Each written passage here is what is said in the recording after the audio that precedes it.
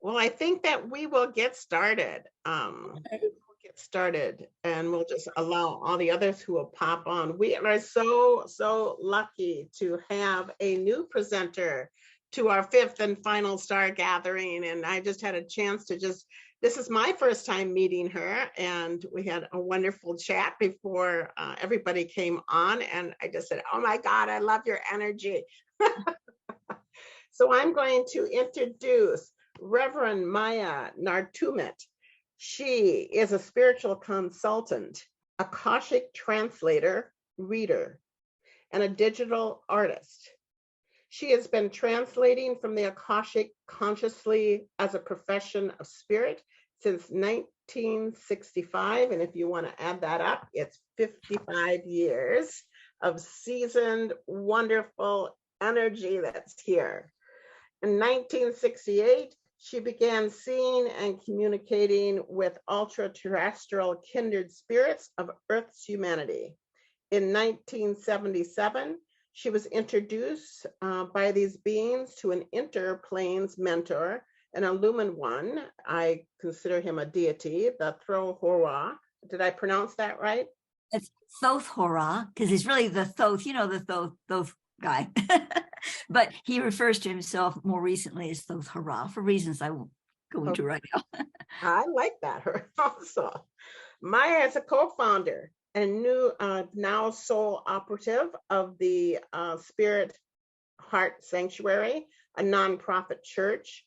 Within her new Earth Star Inner Academy, Maia outreaches her source translations from the Akashic records of Thor on planetary transformation and inner self-awareness, employing heart ascension principles. Her internet services extend to members and participants globally around the world. Her topic is going to be her life story, her journey through the stars as a student and as a teacher of quantum meta science. So welcome, my sweet Maia. I'm going to turn this all over to you. Welcome, welcome, welcome. Oh, thank you. And thank all of you for showing up for my little talk today. Okay, so where do we start? I have a few little keynotes here because, I wanted to keep it in sync. So I was born, and my mother was 45 years old when I was born, and I was her only child. And she didn't have a problem with that. They have to realize this was 1949, well, 48 when she got pregnant. And that just wasn't done, for a first mother. And they didn't believe her. My father did, but a lot of people didn't believe her. And she was just, okay, well, you'll find out. And they did. And my bond with my mother was always exceptional. We had a mission together. I realized that. I loved my father dearly, wonderful person. Unfortunately, he died at 47 of a heart attack, a very tragic situation. But my mother and I continued in our life story together. So when I was 4.5 months old, and I know exactly that because my mother kept a journal on this, not every day, but if something outstanding happened, she wrote it down. And again, rather unusual for so long ago. She wasn't a mystical stage mother or anything, but she just calmly wrote it down. So at 4.5 months old in the tropics, because I was born in Caripito, Venezuela, South America, my father was working for an oil company there. So at night, very often I would make these little sounds, and she knew it wasn't the diaper pin. I was like, and so she would take me outside. She just thought she needs to go outside. And it was night. And on one of those occasions, 4.5 months, I pointed to the heavens and I said very clearly, star. Well, that's where it started. Well, it started for my mother. She went, ooh, okay. And she wrote it down. She didn't panic. She didn't think, oh, joy. She didn't say, I can't tell anybody about this. She just said, I'll write it down. And she mentioned it casually, of course, to my father and to some family members, that they went, they didn't, my father didn't, he was on target. So anyway, that's how it started. And so then we moved to Arkansas, because my father just did not want to work for a big corporation anymore. I mean, he was making good money, but he was a spiritual person, and his soul was calling him to nature. So I was 3 years old, and when we got back to the U.S., we bought a car, and we started driving. They started driving, through all these different states looking for the place, and they wound up in Harrison, Arkansas, and thereabouts. And they said, "Wow, this is it." So my father brought a dairy farm. Well, he bought a land, outside of Harrison, and he created a dairy farm. Now, when I say dairy farm, my father had about 6 cows, and they adored him. He hugged them. He played with them. He scratched them behind the ears, and they followed him everywhere. And they would lie down in front of the little dairy barn thing where they were going to get milk, and they'd sit there and wait. He'd open the door, and then he'd say, "Guernsey, come here. Guernsey, get up, go into the barn." So that's the kind of dairy farmer my father was. But of course, you can't make money that way. So sadly, and it broke his heart, he had to quit. And we went to Puerto Rico, where he went back into, Union Carbide. And I think that was part of what, just kind of destroyed his soul, because when he died of a sudden heart attack, just before he passed out, he said to my mother, "I wish I was in Arkansas." So we took his body back to Arkansas, to Harrison, and he's buried there. And my mother's ashes, incidentally, it's another part of the story. I took them to Harrison, and the creek that we had there with the property, I was able to put her ashes in there. So that's that part. But let's go on with Arkansas, because that was quite an experience. So I was then 4 years old in Arkansas when I began to have these experiences, and I recall one specifically, but I'm pretty sure I had more than one, in which I was traveling, we could call it astral now, over a desert mountain. Well, we didn't have television. Town was an hour away. We saw a movie now and then, but there was no reason for me to see a desert mountain. But I was traveling, and I saw this desert mountain, and suddenly I was inside it. And inside it were these beautiful human-like persons. I recall men. There might have been some women present, but the ones that were interacting with me were male, and they had these white seamless suits on, like a jumpsuit. They weren't weird or anything. They were nice looking guys, and they spoke to me as if I were an adult, or one of them, actually. I mean, they just, the science of this and this, and they were showing me around, and there were these tall towers of white boxes, well, computer towers, okay? And they had lights on them. Again, this is 1953. And they showed all of these to me, and I was, conversing with them and everything. When I got back, I told my mother, and she questioned me, not interrogated me, but just gently questioned me. And I said, "Well, let me draw you some things." So I drew some pictures. They're pretty babyish, but one was called, and I said to her, and this is an exact quote, "This is a clock controlled by the mind." So she wrote that down, and I still have the little napkins, and by the way.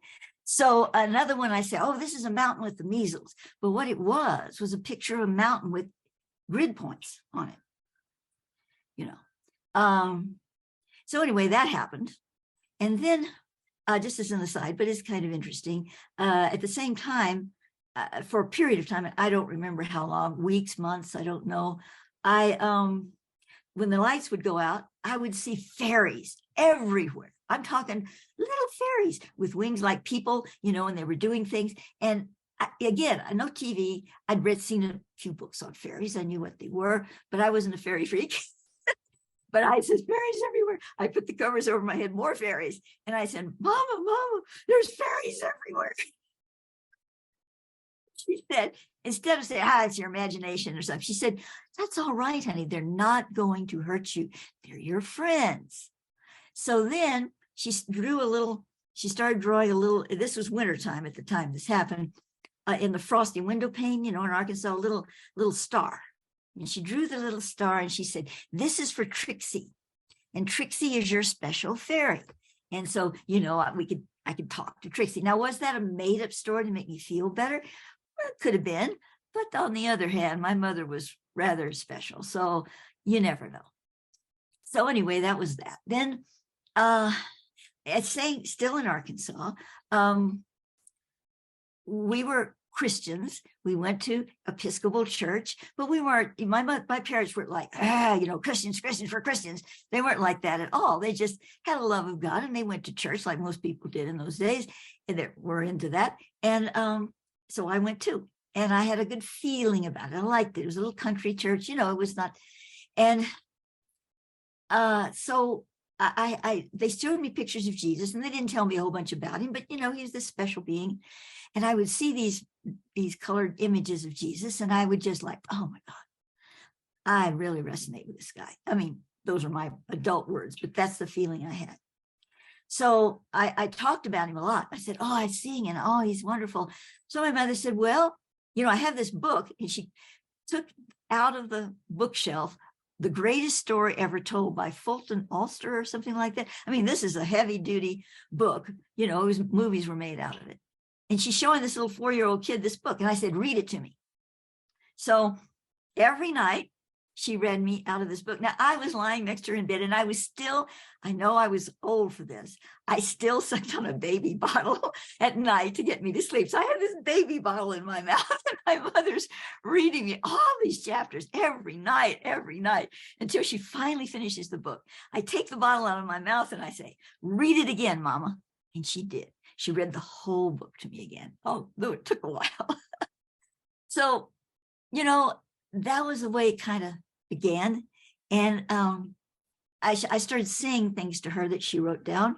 One of the things that I said, and this is an exact quote apparently, sometimes we look at something and see only a small part of it, so we don't believe there is anymore. And I was 5, I believe, when I said that. Now, I wasn't a raving genius or anything. I take it as my soul was open to these experiences because I kind of came in backward. I came in as an adult and now I'm very childlike. So it kind of worked the other way. And also, now there are many more children like that. And maybe they were there then and we didn't know about it, but I had difficulty in kindergarten when I started. I expected the other children to be able to speak with a vocabulary and understanding that I did, and they didn't. And I didn't put them down or anything. I didn't feel superior. It wasn't that. I was just like, I don't want to be here. So it was very difficult for me all through school. I wasn't a rebel. I made good grades, mostly because I tuned into the Akasha, but that's another part of the story. And, but, I couldn't feel connected in that way. So then let's fast forward to San Antonio, Texas, because my parents were both born in Texas, my mother in Uvalde and my father in San Antonio. And this was after my father passed of a heart attack in Puerto Rico at the age of 47. He was a beautiful human being, very tragic, and my parents were very connected. So life goes on, and my mother and I made a life for ourselves. So back in San Antonio, when I was in high school, I was in the junior, what they call then, I think they changed it all now, junior year. That is, would have one more year of high school. It was always so difficult for me to just go, but I got out of the car and like I do, just started feeling, okay, here we go again. And I put my hand on the door of the cafeteria, which served as the study hall where you went before the bell rang. I put my hand on the door, and it was an energy that went right through my body, not powerful energy, just this feeling. It was very calm. It was very loving. It was very connected. And there was not a voice like a human voice, but words that formed in my brain with a feeling behind it. Very loving, very calm. But this is what it said exactly. It said, Christine, that was my birth name. Christine, if you go one more day, it will be dangerous. Now, I didn't freak. I just came back to the car because my mother always waited, not to make sure I'd go in, because I did. I was a good little girl, but to give me moral support. I got back in the car and she said, what happened? And I turned to her and I told her. She looked at me for all of maybe 3 seconds, which is a long time. And she said, let's go home. That was it. I didn't go back. And the principal asked to see me, and I went and talked to him for a few minutes. I said, no, I'm sorry, I'm not doing this. So that was the end of that.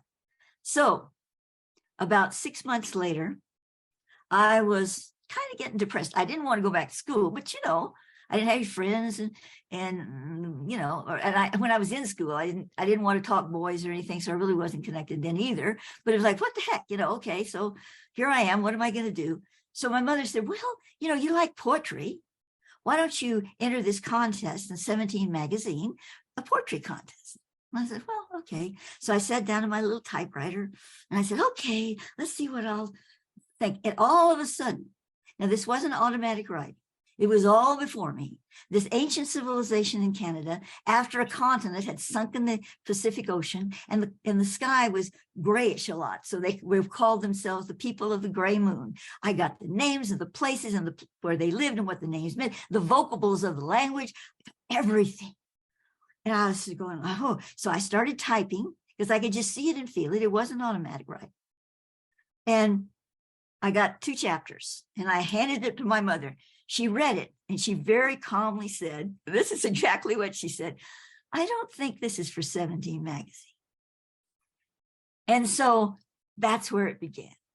So very calmly, both of us began, because I started getting more. I mean, I wrote the whole book. There's a whole story behind that I won't go into, because I actually went to a class. I thought, well, maybe I ought to go to a writing class and I'll take this with me. And I went to the writing class and he read and said, hey, you ought to write about stuff you know, about stuff you understand, not this stuff. And he threw it out. And I went, so much for the writing class. So there were things, but that was just trivial.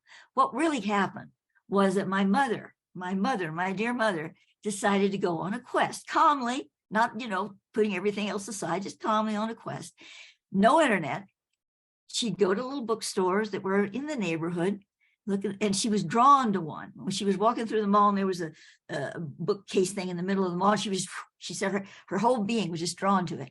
She picked up a book that she was drawn to. It was by James Churchward, who, he lived in the 20s and 30s, and that's when he did his work. And he was an archaeologist, but also a language person and all of this. And he was the one that believed there was this continent in the Pacific Ocean, Lemuria, that, and he researched languages from all over the world. He went to Tibet and he found these ancient scrolls and everything. And he put together what he believed were the vocables. Those are parts of words of the language of Mu.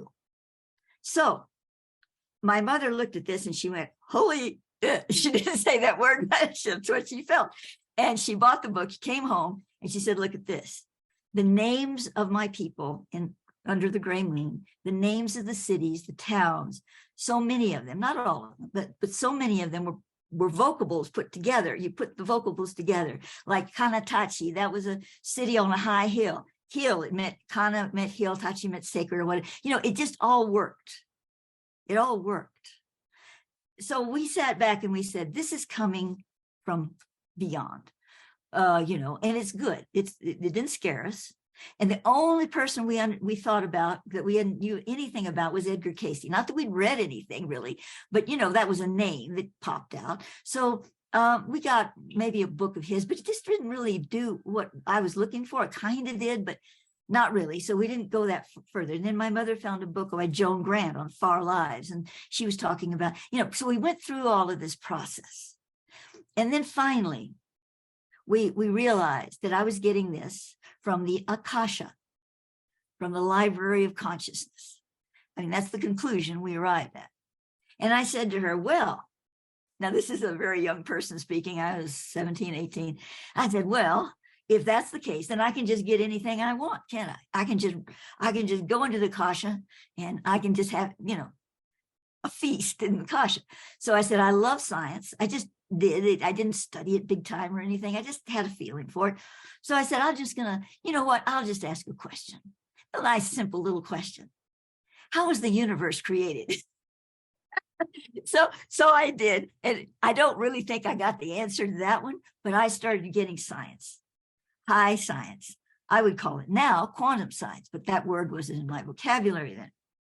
It wasn't until I conversed with Christopher Bird, who was the co-author of The Secret Life of Plants, and he was a accolade of of Einstein. He knew Einstein and worked under him, and he was the one that said, "Oh, this is quantum science."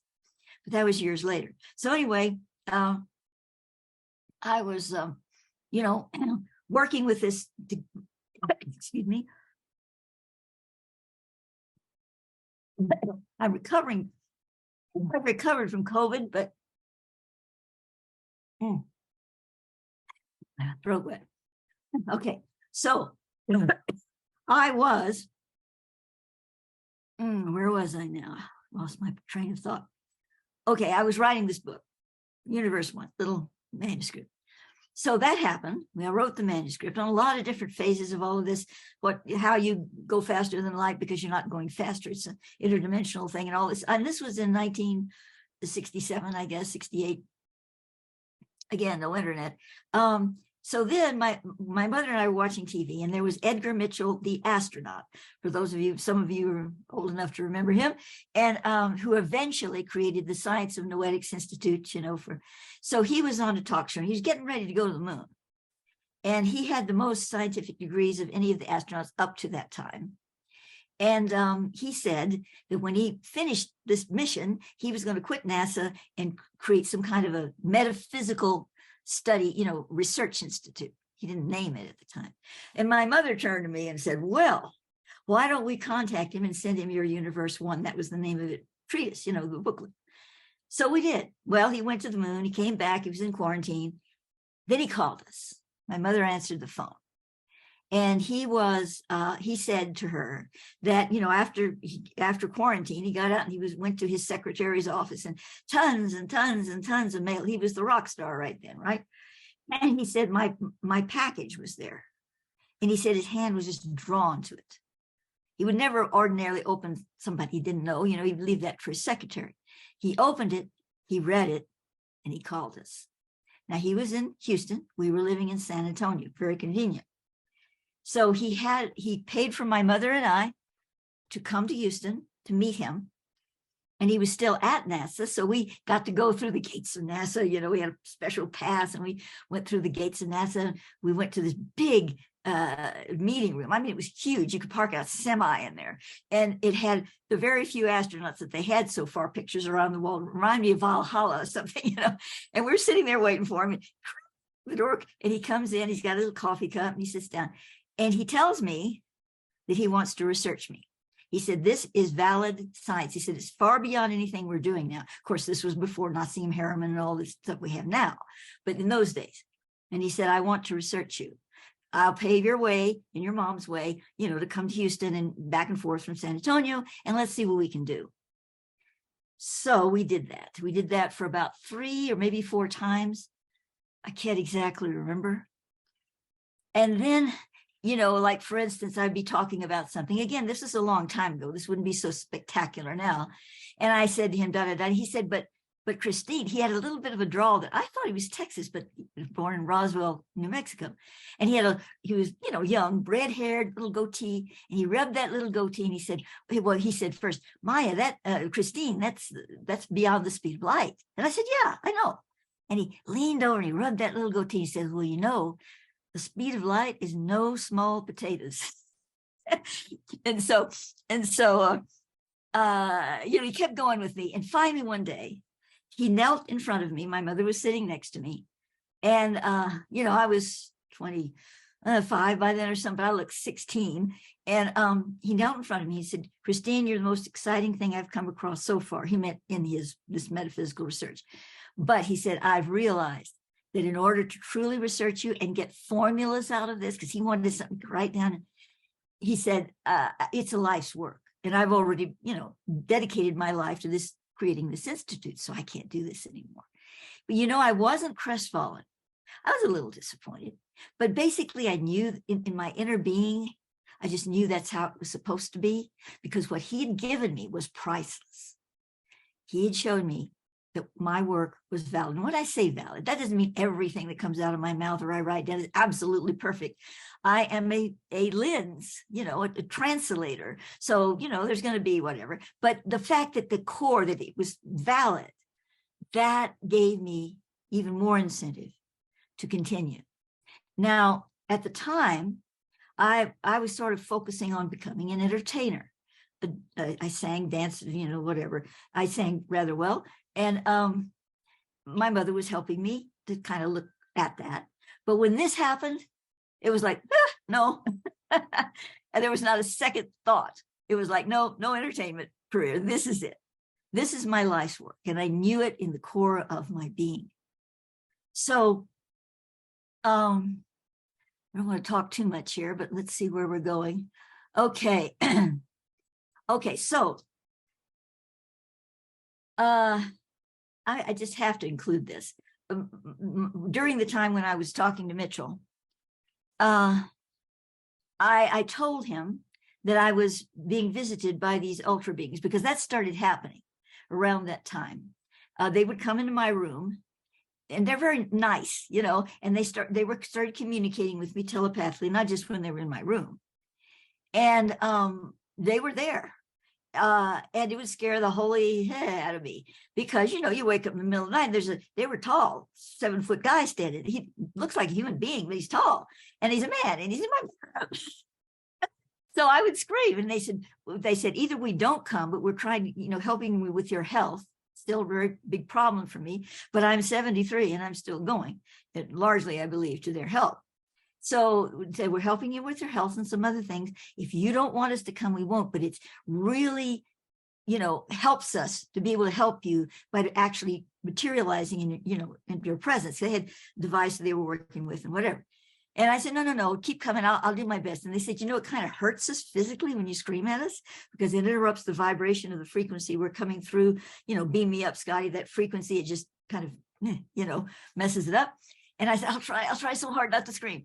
And I did scream again. So one time I woke up and I saw these balloons, just as real as anything, floating across my bedroom. And they went right through the wall. And the next day I said, what was that about? And they said, we were trying to think of something so incredibly harmless that materialized and then dematerialized. And I didn't scream. So they were working. So one time they tried this. They went to my mother. She saw them. They would appear in her room just occasionally. My physician, Ramul, went to my mother, and they woke her up. Well, she just woke up. There he was. And he telepathically communicated with you. Please get up and go into Chrystine's room, and I will, please get up. So she came into my room, and I woke up because the energy's there when one of these beings is there. There she was, and towering over her, behind her, was my physician, Ramul. And I screamed. So they didn't really get too far with me, but they did help me. There's no question. They helped a young boy, 4 or 5 years old, a friend of mine's nephew, who could not talk. He could talk, but the words didn't come out right. The doctor said he had some rare condition of the brain. I forgot what it was. Perfectly intelligent, but words. He said he'll probably never be able to speak very well at all in his entire life. So I went to my guys and I said, could you help this little boy out?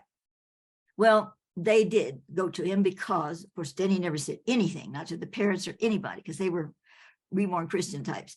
And the little boy came to her, and she could understand him kind of. And he told her in sign language that this man had come into his room, and he had this thing over his mouth, and he was carrying this baton. They used that with me. There was something they'd have over their mouth, and then they'd put the device over my body.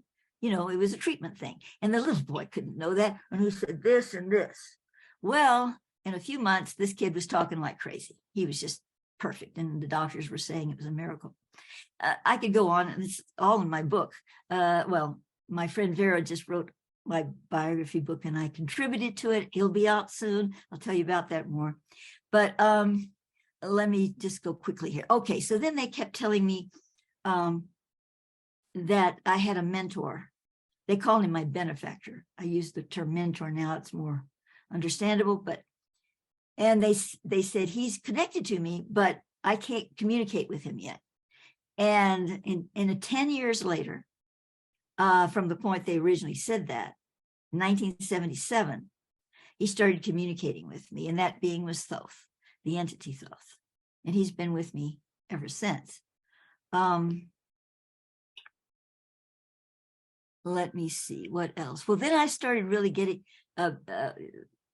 in, I guess it was 1980 or so, I was connecting very strongly to the beings of the inner earth. And I received a lot of technical scientific information on how that works, the sacred hollow of the planet. It's a slightly removed dimension and all this, but I got a lot of the science in. I have more recently, but how the central sonatoma, as he calls it, works, how the atoms work and everything in it. All of this is amazing. And I received this, and it's in my old publications. These publications, first called The Source, that began in 1980. The last one, and then it became Temple Doors, and the last one was in 1999. And I have digital copies of all this in my vault of Thoth, which you can subscribe to. It's 19 years. And each one of these issues is 30 to 40, sometimes 50 pages long. But anyway, so I started communicating with them, and I won't go into all of that, but I realized then one time during this, I heard a woman's voice, and she called my name, and I said, "Who are you?" And then, not in the voice, but in telepathy, she said, "I am you," in the sacred hollow, another aspect of myself dwelling in there. And which, we're all interdimensional beings, right? So she gave me the name, which I didn't quite, I thought it was Michaela. Later, I was corrected by Thoth, it's Mikala. But I realized that when I was 4 years old, again, back in that period of time when the beings were coming to me and everything, I named my doll Mikila, something, it was the same name. So I have had this connection with him ever since, and had some very dramatic experiences 2 years ago with the beings literally coming into my house. There's so much, time is going, so I'm not going to go into all of this. But then at one point in all of this, back in 1973, my mother and I read an article in a magazine about George Lawrence. And he was then a scientist. He was the inventor of the world's first laser engine, and he has a rap sheet, not a rap sheet, but titles this long. I mean, he did this and he did this and he did this. So he had you probably haven't heard of him, but he was a very scientific guy. So he was talking about how his work, and it sounded very metaphysical, even though it was based in hardcore science that he tested and worked with. So my mother said, "Why don't you contact him?" So I did. I wrote him a letter, with pen and ink, and, you send it in the mail and whatever. And he wrote back, and he invited me. He said, "I'm going to be creating he was working for the Ocola Institute at the time, which did all kinds of amazing things. But he said, "I'm going to create my own institute, and I would like you to work with me in this institute as one of my colleagues." And he knew I was a high school dropout and I was 25 years old, but he didn't care. He saw what I sent him, and that made a difference to him. He had that much insight. So we began communicating back and forth. He really loved my mother, and all three of us were gabbing. We met one time in person. So and then he wrote a very unusual letter, and he said, I had this dream last night. He said, "I've never had anything like it." And he started telling us what it was. And this is in my book. Vera's in my book. And it was a very detailed experience with, I knew instantly, even at the time, that he'd been into the inner earth. There were things in there he could not know, like washing his hands in the green liquid that I had done. I've not shared any of this with him or anybody but my mother. So I knew that's what had happened. He had gone into the inner earth. And so one of the things he showed, and he actually drew it on the letter in red ink, was a symbol that was on the queen's headdress, and a goat wrote it on the floor. And this is the symbol. Oh my gosh, and it fell over. Can you see it on my shirt? Sort of in the center, right there. That's it. And I don't sell these or anything. I just made a few for myself and some friends. Anyway, so that was the symbol. And there it was. And so 3 years ago, I came across the letters, all these fascinating letters, and there was the symbol. And I looked at it and I went, "My God, what is this?" Because somehow it didn't work before. And Thoth came in and said, "That's the doctrine of signature for the planetary genius of Gaia." Now, that's a big science, core science of my work. So I'm not going to right at this moment tell you all about that. But the planetary genius is the core, one of the core principles of my work with Thoth. And I'll tell you a little bit more about it in a minute. And he was telling me at that moment, these many years later, that this emblem, he said, it's a living energetic symbol. It's not just, oh, well, this is it. No, this energetically connects. It's a template. So I was just thrilled. Well, so back to George at the time. So George says to me in another letter, he says, oh, you know, I think we're going to get funding. He said, I'm so excited because the government is interested in my work. Well, that's the last, just about, if it's not the last letter we ever received from George. And we had his phone number. We called and no one answered. I contacted his colleague, Christopher Bird, whom I mentioned before, who was the co-author of The Secret Life of Plants, and told me, you know, that I was working with quantum science, and he really loved my work too. I contacted him and said, I haven't heard from George. He just disappeared. And we never heard from him again. After the government was interested in his work. And what was his main work? Well, let me tell you. He had connected electrodes to plants, you know, that we know about that plants can talk, but he did it in a very special way with a very special formula that, and he did it at night. So he beamed the energy of these plant signals, the signals that were coming off the plants, into the heavens. And he got answers back. He got answers back in frequency and in signals. Well, I mean, you know, and this is 1974. So the government was interested. Well, more recently, I Googled. George Lawrence apparently died in 1994. But if you look on the web, you cannot find any single work of his, and he was prolific, past 1974. Nothing. It might have been reprinted, but no new works by George Lawrence after that date. Anyway, that's, you know, a sad part of that story. And I had other things happen to me, trying to suppress my Red Tree book, my first book that came out. Very weird things happened. I can't go into all of that again. It's in mine and Vera's book. So we're going to continue here because okay. So I have something that I've started rather recent. Well, 2 years ago. Let me get another.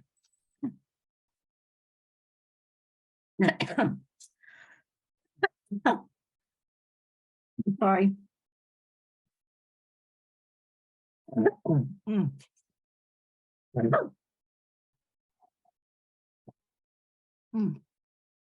Give me just a moment, please.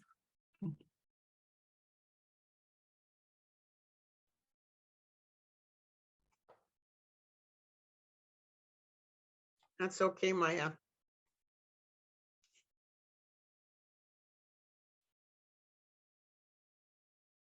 Oh, this is the most talking I've done since my 2 weeks of COVID. Okay, stop. So I was given a task by Thoth, and this was about 2 years ago. When I say given a task, this is if I want to do it. You know, he's really easy with me. Quantum Logic Interactive. And it's developed since then. We have a team, modest group of people that work with me. And we are using quantum devices technology to stream energy to the planet of very specific frequencies and coordinates that Thoth gives us. We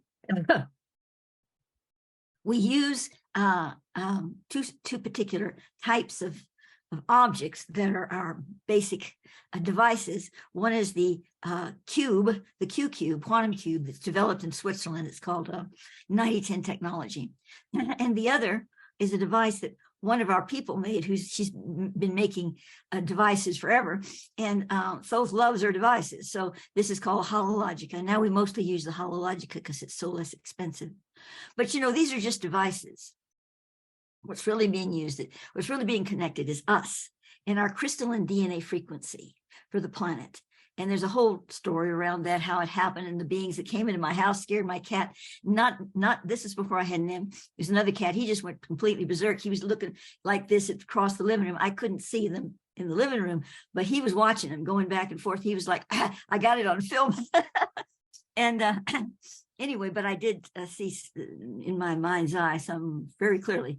And one of them spoke to me in my bedroom, just scared the Jesus out of me. But all of this happens as a preparation. And it was all with my permission. I could have said anytime, look, I don't want to do this. And it would have gone away, but I didn't do that, of course. So we have a grid set up in my living room here, and others have, we're all connected with this grid, and we work with these energies. A lot to it, but I'm not going to go any further with that right now. So that's what that is.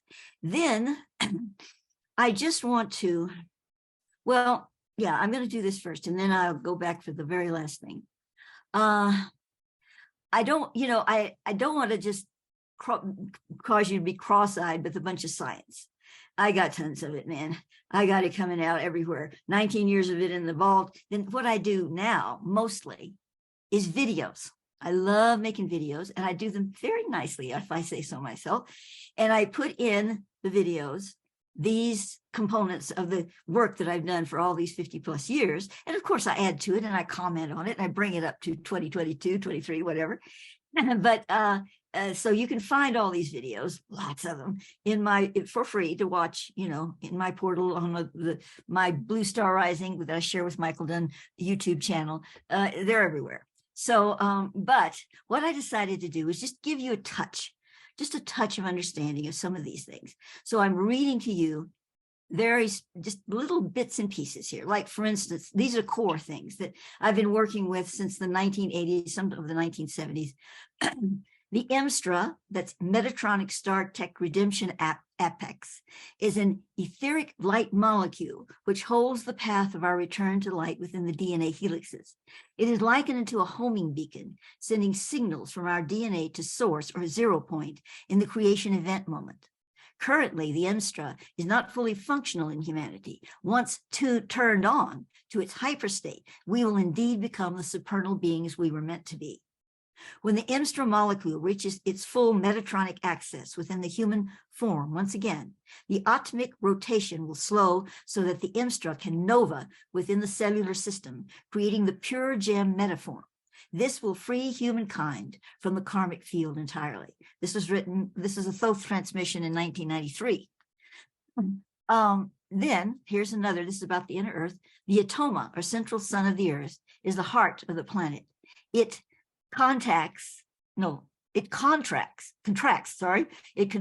expands in a pulsing action, sending energy waves through the space of the central cavity and out through the many arteries of the earth. Within the Atoma, there are 4 polarity chambers. They are composed of atoms which contain inverted nuclei caused by the incomplete chain reaction of the hydrogen changing helium or black hole effect, which takes place in the core of the Atoma. For an analogy, picture a human heart inside a sphere. The heart is composed of hyperatoms, atoms with inverted nuclei. The rest of the sphere is composed of normal atoms. Within the heart are 4 main chambers, the right and left auricles and the right and left ventricles. These are the 4 chambers of the heart Atoma at the center of our planet. The heart of the Atoma, the mechanics of the Atoma as a functioning heart, is called the regula opsa. The 2 chambers, the right side of the human heart, on the right side of the human heart are in harmony with the positively charged side of the regula opsa. The left side of the human heart is synchronized with the negatively charged side of the regula opsa. What it goes on to say is that we have it too. We have that. We have an Atoma that exists right above, I don't know quite how far, like this, above our human heart. Actually, I think it's above the high heart. It's above the high heart. It says here, planets, sun, stars, and all living things have an Atoma. That of the human beings is just above the heart, out from the body about 2.5 inches. There it is. Okay, then there's another one here, paragenetics. Now, he gave me this in the 1970s, and actually this is one of the things that Christopher Bird was interested in, because I read it to him, I believe. But I have a whole lot on it. This is just a little thing. Paragenetics is the genetic information which is passed through reincarnation from one embodiment to another. So we have 2 channels to receive genetic information from our family ancestry and from our past lives. And it's a fascinating topic. I have a video on it, maybe several, that goes into it in depth and how it works. Now, here we are, the biggie, both on the planetary genius. Remember, this symbol is the divine doctrine of signature for the planetary genius. It is the completed thought form containing the identity of consciousness for your world domain from its alpha through omega, beginning to end.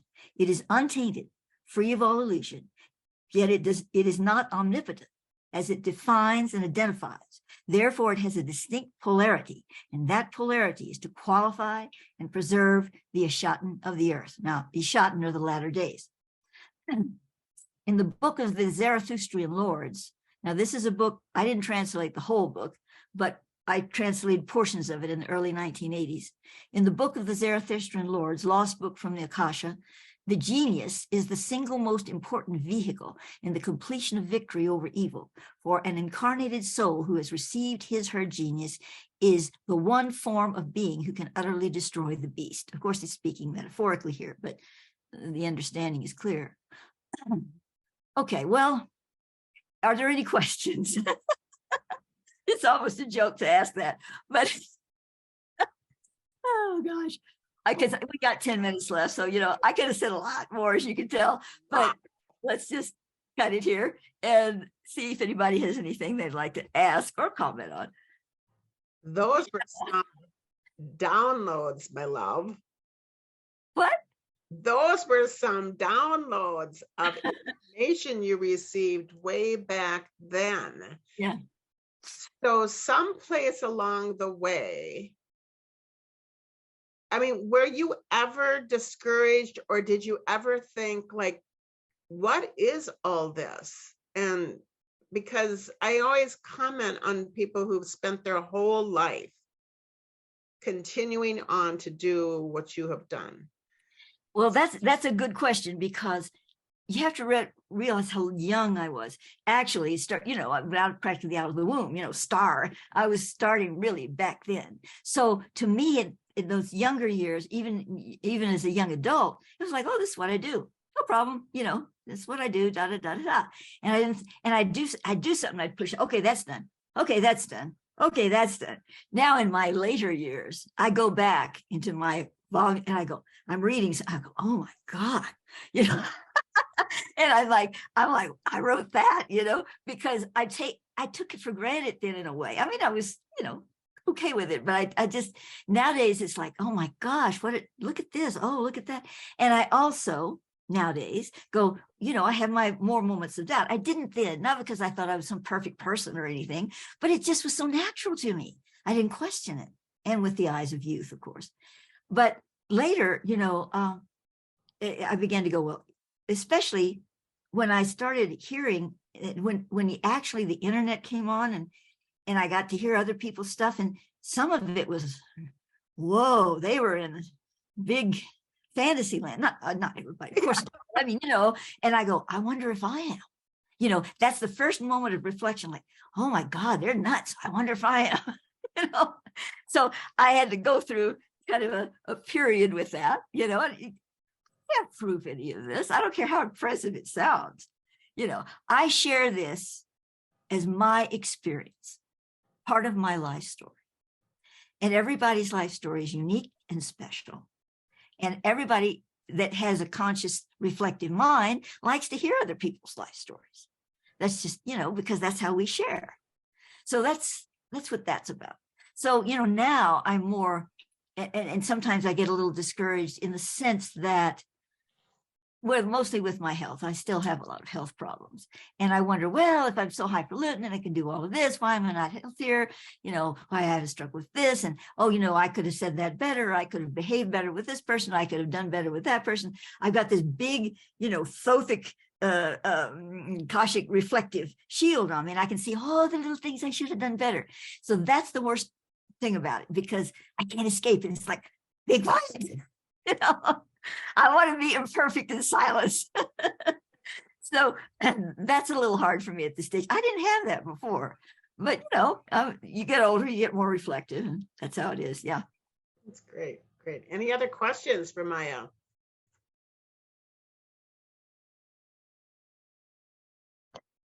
Yeah, Maia, that's an amazing story.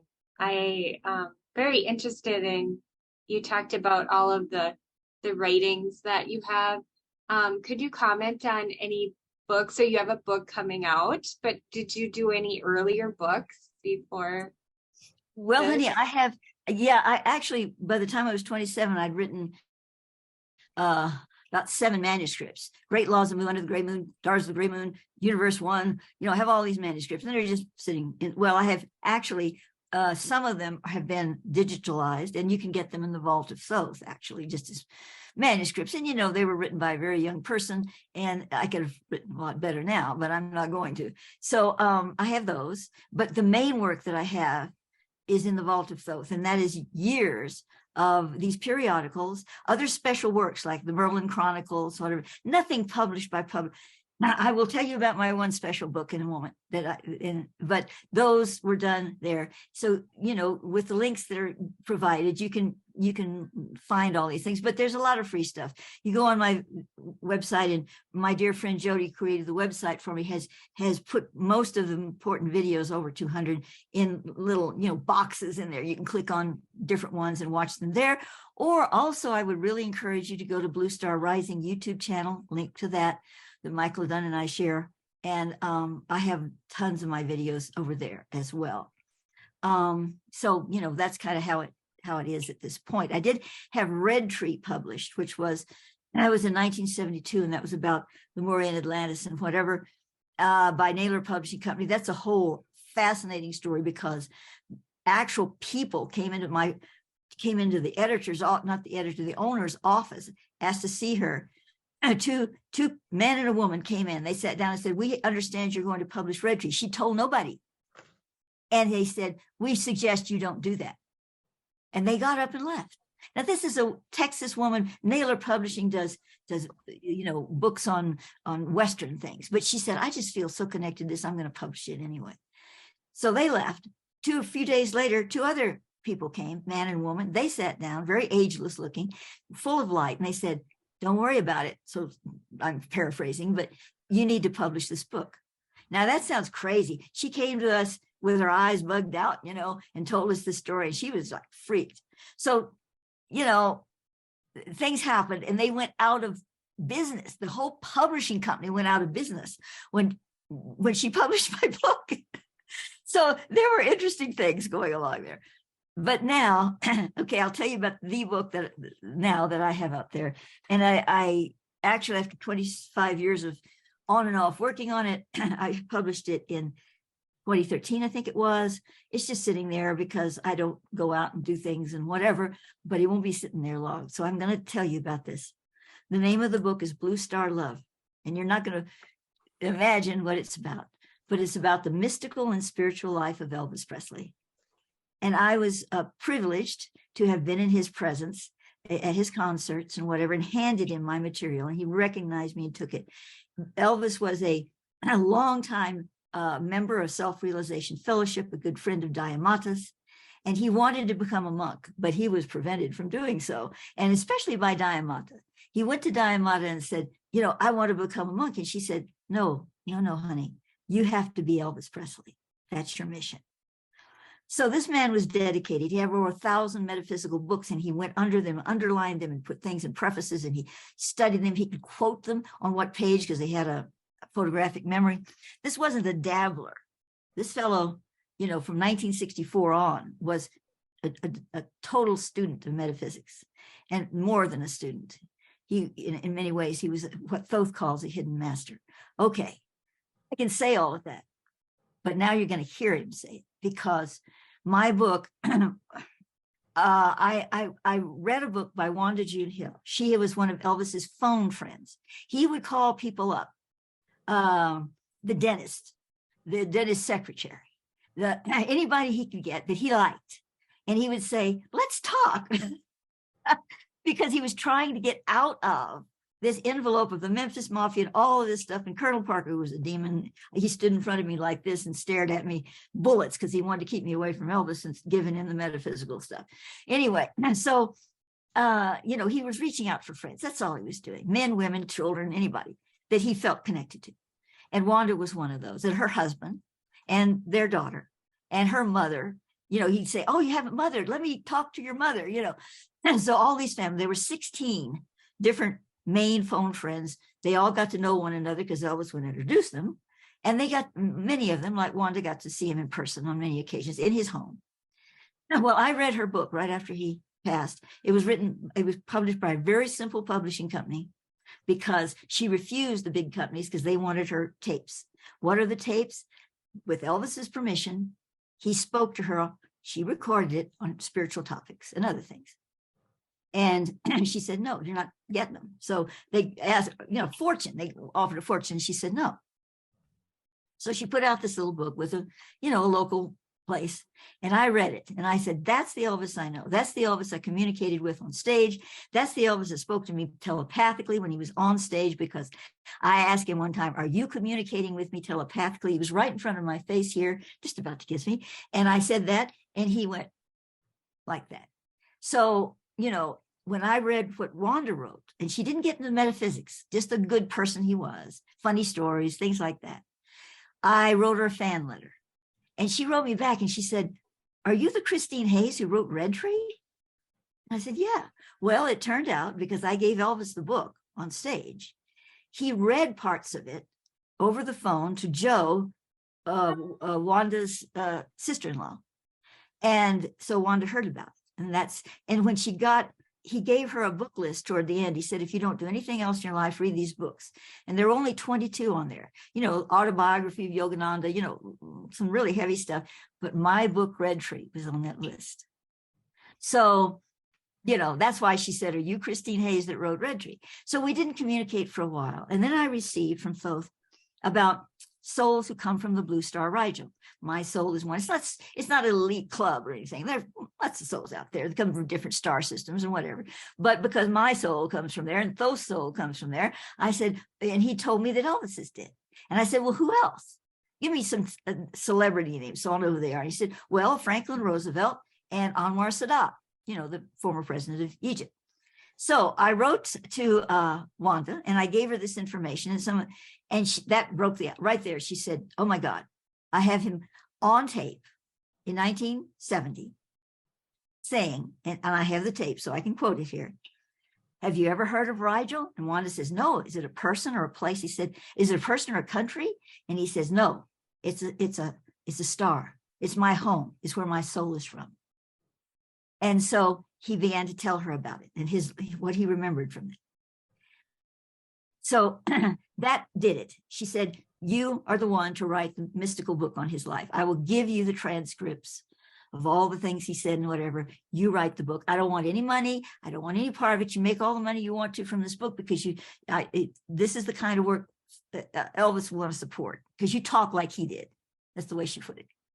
So I wrote the book. And it's a nice thick book. It is out there. You'll have a link to all of that. But recently, the last 3 years, and now it's become a real reality.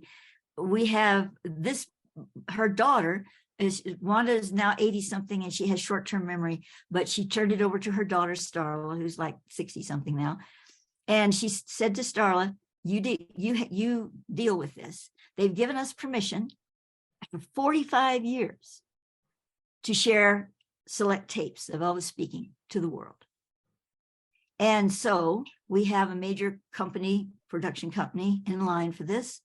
And I can't give you dates, times, places, but sometime next year, there will be probably as many as 6-part series by a major company on this work. And you will hear him speak. You will hear him tell his story. And yes, it'll be things that are interest men, his story about when Jerry Lee and Johnny Cash locked him in the closet, funny little stories, whatever. But you're going to hear him talk about the Blue Star and his experiences. And you're going to hear other things that'll knock your socks off from his mouth. And we're presenting it like, look, you don't have to believe these things. We're not going to try to prove or have a pro and con. Well, was this really true? No, this is Elvis's story. That's all. It's Elvis's story. This is what he believed. Let's take it at that. Like, this is what I believe, and I'm talking to Thoth. So that's what it's going to be. And, it's going to be something that will affect all of humanity because he is still stellar. You know that after the Baz Luhrmann movie and all that. And so he will affect lives, not just Elvis fans. When people hear him speaking these so sincerely, human being talking, not Elvis Presley, human being talking, it's going to make a huge difference on the planet. We honestly believe that. And that's why Michael Dunn and I are setting about to do this along with Starla Hill, Wanda's daughter. And it's a dedication of love. Sure, we're going to make some money from it, but we would not sacrifice anything for that. It has to be right. Anyway, I know that's a long story, but it's pretty humdinger, so I thought I'd share it. Can you tell the group, Maia, about Crestone and about the specialness of that? I would really like them to know a little bit about the place where you have called your home. Yes, of course. Well, I first moved to Crestone in 1993, I believe it was, because my sources had suggested that I do so. And I had not been here previously. I've read a little about it. See, you couldn't Google, even then it was, I didn't have any internet. And so, you had to read a little bit here and there. So I really didn't know a lot about it. It was kind of a special place. But I moved and I came here to live, and I wound up marrying a man who had also done the same thing, Simeon Nartoomid. I kept his last name, even though I didn't keep the marriage. And, we had our experience here. It was really incredible, and I could say a lot about it. But one of the main things was having to do with what Thoth calls the sacred on, A-N, where he said there were two arcs of the covenant. There were a lot of arcs, but there were two arcs of the covenant. And the original one was the sacred on. But when the people couldn't accept that energy, they created the other one. And that's the one that went into Jerusalem, whatever's more, one-dimensional compared to this other one. And this sacred on had been in Mount Sinai for a long time, although it moves around. And it would eventually be his thresholding chamber, that's what he calls it, would be in this mountain here, which Thoth calls Crest in the Stone, but it's actually Mount Challenger. And so I thought, well, that's interesting, maybe 100 years from now or something, because he said it had been here before. But then when I was in Kauai in 2013, 14, he said, it's come back. Because, it's just translated, it's come back into its thresholding chamber. And I went, wow, and I'm not there, But then in 2017, I returned because they asked me to. And I've been here ever since. And I work with the energies of that sacred on. Long story. Again, you can find everything I'm talking about on science and whatever. You can find in my videos for free. You can listen to these videos, and they're a compilation of all of these different things. So, but Crestone and the whole valley, Thoth has spoke to me about it in the 90s as being the crown chakra of the Ascension Temple or grid.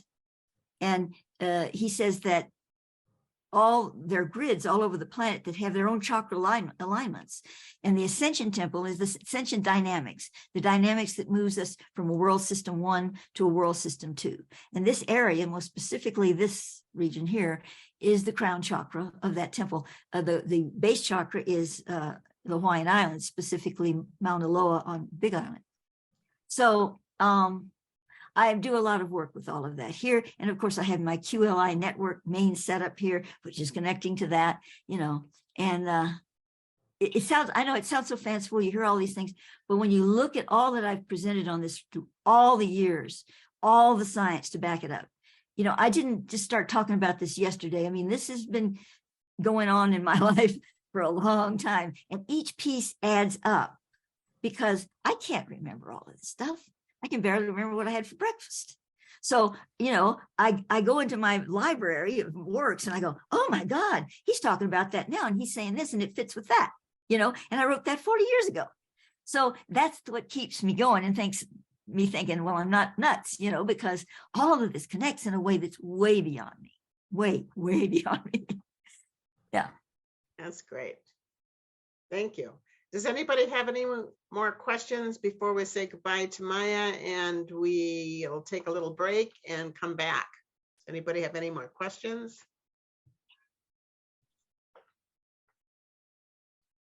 Okay, well, you'll have links to all my stuff, so you can find me.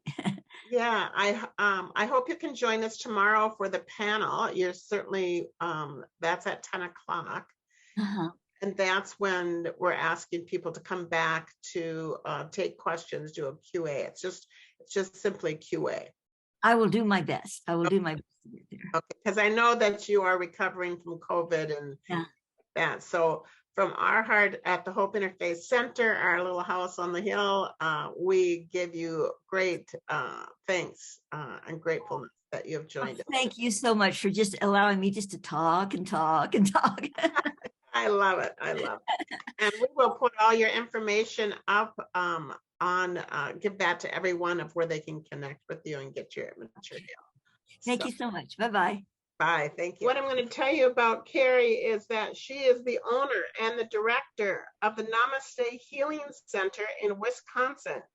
Reverend Kari is a conscious channel for Archangel Michael and the Ascended Masters. Kari is a teacher of teachers, and she has helped many move into their leadership positions as a teacher.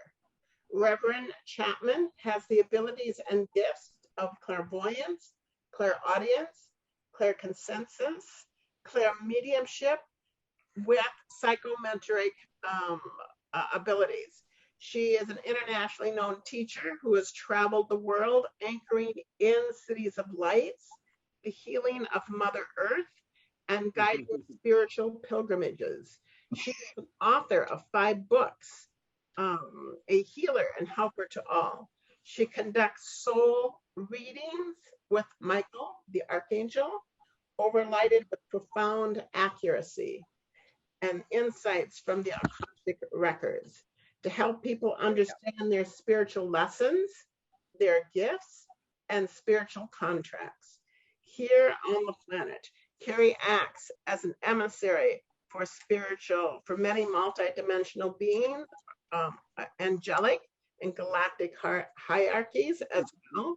This is her first time incarnate upon the planet, and I always found that fascinating, but now I know why I have trouble with the computer. This is her Seriously. on the planet in physical form. She comes from the omniverse to help humanity at this time. Reverend Kari Chapman consciously walked in 1982. Kari firmly believes that we are truly all one. Her topic today is bringing in a divine equation to help integrate, ground, and process all of the energies that have been coming in during this last year and to prepare us for the new energy for 2023. It is my honor to introduce Reverend Kari Chapman from Wisconsin. Well, namaste, Janice. Thank you so much.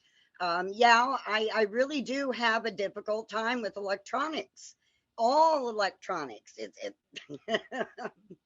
It's always been that way, regardless of how much I study and try to learn, it just is. So thank you for having us on today. Did you hear me? Yep. Okay. So we're handing it over to you now. So okay. Divine equation. Well, the first thing we want to talk about is coming into the new energies for 2023. I've been getting a lot of messages from Archangel Michael about this. And believe it or not, and I'm welcoming this, and I'm sure everyone else will be too, but 2023 is going to be a very graceful year. We are going to catch up on all the integration, all of the initiations, all of the downloads we've had. 2023 is going to be about understanding that, to completely download it, integrate it, and process. So 2023 is going to be a graceful year. Yes, there will still be initiations taking place and teachings and trainings, but it's going to be a very graceful year. And I'm thrilled to hear that, and to get balanced and to get integrated and to ground all of these initiations and processes we've all been through. So I'm really thrilled about that.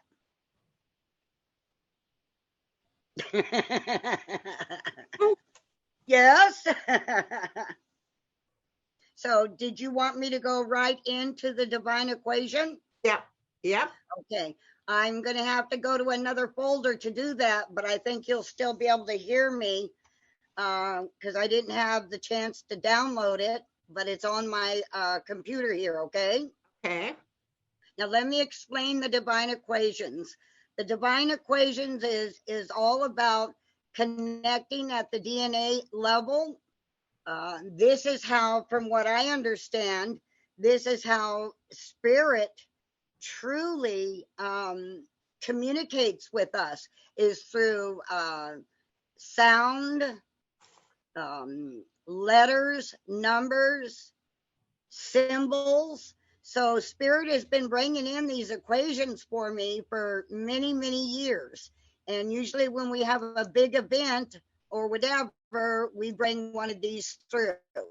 So, now I'm trying to get back with you. Okay, what did I do here? We can still see you. Okay, you can still see me? Okay, I can't use, so, okay, that's all good. Yep. So what this is going to do is it's going to accelerate your process for 2023. Now, I know that sounds kind of contradictory because we just said it's going to be a graceful year for 2023, but it's all about the grace. All of these equations, especially this one, it has grace in it. So your DNA and your soul recognizes this and accepts it. It's a way to directly communicate with your soul and with your body's DNA. Does that make sense?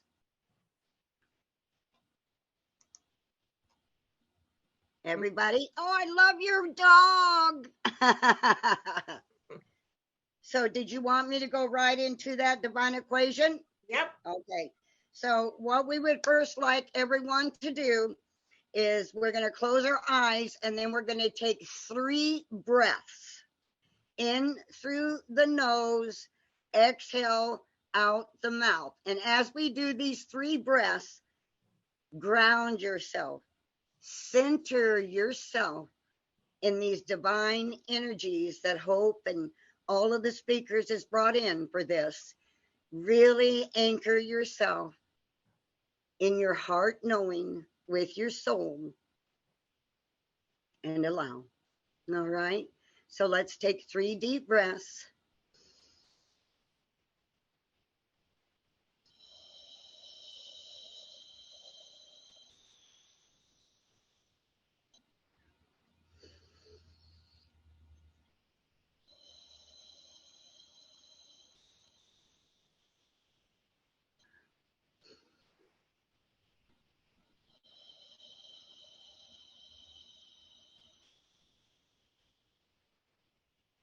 As we prepare to enter the realm of spirit, we seal my room, Janet's room, Janice's room, and everyone who is online here, we seal their rooms on the north, south, east, west, above and below against any negative energies, entities, influences, or forces.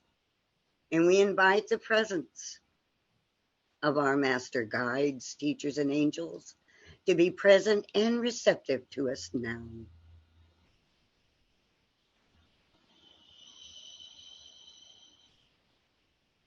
And it has been promised, where 2 or more are gathered together in the name of Christ or Christ consciousness, there is the energy present for healing, miracles, and activation.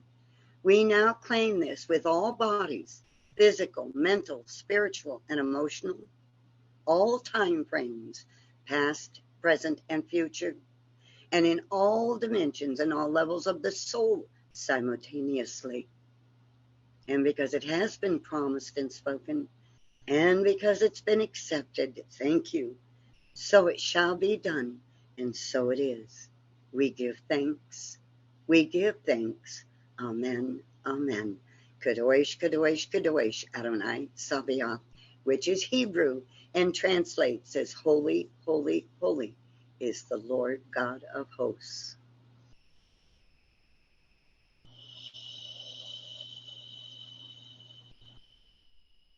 All right. So now you can we would suggest keeping your eyes closed, but you don't have to. And we're going to start the divine equation. Let me find it again. Hold on.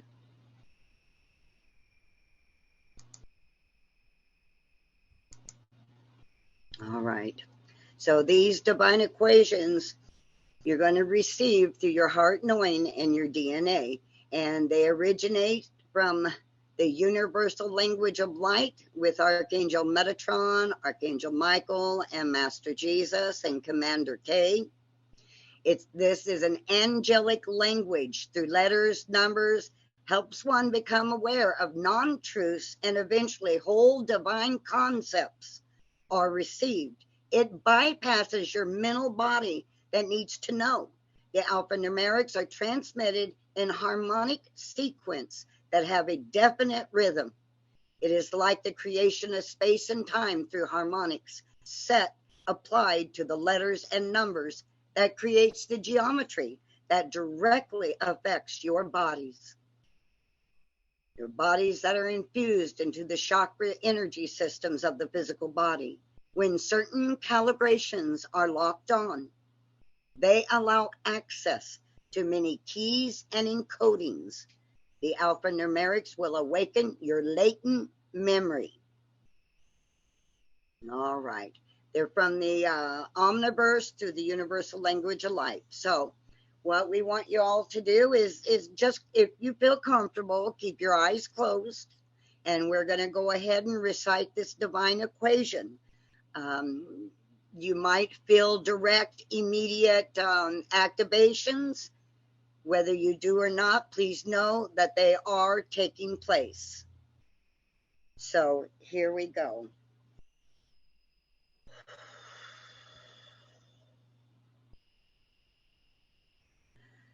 By 5, experiencing the energy of Christ consciousness. 5, 5, 5, 5, 5. 2, 5, Q, 5, K, 5, Z, 5, 5, 5, 5, 5, 5. Moving and evolving from the Homo sapien into the evolved Homo universalis with the highest level soul infusion and communication without any bodies going into shock. 6, 1, 1, 1, 2, 2, 2, 7, 3, 4. Q, B, T, L, M, Z, Z, Z, Z, C, C, C, C. 9, 9, 9, 8, 8, 5, 5, 0, 0, 0, 0.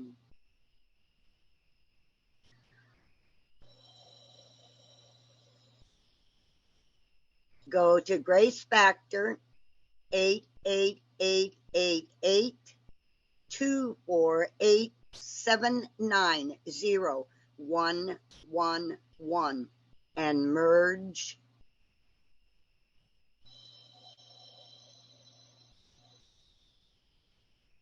As our soul allows, awaken humanity for the new earth.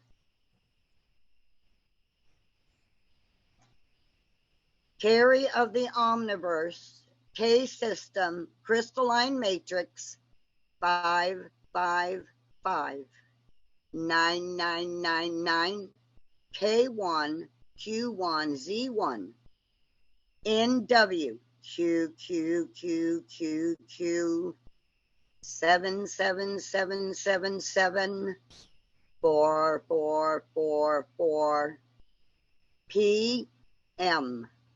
1 N S S S S 1 3 13 3 1 31 1 3 13 to the power of 12 1 3 3 3 3 3 3 3.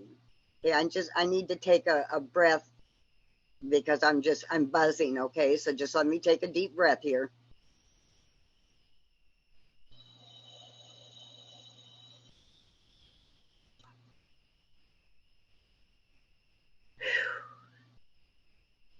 K, K, K, K, K, L, P, O, X, X, X, W, T, Y, D, D, D, 49, G, G, G, G, H, 654-398-721, 111 to the power of 999, QQ1, KKL 19999, Z1, Z5, Z1, Z999, omniversal energies, calling forth the new frequencies and vibrations for the new earth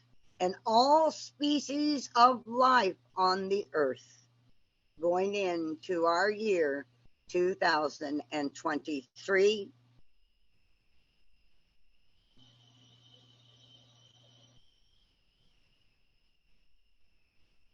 All the new frequencies and vibrations for the new earth. 1 1 1 1 1 1 1 1 1 1 1 11 11 0 0 0 1 3 3 1 1 3 1 3. Tapping awakened ones, tapping repaired hearts, opening oversoul to capacity for infusion, and go to Grace Factor.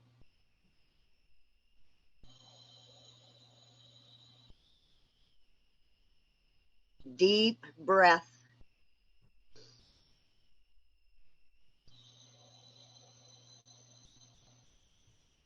Allow calibration.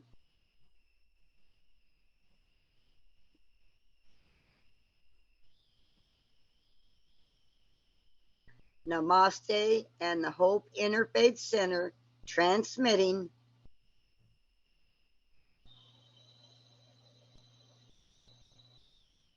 The force is within you. I am that I am. 1C F B C C B 169277 H 1 HLEU Divine Feminine at 279 B D U K Q 444 13 13 31 31 13 13 3 3 3. Enveloping pink and green ray of divine love. 8 8 8 8. Alignment, participation. I9 grids, 2 polarize, interface, archetype. Paradigm shift. Engage matrix now. You are home. You are aligned with your soul. Pleasant journey. Breathe, beloveds. Daisy. Shh. Daisy. Sorry, you guys. Breathe, beloveds. And so it is. Beloved, I am. I am that I am. We have been awaiting your arrival. We thank you. You are the ones you've been seeking. This is your destiny. Transmission comes Transmission complete to the tone of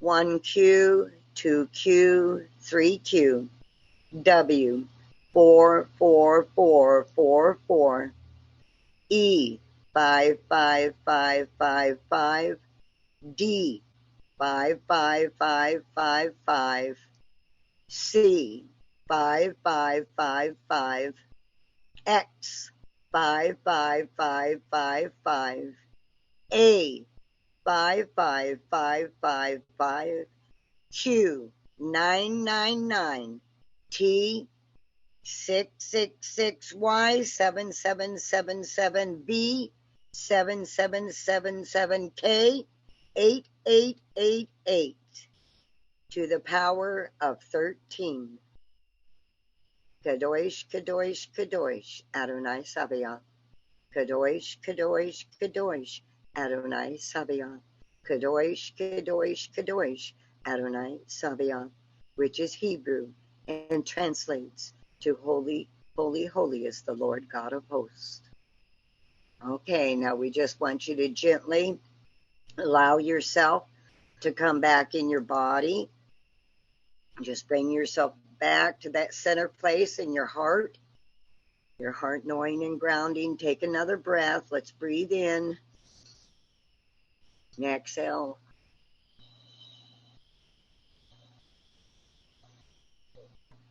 Oh boy, that just brought me to tears.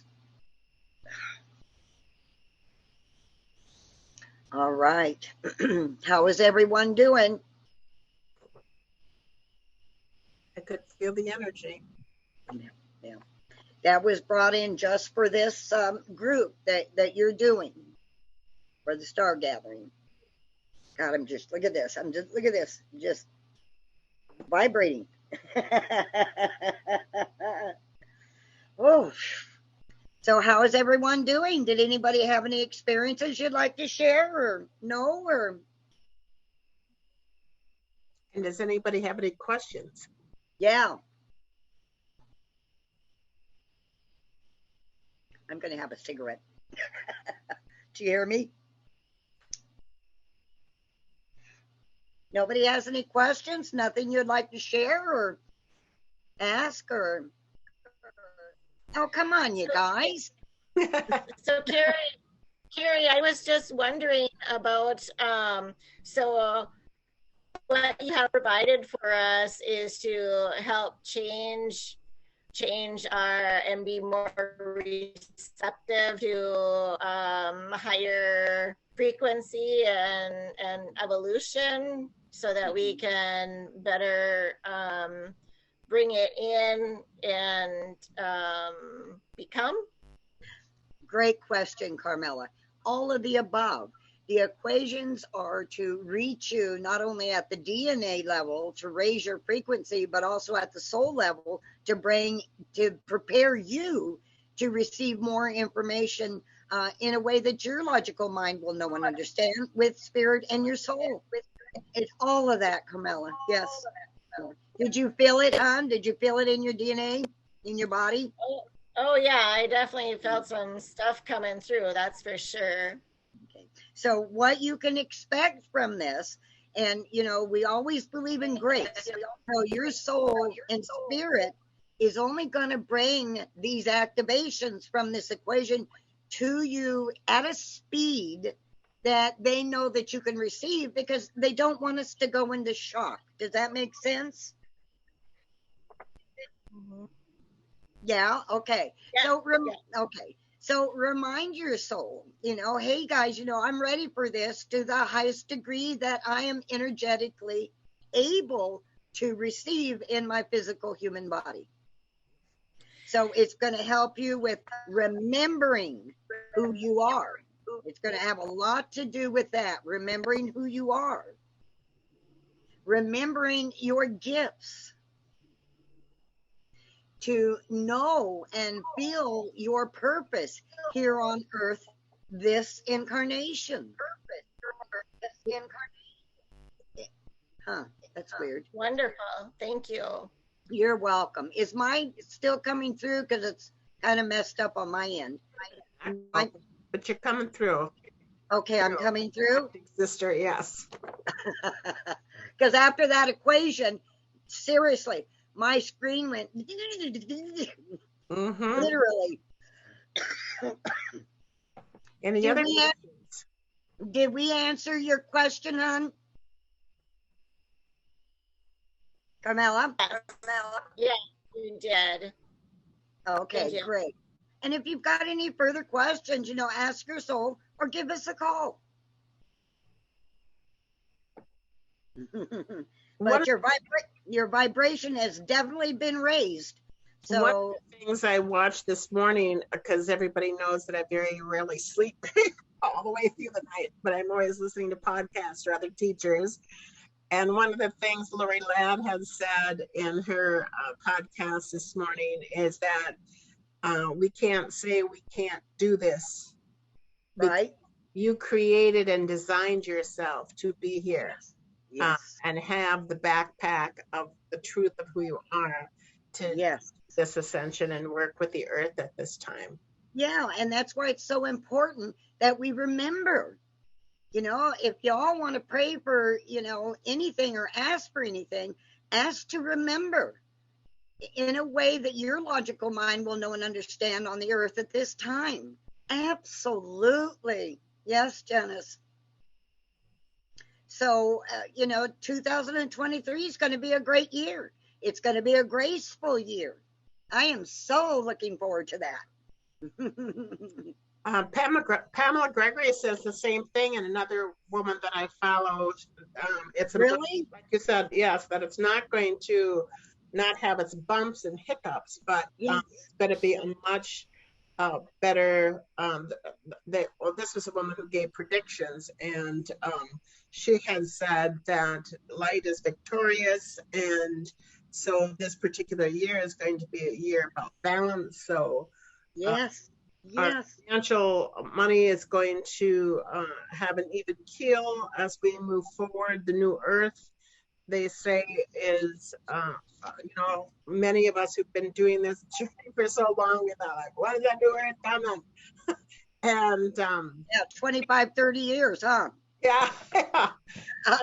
Well, they say that it is going to, I do follow Ishmael Perez a little bit, and he said that in 2024, lots of changes are going to take place. So in 2024?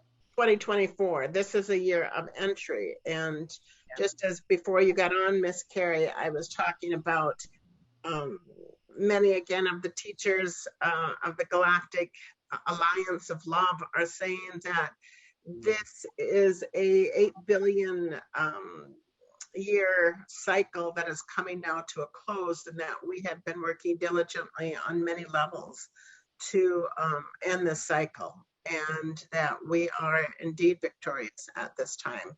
So we are going to see lots of shifts and changes into the entry of next year, as well as the new earth, brave new earth in 2024. And I'm so happy to hear Spirit and Archangel Michael and my soul repeat over and over and over. It's going to be a graceful year. I mean, that almost brings me to tears, because it's like, my God, we need that. We need almost like a break to process, integrate, and ground for at least the last 2 years. To understand, they're saying to understand, process. Yeah. I love grace. I'll take grace every day. of the year. So that's going to be wonderful. There's going to be many walk-ins again. You know, some souls just want to leave at this time. Mainly their contracts are over. They might agree to come back. Even all the great teachers we have seen pass away. Golden Eagle, Sherwin, Shirley. You know, I was with Shirley, helping her.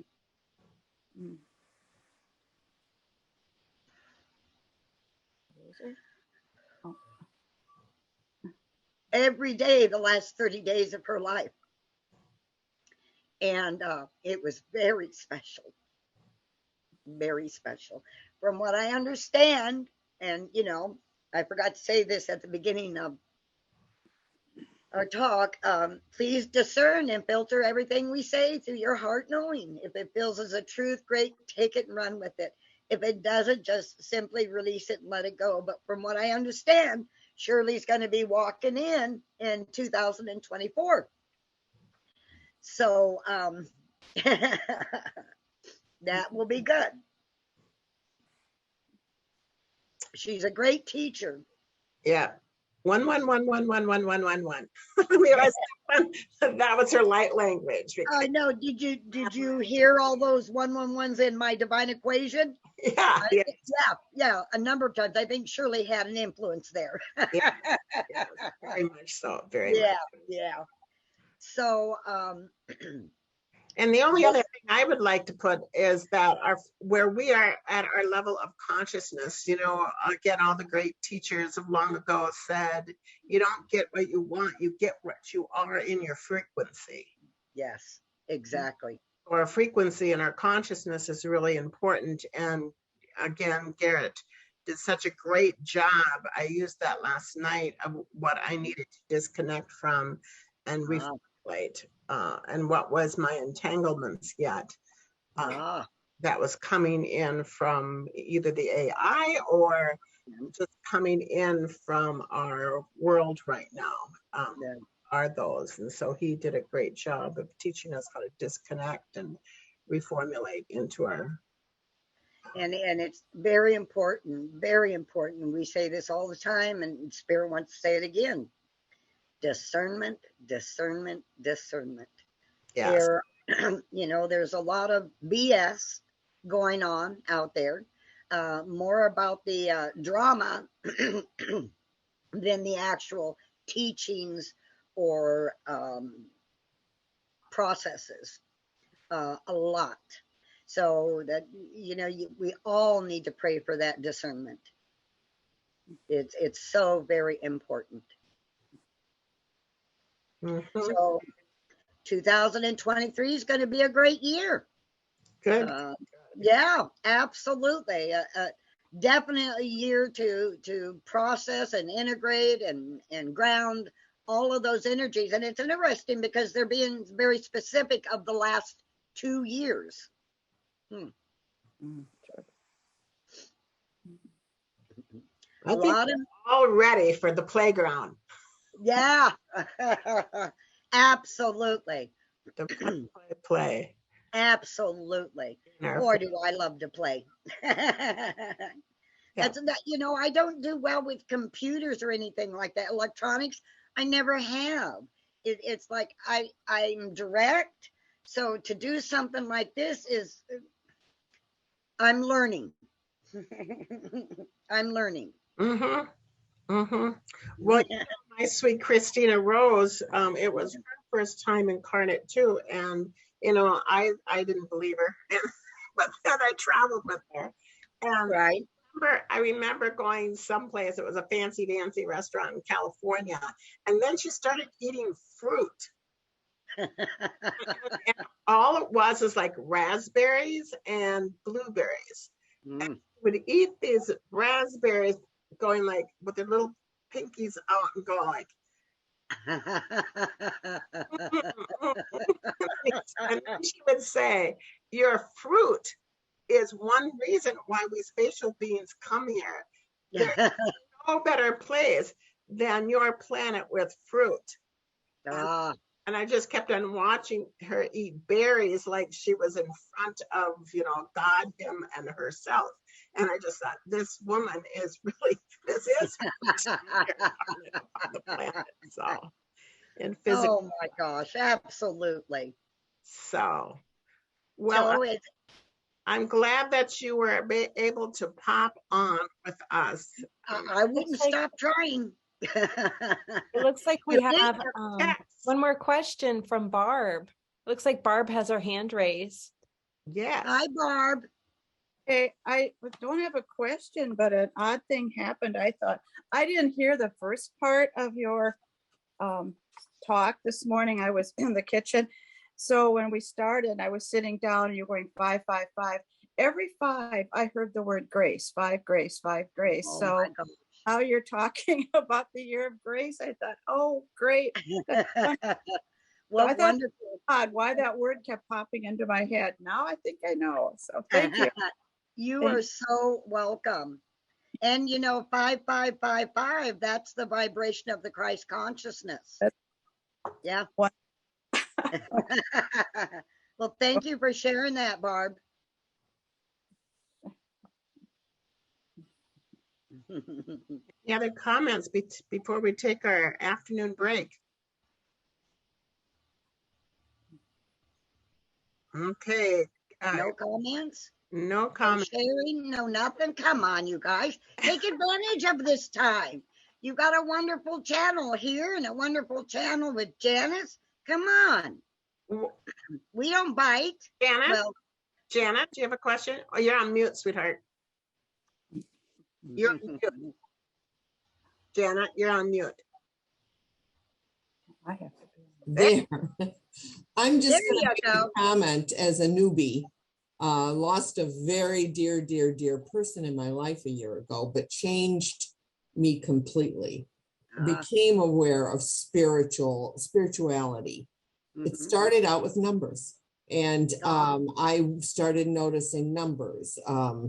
I had a clock radio of his, and I saw one of the first numbers I saw repeating was 555.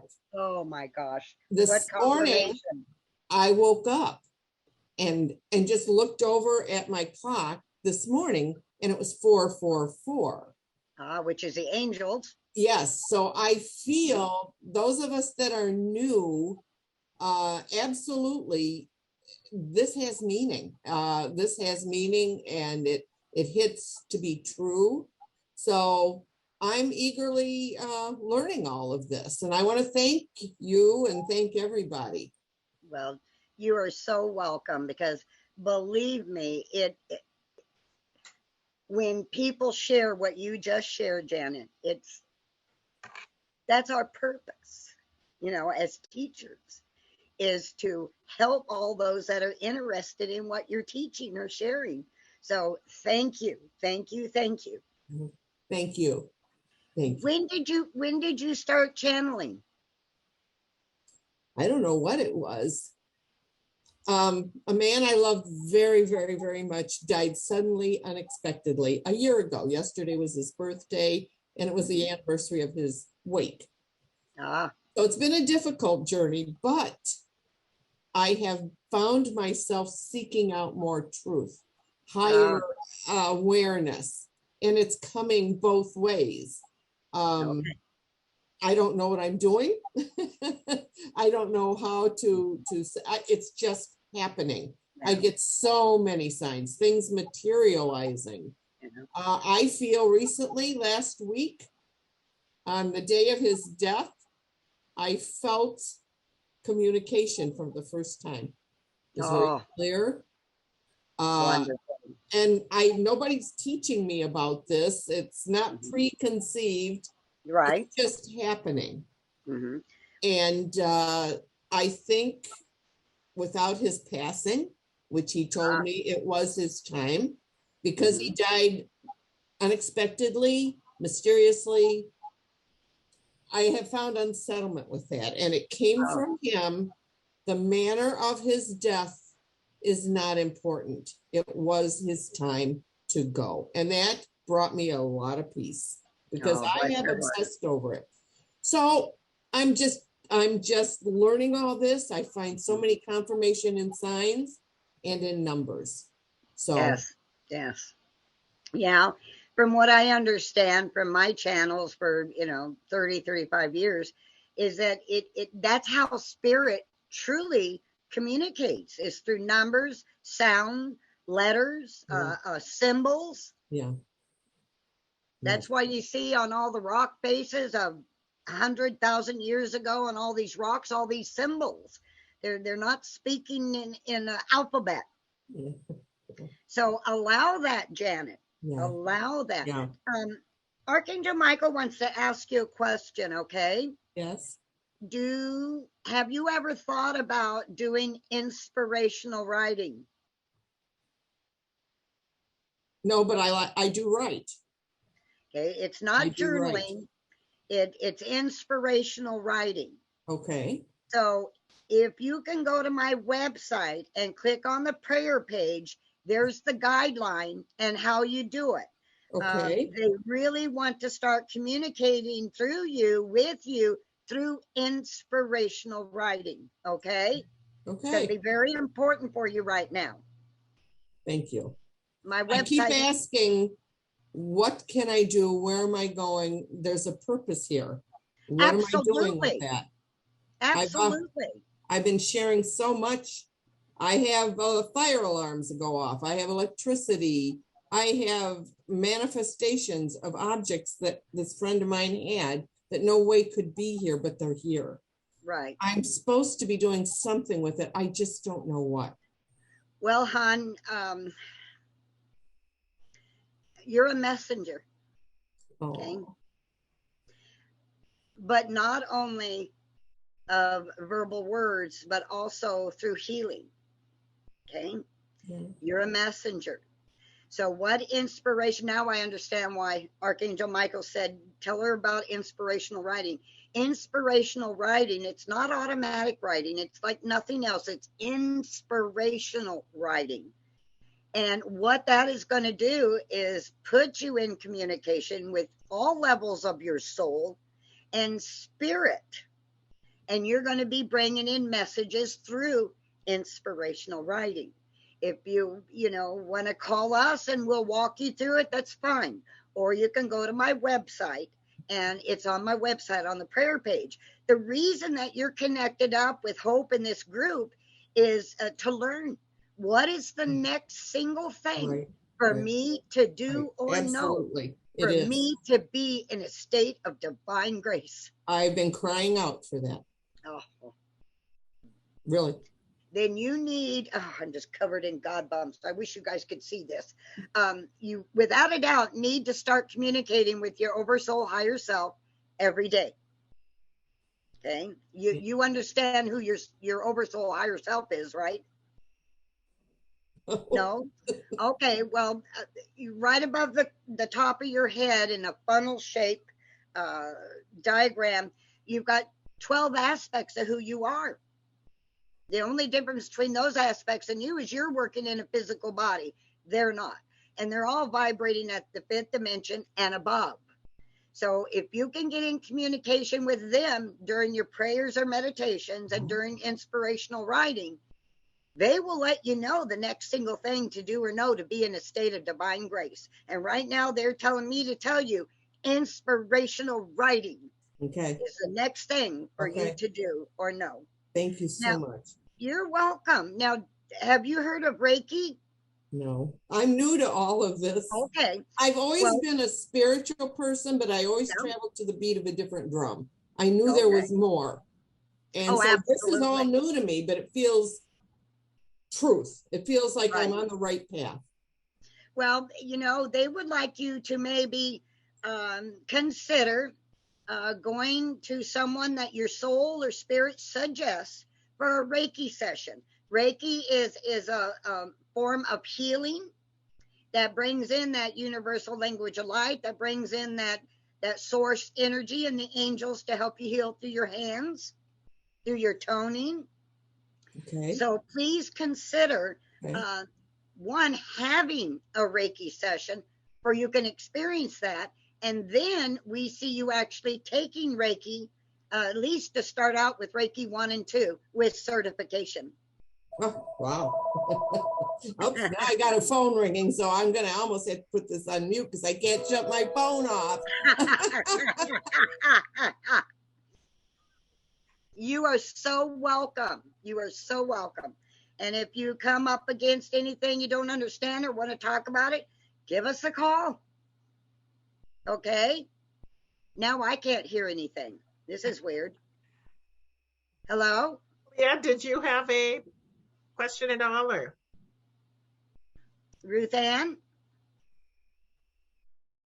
Okay, there she goes. Ruth Ann does Reiki at the Hope Interfaith Center. There you go. That would be excellent. Melissa does Reiki, Ruth Ann does Reiki. Good, good. Yeah. Because that's something, if we're not familiar with it, before we take it, we need to experience it. Yeah. Thank you for that. You're welcome. Thank you, Archangel Michael. Questions before we close on our lunch break? Can I just ask you, Kari, if you have advice on how to integrate the equation that you gave us, or the equations? Okay. I just feel this jiggling and movement need, and I'm wondering if moving would help, or what you would suggest. Well, I would suggest just sitting down, maybe when we're done, and start taking some deep breaths and ask your soul and your master guides, teachers, and angels, help me to ground this divine equation into my physical body. Now, remember, they're only going to download that which they know you can receive. Okay. So do you know any grounding processes? Yes, I think so. I do. Okay. You need to do that as soon as we're done here. Okay. And just ask for that divine grace. Grace. And they will give you grace and the integration and grounding of the divine equation. But give it time, hon, okay? I don't see all of this energy being downloaded with you today. I feel that it's going to take 9 days. 9 days to integrate the entire equation. So be very patient, dear one. And continue your meditation.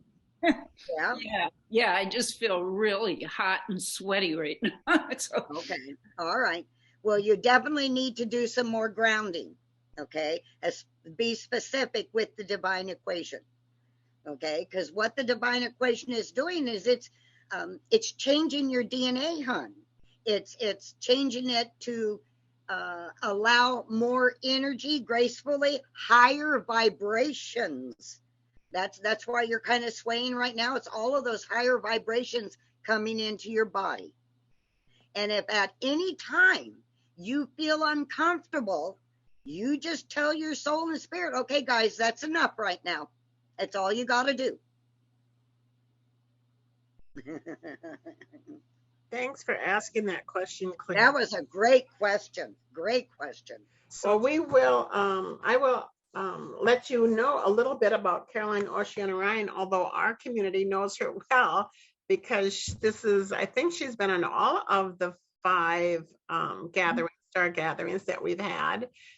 Plus she has been on the Pure Hope show a couple times, as well as talking to our spiritual service and doing things like that. So every time we go forward and invite her to our gatherings, she always leans forward with a wonderful galactic yes. So this is who Miss Caroline is. She currently channels the divine wisdom and higher energies of the collective, which is a group of higher beings that include the ascended masters, angels and archangels, fairy elders, earth elements, galactic family members, and other higher guides. They are here to support us as we ascend into the 5th dimensional life. Caroline is the author of 8 books, believe it or not, 8 books, 6 of them channeled from the collective, and 1 channeled from the spirit of John Lennon. She is the co-host on the bbsradio.com show, A Night at the Round Table, and also offers channelings from the collective on her YouTube channel. Caroline is also the facilitator of an Abundant Group, which is a community of light workers who meet regularly online to expand their abundance, vibration, and visions for the new earth. And so her talk is going to be on moving from a narrow 3D earth outlook to a wide open galactic one. And she's coming to us from a hotel room because she needs prayers for her apartment in Santa Fe, New Mexico. She moved to Santa Fe, New Mexico. Welcome, Caroline.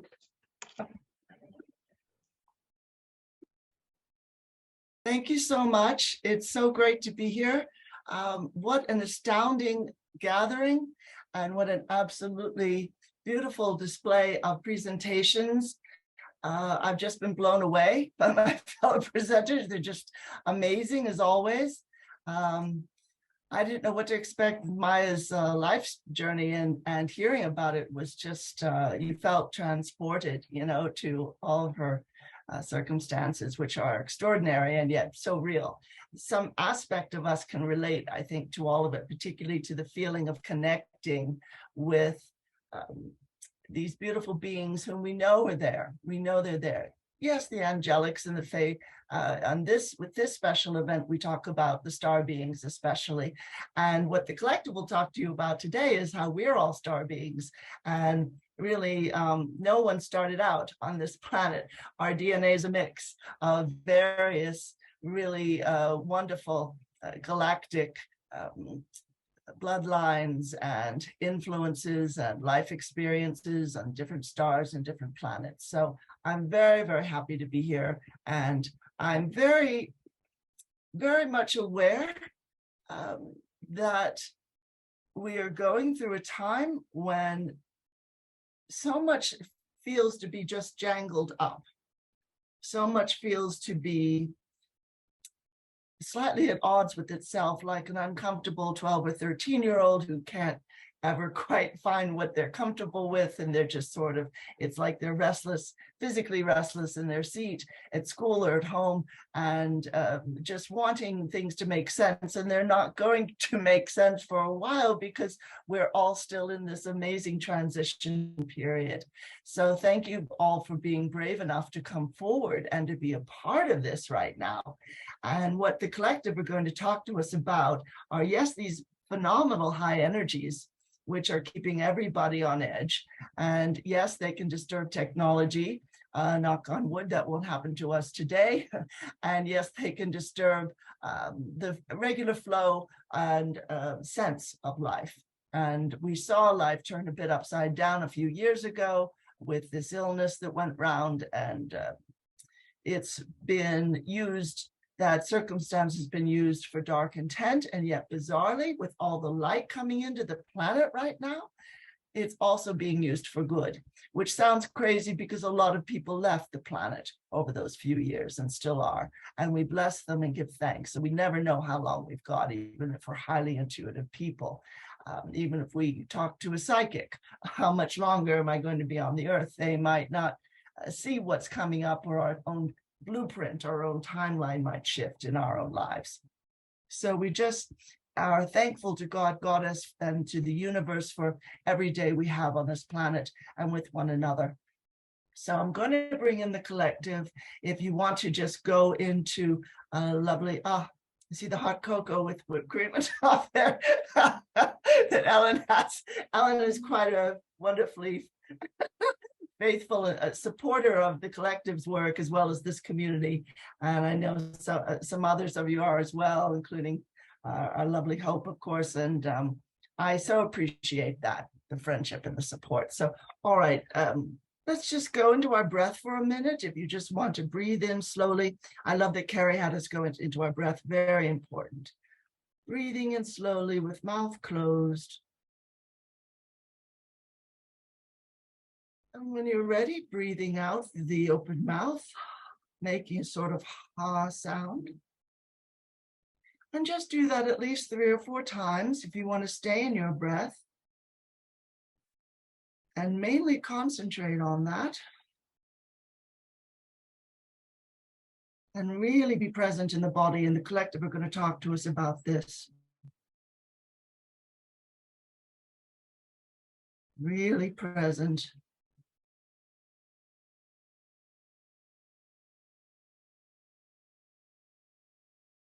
Feeling the chair we're sitting on. Our feet on the floor or wherever your hands are resting. Letting go of any thoughts that come in as they come in.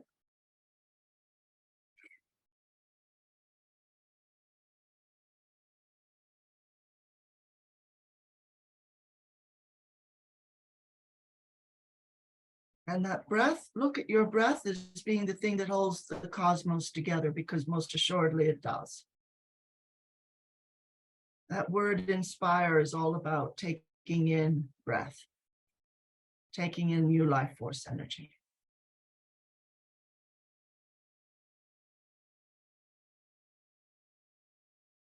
If you're feeling very stressed, just blow out through the pursed lips like you were breathing out through a straw or whistling.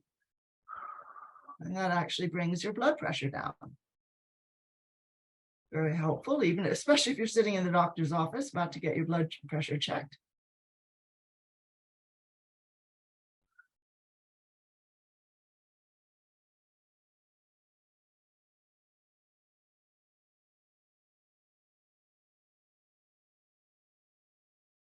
You might want to put your hand on your heart. And what you're requesting right now is that your higher self and guides be very palpably, very noticeably right next to you. I always see people's guides and my guides as being on the right. I'm not sure why, but that's where they tend to gather. Wherever you feel them or see them, that's fine. If you don't feel their presence, no problem. That's okay.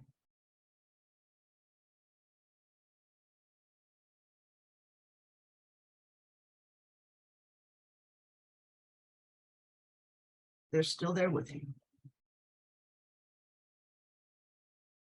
Can you image yourself in a beautiful cloud of pure light? And that cloud is actually a great quantum field, and it stretches out so far beyond our galaxy. It's just beyond huge. And yet you're comfortable and comforted within that light. It's holding you up. It's supporting you. It's offering you love and all kinds of beautiful potential outcomes. Because in that quantum field, in that field of pure energy, we create. And we're increasingly now creating from a higher level. Now your higher self is putting a hand on your heart space, or maybe on top of the head and the crown chakra. Maybe you're stepping into your higher self's energies, whatever you're most comfortable with. Or letting that lovely being step into your energies.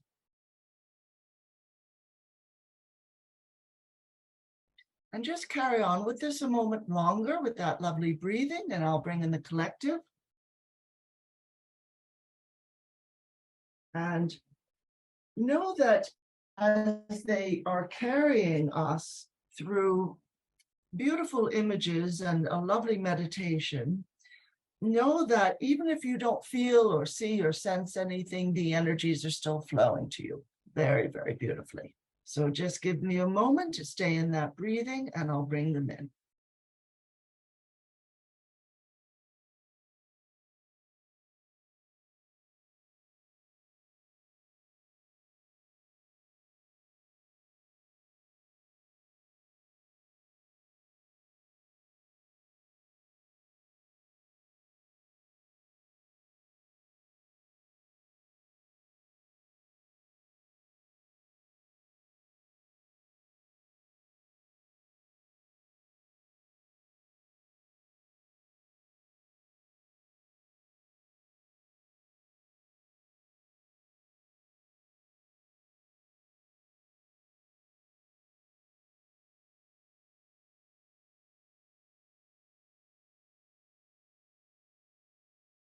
Well, greetings, dear ones.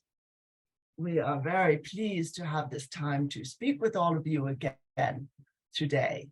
What a beautiful gathering, including a small dog who looks a bit like a sheep in a manger or near a manger. Very lovely, very, very appropriate indeed. Yes, indeed. Oh, wonderful. So we bless that, dear one, and we bless all of you and any listening to the replay, because really there is no time. That is just a construct that was thought up for third dimensional life, but it doesn't really exist. All times are now. And one might think, well, that's very strange because I'm always trying to deal with my past, or I'm always wondering about the future, and I don't really understand what in the world is going on here. Why is life so difficult that I can't get past things that have happened? Another little furry being that is a cat, wonderful. But one will worry and fuss at times. Well, what's going to happen at this time, and what's going to happen, in the days coming up, and what about this thing that happened that I can't quite believe because it's very difficult, and I'm just trying to get past it, and I don't know that I ever will. So we're flowing energies to you, dear ones, to help you see not only the light that is pouring through even the most difficult circumstances you've been through in this and other lives, but the beauty of it. And what do we mean by that, the beauty of it? We're talking about coming out of this narrow 3D Earth outlook. Well, this is a big part of it, because as you're coming out of that very narrow third dimensional outlook, which is all caught up in duality. This is good, but this is bad. Well, this is full of light, but that's obviously very dark and very dense. And as you're coming out of that, you're beginning to realize there's nothing that's happened to me that I haven't sanctioned in some way. Now that sounds terrible, we realize, because some people have suffered physical assault of one sort or another, and mental, emotional assault, the wrong jobs, the wrong partner, the wrong home, car, etc. And then you look out into the world and you cannot quite believe what is happening. And this is understandable, completely understandable, because in your hearts you are yearning for the beauty of the higher realms, dear ones. You're yearning for the beauty and the power of who you are on a higher level, and yearning for the companionship of star nations, of your own soul families and your twin flame, and they seem very far away some days. So let's look at this for a moment. We're going to go on with a few more ideas for you, but let's work with this very actively now on an energy level. If you just draw up for a moment a sort of cloud, a dense dark cloud, and you'll understand as soon as you see it what it is. And this is something you're dealing with in your life, or it might be something happening out in the world. Many dense and difficult issues out in the world, absolutely. Let that dark cloud come up. And right now we're going to build into everyone here, the entire group, whether you're listening live or on replay, this beautiful, powerful, cool, transmuting flame of Saint Germain, so that there's nothing outside of it, nothing whatsoever. But if you're willing for Saint Germain to work with you, just say yes. He will do so. He is here amongst us, as are all the archangels, all the ascended masters.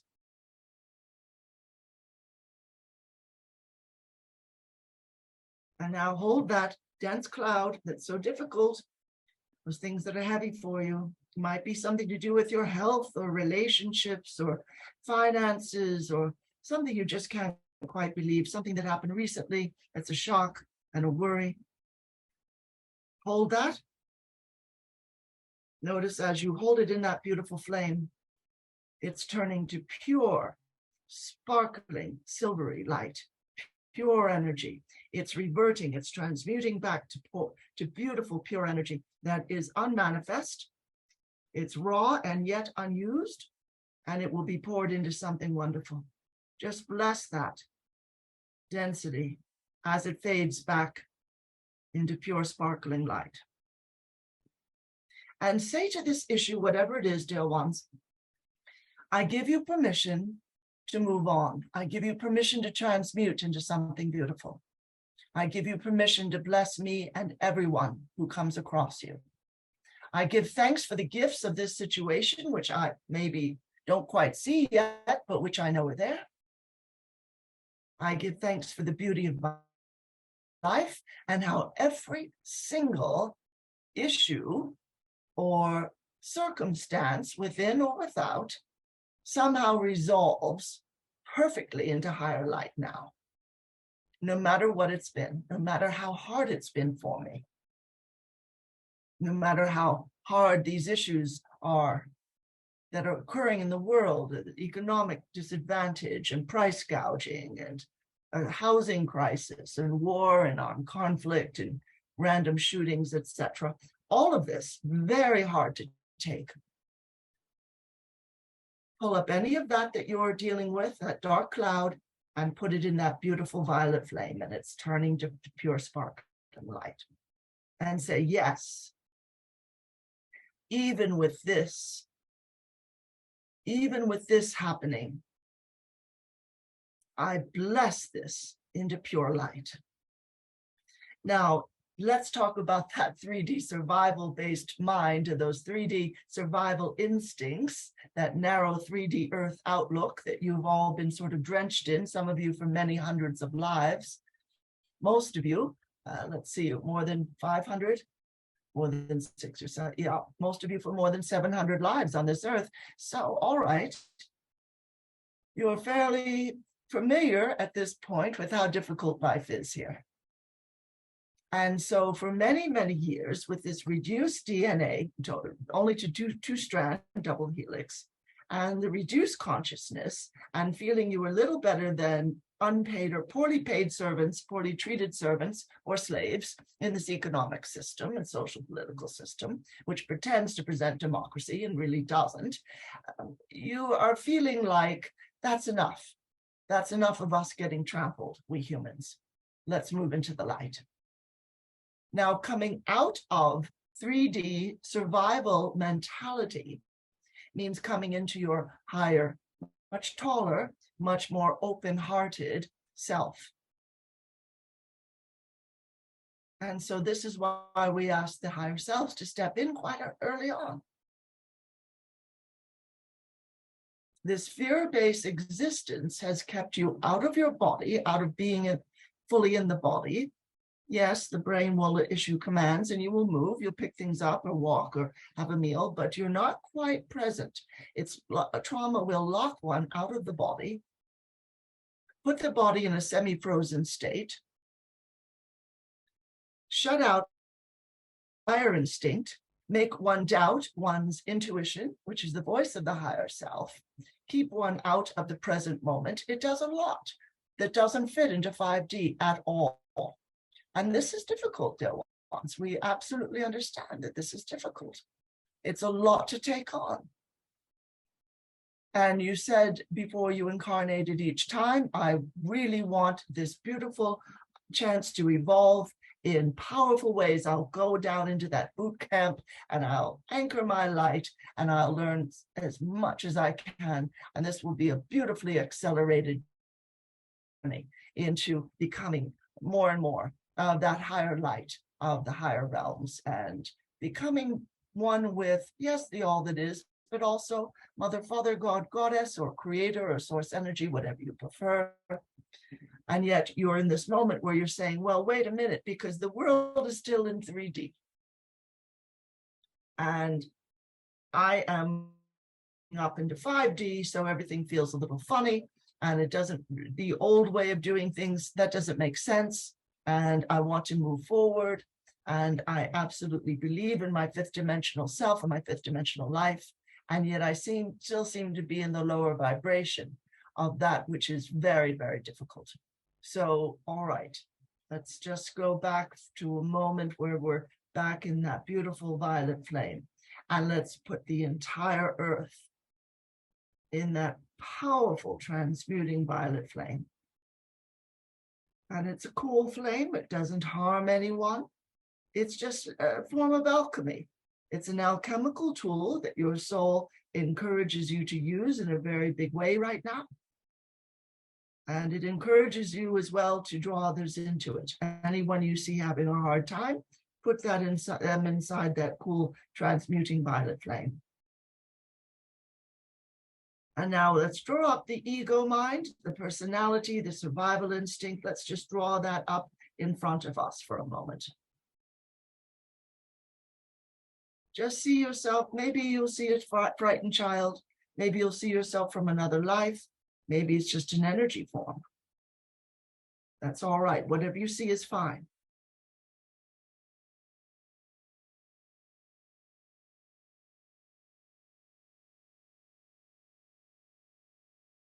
So you might see an anxious person sort of looking out at the horizon and wondering what else is going to happen. Sort of like the homesteader in the Old West would look out and wonder, when are we going to get hit again with a swarm of locusts, or bad, horrible weather, a twister, or a hurricane, or flooding, or attack from, if not natives who are rather unsettled about their people being killed and their land being stolen, then perhaps a neighbor who decided they want our land. So there's this constant worried look out upon the horizon, metaphorically and sometimes actually. And this is how you have spent your lives, dear ones.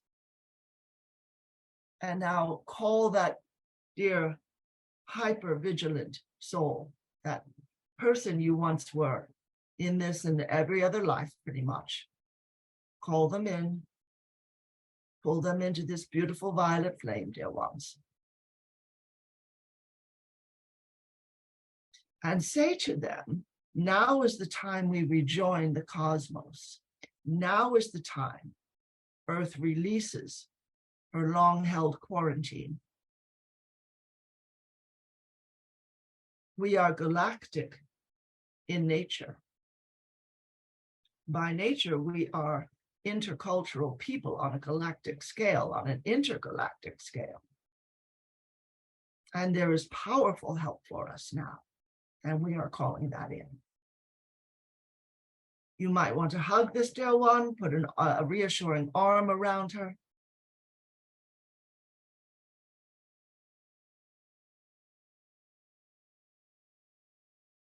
Let her just, well, whatever, cry, faint with exhaustion, whatever it is that this dear one needs to do, let them do that.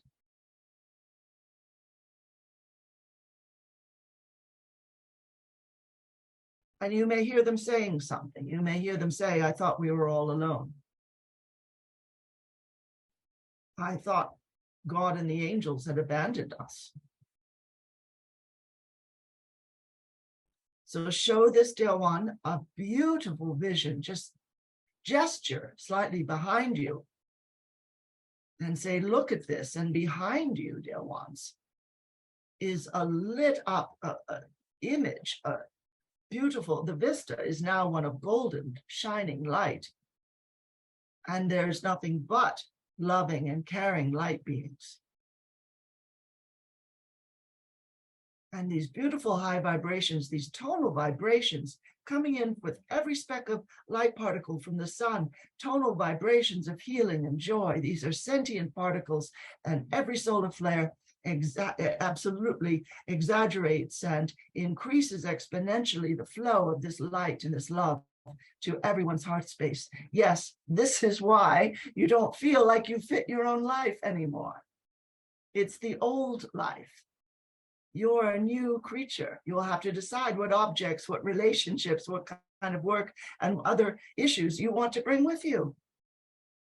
And it doesn't mean you're getting on a starship. You're already on a starship, dear ones, flying through Earth at a remarkable pace. It's a blue-green starship you chose to be on a long time ago. And look, now she's raising her vibration as well as her consciousness and remembering the glory of who she really is, Lady Gaia. She's remembering, and so are you. You're remembering the gifts you had in the great civilizations such as Atlantis, Lemuria, the high point of Egypt, Sumeria, Inner Earth. Many of you have lived in Telos. You're very at home there. You visit there a lot in the etheric, in your sleep state. You're up on the ships in your sleep state. You're enacting your Earth mission, all of you, very, very actively. And now the two are starting to join. The everyday Earth person who just gets up and has tea or coffee in the morning and goes to work, or has their day as a retired person and cares for others, or cares for animals, whatever it is that your life is, you figure, yeah, well, I'm an earth human. I have to do certain things and get certain things done each day or each week. And not very galactic, I'm not very special. Well, you are.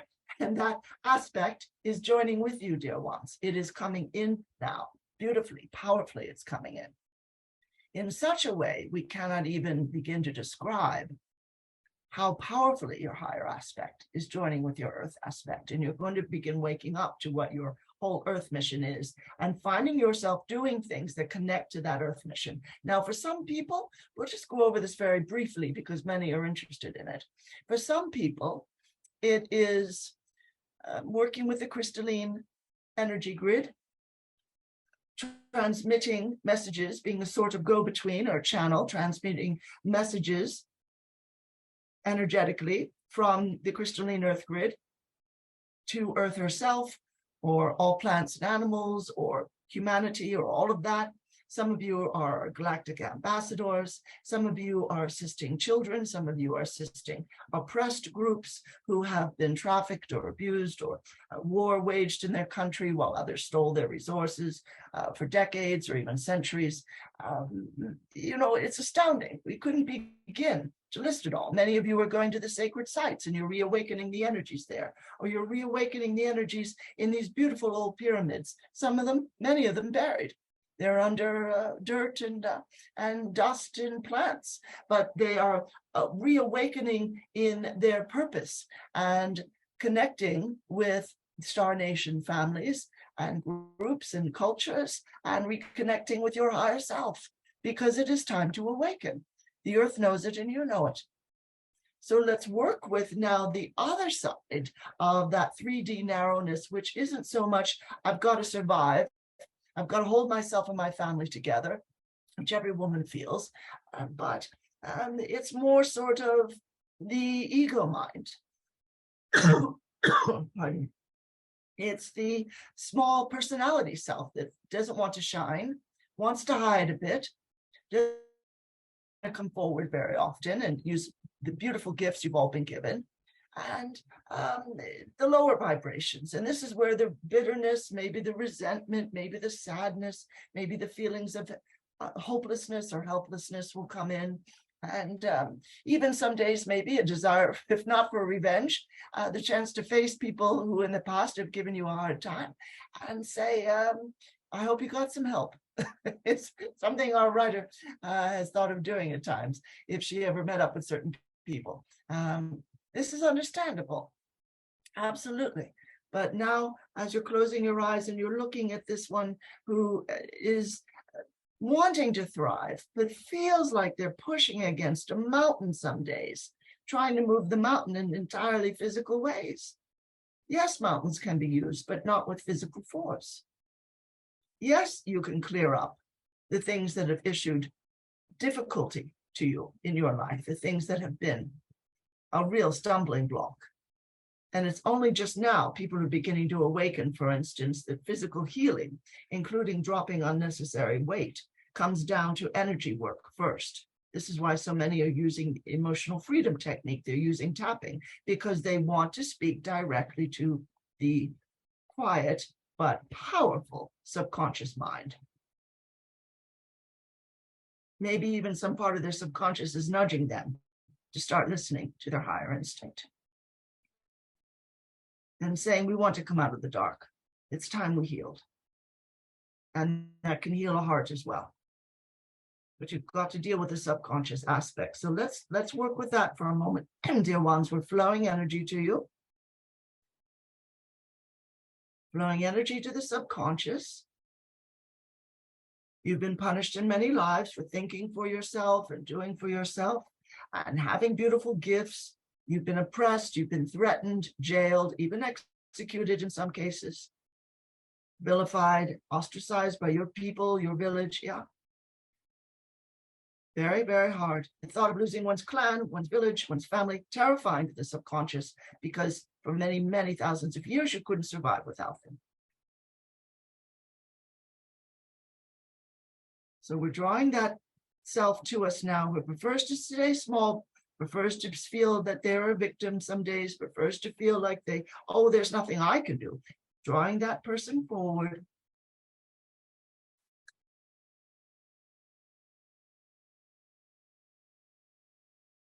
Putting them into that beautiful violet light, that beautiful violet fire. Say to them, I know you've done the best you could. I appreciate you for that, but it's time to move into the light now.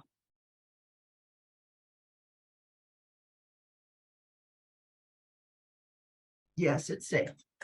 We hear the smaller selves of the subconscious saying, is it safe to do that? They're taking a tentative step forward toward the light. It's 100% safe. Yes, dear ones. You step into that violet fire. It's cool and it just transmutes. It won't burn you up. It'll just lift everything to a higher level. There we go. Excellent. Wonderful. Nope, don't have to fear change. Don't have to fear that at all. Just come into this light. Wonderful. Bring a little whirlwind of light in everyone's energies, and it's going to carry up out through the chakra. Things that are holding you back, interferences, old pain, old sadness, old smallness, small self-concept. That's not really you. Up through the crown chakra. There we go. Into the light. Into the light, please. Yeah, you don't really belong here. Into the light. That's it. Of course, yes, you can be powerful, and you are already beautiful, but you can be powerful as well. You can be your higher self. Release this as you become an earth being in contact with, openly in contact with star nations, and understanding Earth's role in this galaxy. This is no time for playing small, and you all know that, dear ones. That time is well over. It's well over.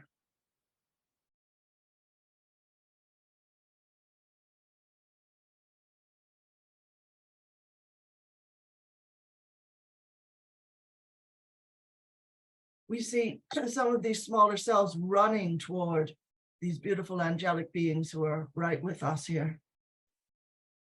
We welcome them. All these legions of angels welcome them. Star nations welcome them. Are you ready to light up your own consciousness? And just purely by understanding that you're completely loved. Everything is fine. All is well. You don't have to sort of react to outer circumstances. Even if you've got a physical issue that you're a little unsure about or out and out frightened by, you can know you are guided perfectly to perfect healing. You don't have to just react and live in that reaction or identify with the illness or the disorder or the issue, whatever it is. That's not you. That's the body releasing something that it doesn't need anymore. And the chakras come powerfully into play here. We're just setting a lot of light into all the chakras, spinning out any attachments that shouldn't be there. Sending a lot of light to those two lower chakras, which have to do, yes, with manifestation, but with survival as well.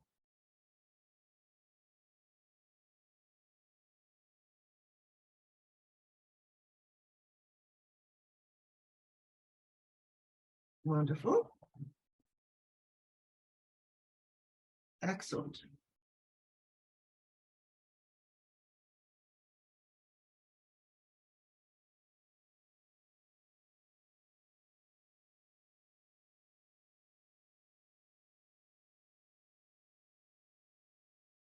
So yes, I release all this old density. It may have served my path once, but now I'm just going to grow with joy.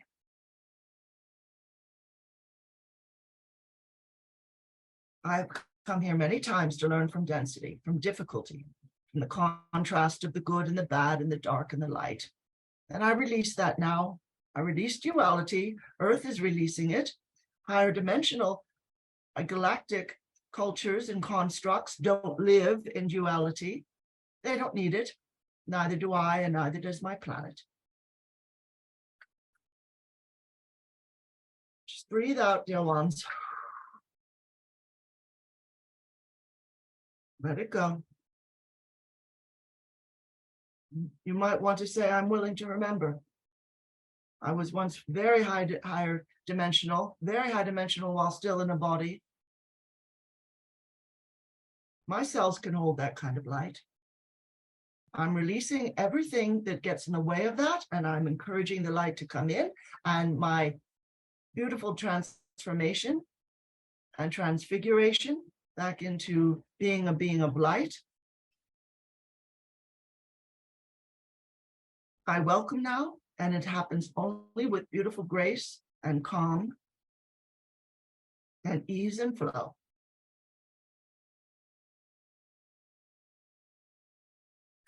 Putting a special light around all of you. Your higher selves are working with you to show you inwardly at a very deep level. This is not only possible, it's already happening. So you're releasing the smallness of the ego mind and all the attachments to survival tactics. You're releasing the smallness of the personality in this and all the other lives. You're releasing separatism, the feeling that there's them over there and me over here. No, there's only one. There's just one beautiful consciousness. You happen, all of you, to be one what might say at the forefront of that collective. You are at the forefront because you very willingly and happily and joyfully are stepping into the light, which is absolutely wonderful. All right, so now we're going to move into that galactic awareness, that ascended self, your higher self. Let's just close our eyes again, seeing ourselves enveloped in a beautiful column of divine sparkling light. You might see it as green, might be the blue ray of Archangel Michael, green ray of Archangel Raphael. It might be sparkling gold, that's the divine masculine, or sparkling silver, the divine feminine. It's up to you, whatever you see, whatever ray.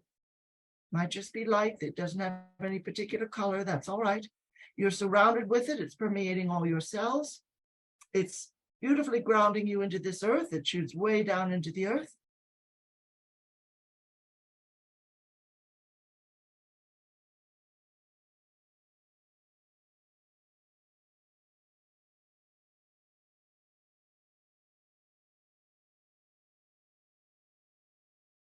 Connecting to inner earth, lighting up Lady Gaia. And then, of course, it shoots way up into the air as well, up into the cosmos, connecting you to the higher realms.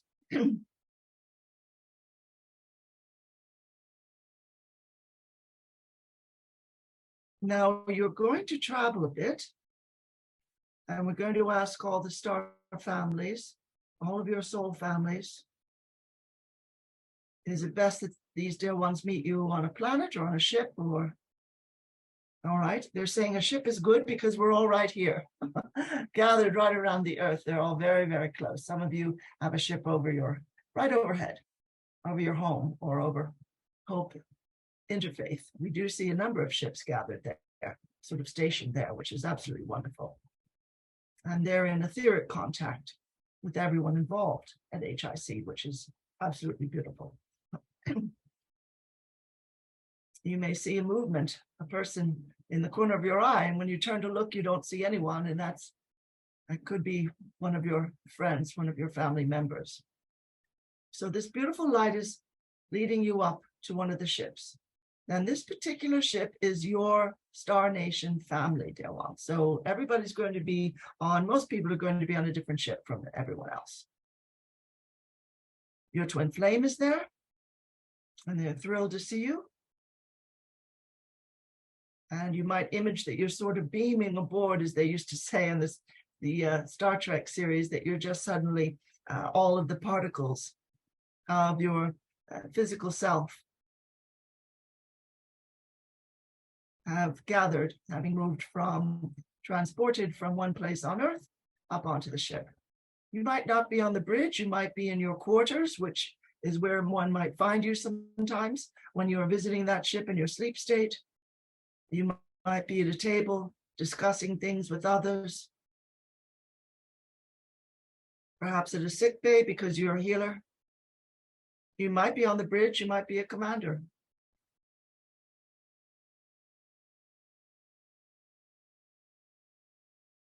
You might see a great gathering of many star nations, many cultures galactically, and maybe you're a part of that. But now find a quiet place to sit and speak with 5 or 6 of your family members, however many, maybe only 1 or 2.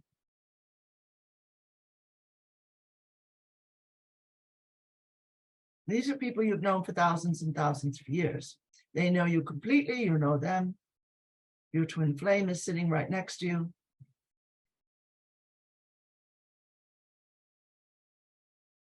And express to them, I would love to receive a message from you.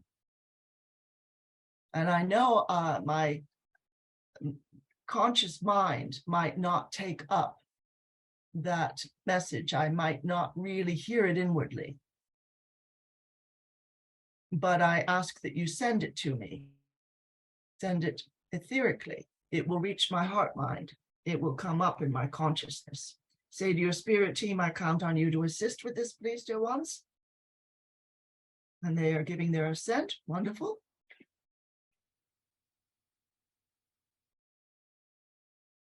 And so just open to receive. If you've got a question to ask these dear ones, that's fine.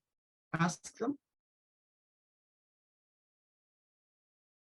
Might just be, how am I doing? Or could I please have more help from all of you? Or when will you land on the earth?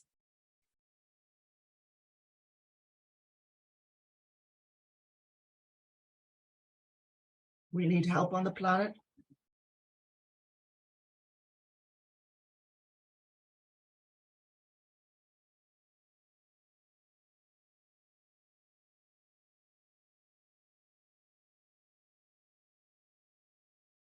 You may hear them reply or not. That's all right, dear ones.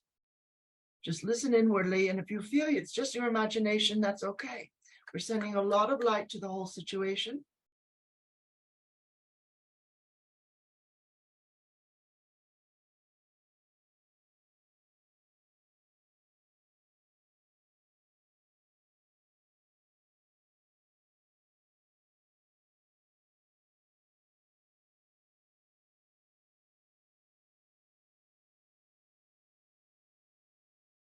We do hear, for those of you asking for help for the planet, we do hear from everyone's Star Nation family that the transition to you becoming a 5D planet and becoming a galactically intercultural and interconnected planet with other galactic cultures, all of that is already occurring. The transition is already taking place, and no one can stop it any more than they can stop this powerful light pouring in from Sol, your sun, or bigger than that, the great central sun. The Kali Yuga has ended, the old age of destruction, and the Sat Yuga, the age of peace and prosperity, is being ushered in stronger and stronger every day. What we hear them saying is you could not avoid it if you tried.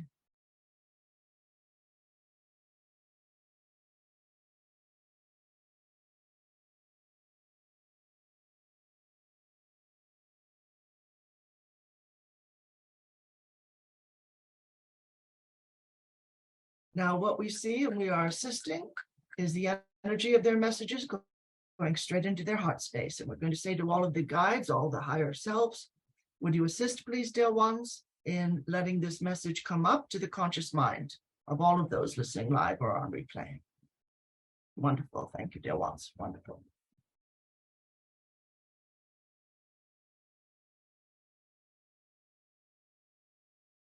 I'm going to ask everyone's Star Nation families, what do you see as the biggest thing that is moving Earth forward right now in her evolution, and her people's evolution? We hear them saying the realization that you are not alone. Yes, excellent. There's a quiet, a soft disclosure happening of both the criminality of the old crowd, the old powers that were, as they say, and a soft and quiet disclosure of their presence. So it's not blaring with trumpets, but it's there, yes. One can certainly find videos on the YouTube channels of these beautiful craft, sometimes a whole flock of them, absolutely.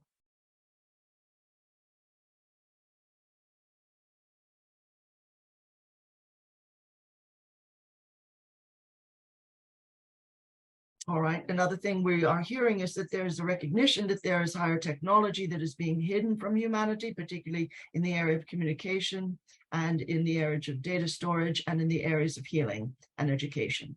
And this is being hidden, and people are requiring that it comes forward. Really what Mr. Steve Jobs brought forward, that is galactic technology. He heard them very clearly, and he was assisted powerfully. Likewise, Mr. Tesla.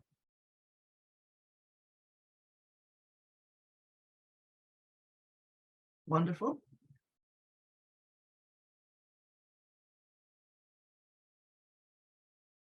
Many of the great geniuses, such as Tesla, they're pointing out, didn't die. They moved to inner Earth, or they were taken up onto the ship. Yes.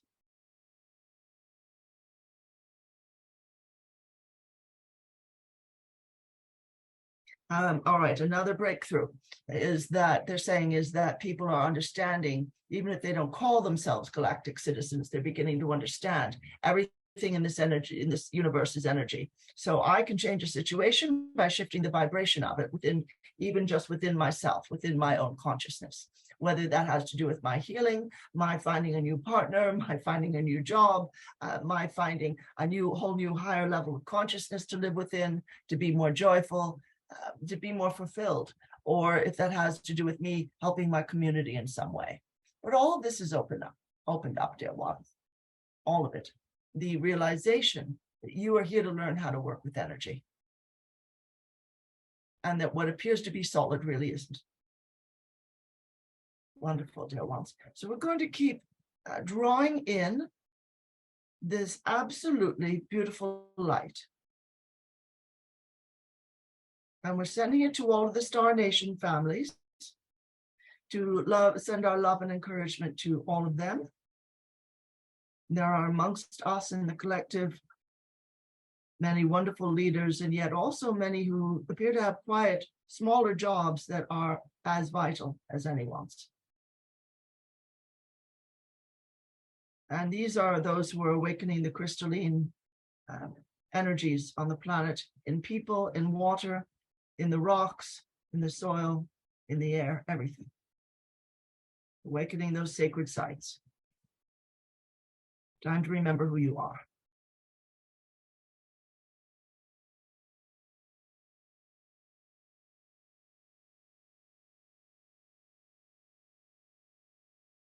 Enveloping the earth now in the beautiful divine golden light of the divine masculine and the silver light of the divine feminine. And the earth we still have in that wonderful transmuting violet flame.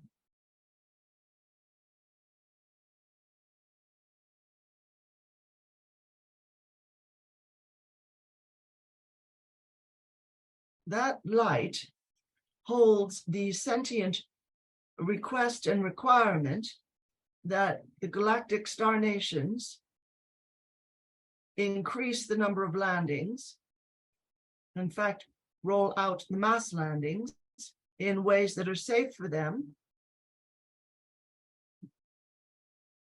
disabling and nullifying all Earth weapons, revealing themselves in dreams, in images, in meditation, and in outer physical life to Earth beings in ways that are calm and positive, benevolent, helpful,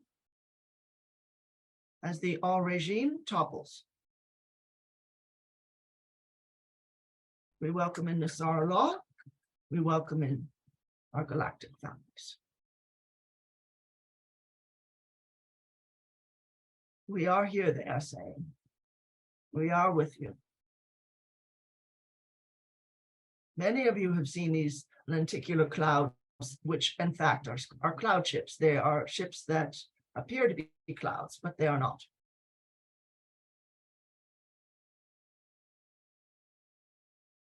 Ships can shift their molecular density, so they can go through water, through rock, through mountains, through whatever. Appear very small, when in fact they're very large.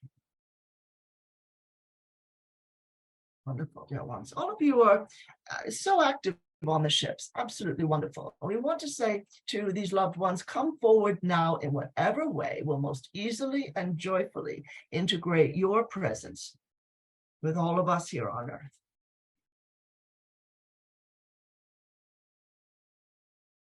And get an image of your consciousness right now. It might be about a foot big or 2 feet big. Put it into a metaphor, in other words. And now if you can, inwardly or actually outwardly with your arms, spread that wide. Open that consciousness as wide as possible so you're able to get messages from angelic beings, from star beings, from your twin flame and your Star Nations family.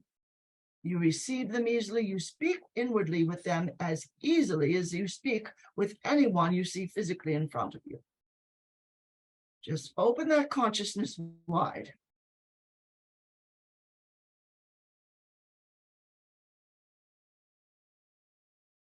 Wonderful, dear ones. And we would say to humanity, awaken now. The time of ascension is here. And if you want to image wave upon wave of light going through the earth right now, awakening people, not only to their higher selves, but to the fact that there's no me and them or us, no more duality, no more up, down, good, bad, just a beautiful wave that keeps flowing through this earth, one wave out of light after another, and it's erasing thousands and millions of years of oppressed and narrow thought. It's just erasing it.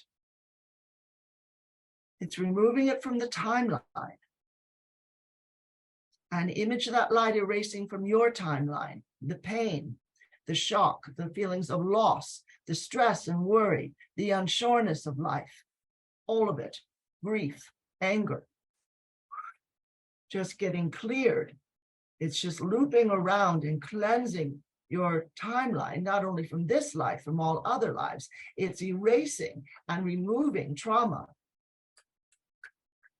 It's sending it up into the light. We've got huge whirlwinds of light in all of you now. Just accept that if you wish. Your higher selves are working with us. And it's going up into the light, up out of the crown chakra, up into the light, pure light up there. Everything transmuted. Again, you can come up with something that looks dark and gray, heavy, like a heavy leaden cloud of density. Put it inside the violet flame. It turns to pure light. This is your birthright, dear ones, this kind of empowerment. This is who you are. And it's so beautiful. And we welcome you, all of you, to this new life that you have built. This new becoming that you have declared is yours and always shall be. Is always more light to move up into. That's the beauty of it. The path never ends, and it can be joyful every day. So we give our thanks to all of you, dear ones, and we would like to open things up now. If anyone has a question, a request for energy work, a point of discussion, whatever you would like, entirely up to you. We will leave that for you.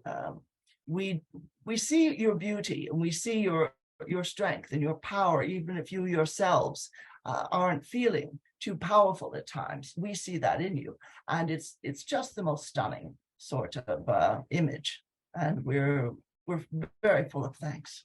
Yes, indeed. So should anyone have questions, this is wonderful.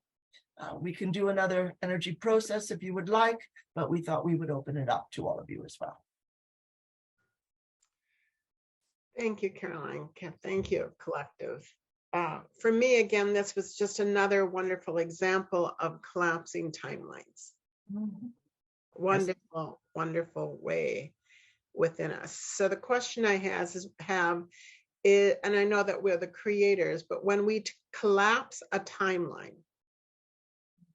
from either those lost aspects of self that we're integrating or the old aspects that we're letting go of, can we recreate that timeline again? Or once it's collapsed, and integrated? Is it always collapsed and integrated? Those aspects of that timeline, which were in at least some slight resonance with the higher energies, will remain. So anything good, whatever you learned, even from a very difficult situation or event, remains with you. It's just that the heaviness of it will be erased. It'll be gone. You won't experience it in your heart mind as something dreadful that happened. You'll look at it sort of like an object in the room, if you even remember about it consciously. You might just shrug it off. This is true for humanity at large. You will remember what you were meant to remember and look back upon these days as transition and all the days before when you were sort of stuck in 3D as being, yes, that was that rough boot camp experience. It made me stronger. It was an experiment. It went too far. It's done now. Earth rejoins the Galactic Confederation, Intergalactic Confederation. And it's our life now to understand we are not alone in the universe on any level. We're not alone as individuals or as a human race. And we don't need the density to grow any longer. So this is an excellent question, dear one. We thank you for this, yes. Thank you. Yes, indeed. And so if there's anything else, if there is a request for energy work, anyone having a difficult time, you might want to write it into the chat or ask us, voice that, or ask on behalf of a loved one. This is fine, dear ones. Christina Rose is here. Yes, go ahead, dear one.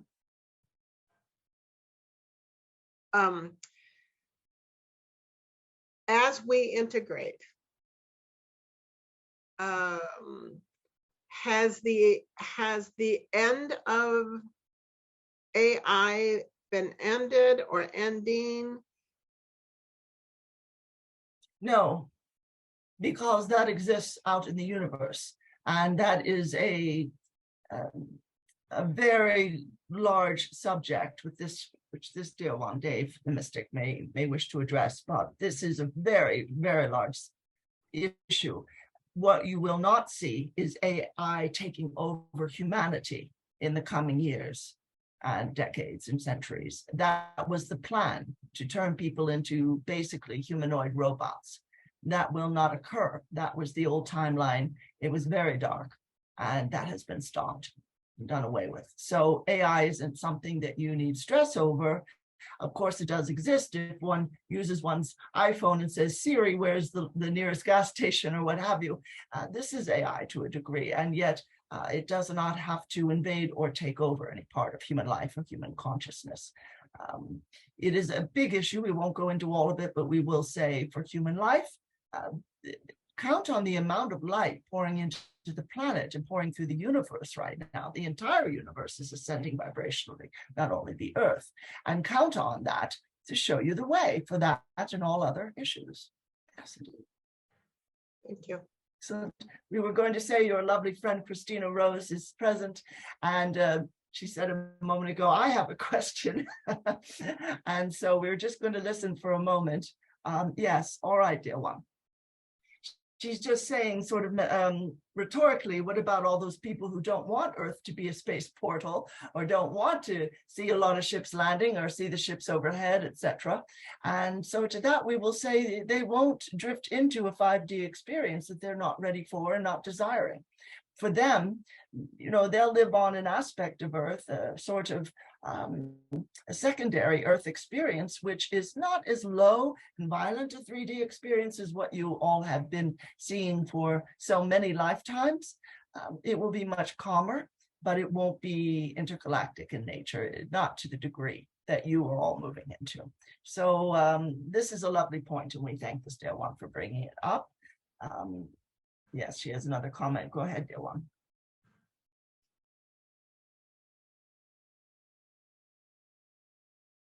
Well, she's saying, just as I am here amongst all of you, there are many people around you that you can't see. And increasingly, there are people who really love and care about you and whom you're working with in different projects, with star nations when you're up in the ships, and sometimes you're just moving etherically around the galaxy and seeing to one issue or another. And this is wonderful. She's saying your consciousness, your integrated consciousness, and in other words, your consciousness made intercultural so as to be intergalactic, is vital now. And don't ever feel like, well, I'm just a little human on the earth and I'm rather small, and I guess it would be nice if these ships landed, but you know, they're special, they're very highly developed. And she's saying you're highly developed, all of you. There's no separation. And this is a beautiful point that we had meant to make, and we must thank this dear one for bringing it up, that you may feel at times, I'm not very galactic, I'm not gifted, I can't heal people with a touch, or I can't, you know, command a starship, etc. And yet, yes, you can. You do it in the etheric all the time. Yeah, very beautiful. Thank you, dear one. There's this tendency, you've been bred into thinking for many, many centuries, oh, we're small and we're helpless and we're waiting for someone to rescue. But no, that's not how it's happening. Now, this dear one's just asking for help to heal her left knee. Let's just work with that for a moment. All right, yes.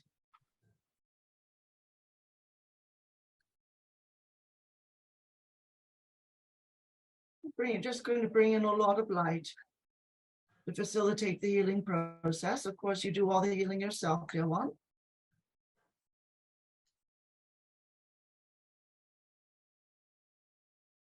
I'm going to ask this dear one spirit team any information that you want to share.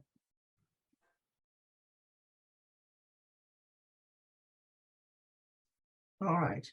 It's related to a past life injury. Let's just pull that out of your blueprint, out of your etheric blueprint.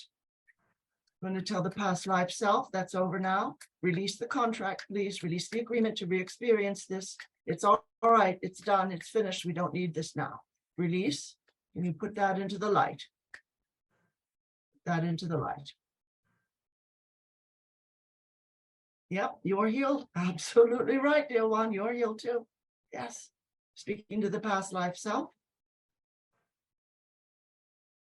All right, release all that. Release the dense emotion having to do with it. Let it go, because you see how it's affected your current life. All right, let it go. And we're extending this to anyone who has an ache, a pain somewhere. You don't have to carry that.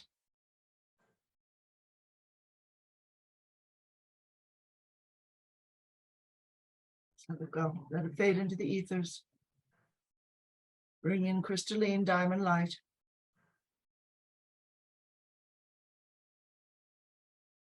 Strengthening tendons, ligaments, bone, muscle.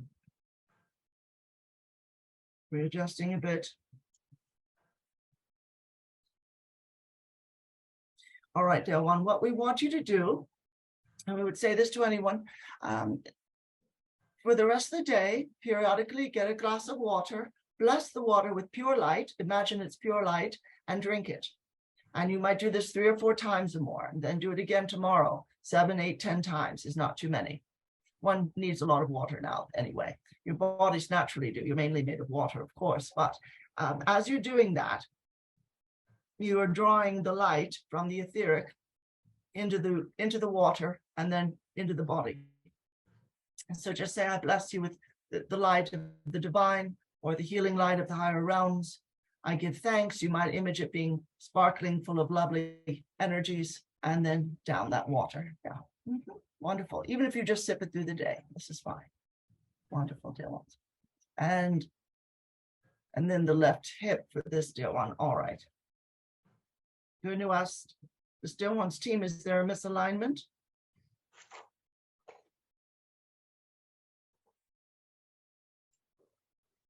If possible, acupressure,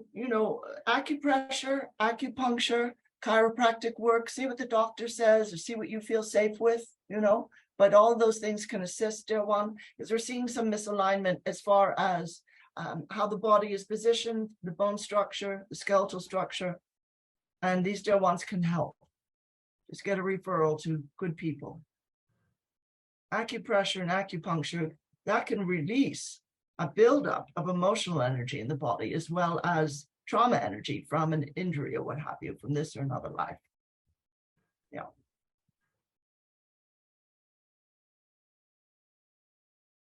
It's been out of place for a while, dear one.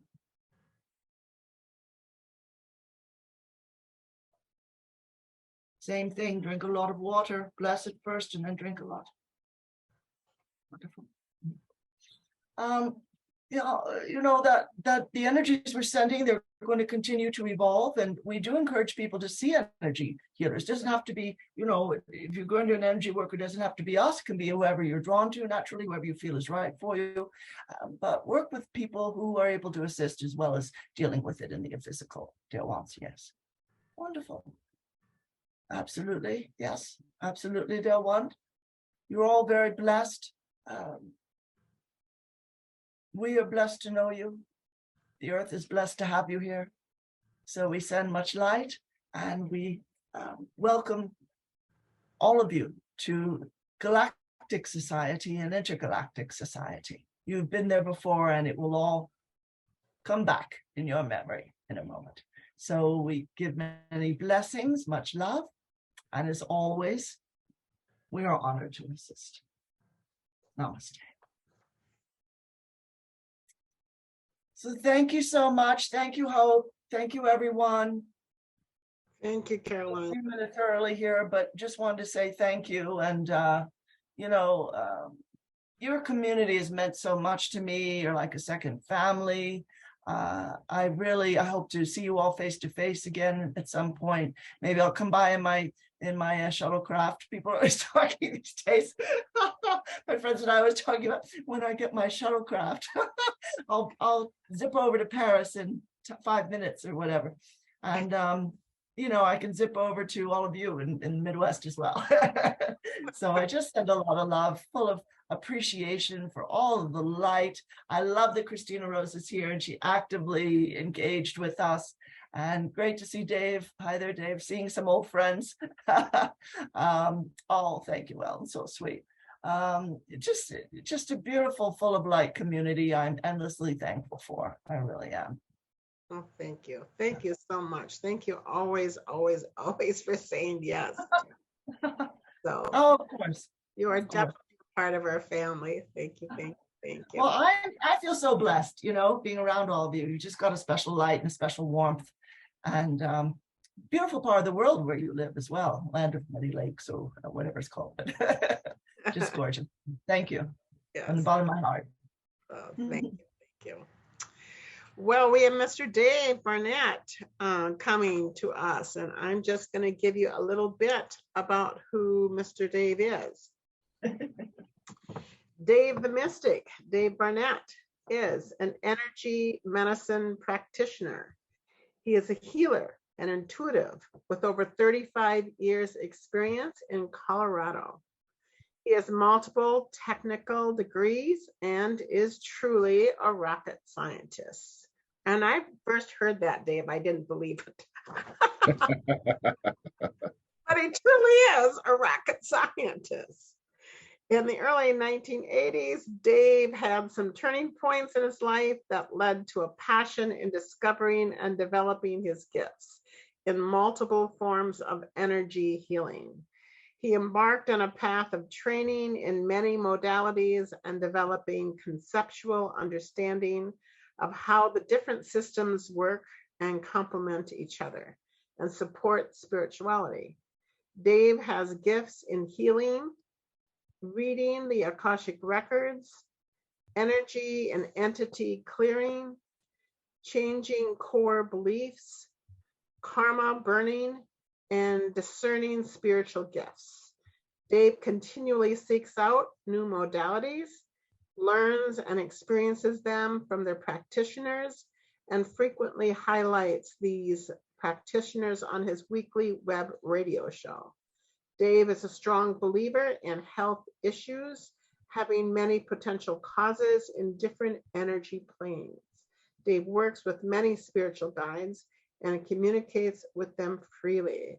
So Dave, the Mystic, is going to be talking about us with the many facets of ET interactions with us and their motivations. Well, I am all ears, Dave. Ears. Teach me more. So let's see, I'm scheduled for 4 hours, right? Yeah, how are you going to cover that? Oh no, I have to cut down my nose. Well, thank you very much for that kind introduction. And I always like to see Caroline speak. And so that's great. And I hope everybody's been having a good weekend so far. I wanted to start out something here. I want to motivate people. Something I think I waited too long on was sort of coming out of the closet about my gifts and using them, because I was very nervous about being in aerospace and sort of being found out. And so I kept those two worlds very separate. And I look back now, and I think many of my aerospace friends would have been accepting and curious about why I was doing it, and it would have been helpful to them. And I waited too long. And I came across a cartoon in the comic strip, Pearls Before Swine, that I just love. And I think it's a good motivation for all of us. The two main characters are Pig and Rat. Pig is this sort of innocent little pig and kind of goes la-di-da through life. And Rat is the cynical, caustic counterpoint. So Pig starts out, there are so many things I want to do with my life, but I don't do them because I'm afraid what others will think. And Rat said, that's smart, because at the end of your life, you want to make sure to get the Life Approved by Everyone Around You award. And then Rat continues, oh, wait, that doesn't exist. And Pig says, well, this is news. And Rat goes, consider yourself woke. So I very much agree with that. And, you aren't working for the Life Approved by Everyone Else Around You award. So get out there and get involved. I know you guys are a very open community up there, and very open to this type of thing. And use your credibility with others to help them start to wake up, because one of the big trends that all of us are seeing so much is we run into many people who say, you ask them, are you religious? And they say, well, no, not particularly. I went as a kid, that was it. And then you say, are you spiritual? And they say, oh, yeah. And then you ask that hard question for them, and you say, what does that look like? And they can't answer. So there's a lot of people out there seeking, they're waiting for somebody who they think is trustworthy to give them some ideas about other paths to go, and take advantage of those openings. Because I mean, certainly Hope Interfaith Center is not traditional, and I've come to know that very well. So that's wonderful. Well, let's look at some things here. So motivations for ETs or Star Brothers to interact with us. Why would they be interested in humans? You hear so many things on movies and stuff about, well, we're just a little tiny dust ball inside of thousands of dust balls, inside of millions of galaxies, inside of all these big, bigger and bigger numbers, seeming to make us inconsequential. But we are very consequential. We're the product of a whole lot of different races working together to get us to where we are. If you look at the very beginning, ETs groomed the planet for life in early stages. So when the planet had cooled down, we were starting to get an atmosphere that was usable. We had oxygen, we had water, and we had land masses forming instead of just being a big flat smooth thing. They came and they started trying a whole lot of different plants to start with, to see what would work here and what wouldn't. You can read some of these stories in some of Dolores Cannon's books, which are very fascinating. But they were here at the beginning. And I do a lot of journeying. And one of the things I found out in my work with Akashic Records and past lives is I had a lifetime where I was walking around on the planet as an ET, helping to do gardening and growing to see what would work here and evaluation. So at least, from my perspective, my experience, it seems to be valid. And so they've been here since long ago, the start. We're genetically related to them. One theory, and I really like this, is that our 23 strands of DNA are related to 23 races. And that really starts to beg the question when scientists and others start talking about junk DNA, that junk DNA may be messages, it may be unlocked capabilities in us that are waiting to be activated by a key. I don't know, but there's still a lot going on there on how we're involved with these folks. I truly think that, it can't be coincidence that many of the ETs are hominid formed. The head goes up here. You have two arms, two legs, and a trunk, and then sort of a core set of sensory organs on the face. I just can't believe in coincidences where it says, gee, that's the perfect design and just happened to start up everywhere in the universe. No, I don't believe that. Being in the space business, one of the things I found very humorous, a lot of scientists have reached a conclusion, and others are doing it mathematically, that there's no way that a lucky lightning strike in a primordial soup created self-replicating RNA or DNA. It's just not going to happen. There's a grad student who made a few acids, nucleic acids, by doing a little experiment in a flask in a lab in late 50s, early 60s, but it's never been replicated. And there are other people who've looked at the mathematics of probability of these chance, fortunate mutations of things to get us to self-replicating molecules, just very unlikely. So a lot of people, they may not say it in print, but they'll say it to you on the side, like out at NASA or the Jet Propulsion Lab, is that they are buying into the idea that these molecules that were so critical for life did arrive on Earth in comets, and they didn't just spontaneously arise here by a lucky stroke of lightning. So now that leads to the really hard question for them. Okay, where did these life molecules come from? They dodge that question, of course. They don't want to go there. But now even they're becoming more open to it, because now we're finding through these indirect methods all of these planets out there. And I've always thought this was pretty cheeky, that we have so many scientists out there who take umbrage at the thought of, we have planets here, but that's obviously the exception because we can't see them out there.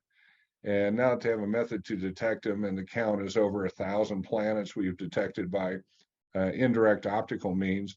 Now everybody's jumped onto their bandwagon saying, oh my goodness, now we have to start looking at planets that could possibly sustain life like ours. And it's kind of like, oh yeah, I knew it all along. It's that classic thing of going from a non-believer to somebody who says and tries to take credit that, yeah, I knew it all along. But that's happening in this field.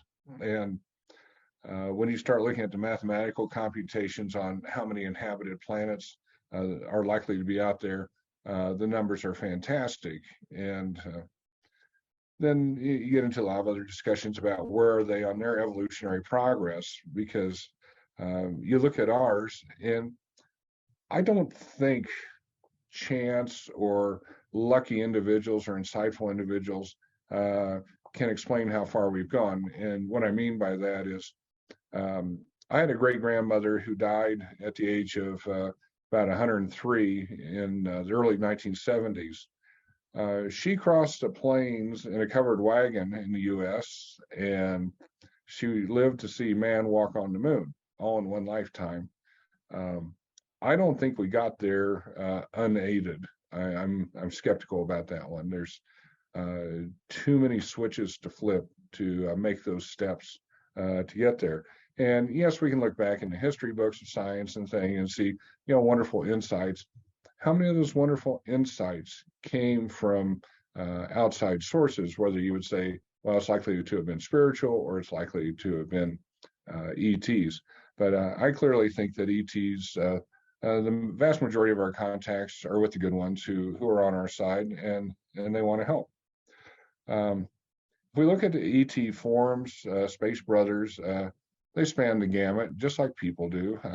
We have some very dark people who I wouldn't want to be around or be in the same room with, and we have some wonderfully gifted people who a lot of us would just like to sit on a cushion and just feel their presence, like the Dalai Lama. Well, so you have ETs that are, some are very dark. Some of the lizard types, the draconians, things like that come to mind, reptilians, some of the dark grays. Many are passive. So why would passive ETs hang around the planet? And this is interesting because when I muscle test on how many different ET species or races are hanging around right now, I get over 340. And a lot of them are passive. They're watching. They want to see what's happening here. It's kind of like they're sitting there with buckets of popcorn watching our Truman Show, saying what's going to happen next. They want to see what's happening next, because we are approaching some very major shifts in vibration, where a lot of people are going to move and shift, and possibly we're going to have a lot of people shifting to higher vibration Earths, things like that. And they want to see the show. This is novelty to them. This doesn't happen very often. So they're hanging around. We have some ETs that are very high tech, but very low morals. And a mistake we often make, but now we're learning our own comeuppance, is to equate technical superiority with moral superiority. Now, if you think back to the English back in the 1700s, when they had a wonderful combination that made them the dominant political force on the planet, of ships and gunpowder and rifles and all that type of thing. They kind of lorded it over most of the countries on the planet. I think one time I saw that there were only like 19 countries that the British didn't touch in their heyday of being the empire, where the sun never sets on the British Empire. So they had the technology, they didn't necessarily have the morals. And you look at us today, we have bioweapons, and I'm very concerned about people who work on those labs who just do what they're told to do. None of them ever push back and say, I don't think it's a good idea to follow this path or to develop this toxin or this microbe. And look what happened with our pandemic. One of the speculation paths is that what we have with COVID is something came out of a lab. That's another speculation about AIDS. But there are certainly some very nasty critters that are created in labs, and they always come up with rationalizations, and a lot of it's, well, we have to because we know the other side is doing it. But we never cross into that moral area of saying this is just wrong. And I'm afraid that cloning is another one where I just have no doubt that there are some countries on this planet that are cloning people and trying to perfect that to end up with some type of super soldier or who knows what.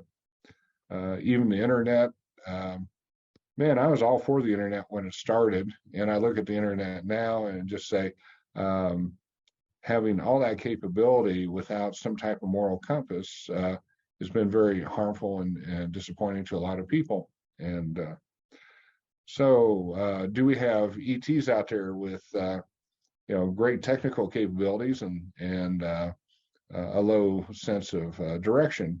Yeah, if you read some of the stories that have been channeled from the Pleiadians or brought back, it's that they went through their own crisis maybe a million years ago, where they had big Pleiadian groups fighting other big Pleiadian groups. It was a huge war. And after they finally got through that, they all said, we got to clean up our act. And they started deliberately working towards becoming, they may have been very technically advanced, but they want to catch up on the spiritual side. And so most accounts now, the majority of Pleiadians are they're very advanced spiritually. They're very passive. They're not aggressive folks. We do have some ETs that are very high morals and ethics and helpful. The Pleiadians would fall in there. A lot of times you hear about Arcturians, maybe Andromeda and some of those. and you'll hear names, you may have already heard them, like Commander Ashtar and the Galactic Federation and groups like that. So high morals, high ethics. They follow some of those directives out of Star Trek about, having minimal impact on people like us that they visit, so that they don't distort our trajectory forward.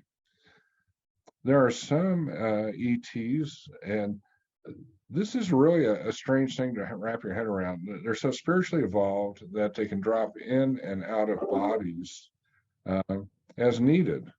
And then they also did something else, and this was a personal experience, which really forced me to rethink a whole lot of things. It kind of caught me off guard. So in my background, I grew up in a household where we went to the Episcopal Church. My dad became an Episcopal priest, and he was an engineer, and then he became a priest. And then after my parents divorced, he went back to management consulting. And then in retirement, he became supply clergy in the Episcopal Church.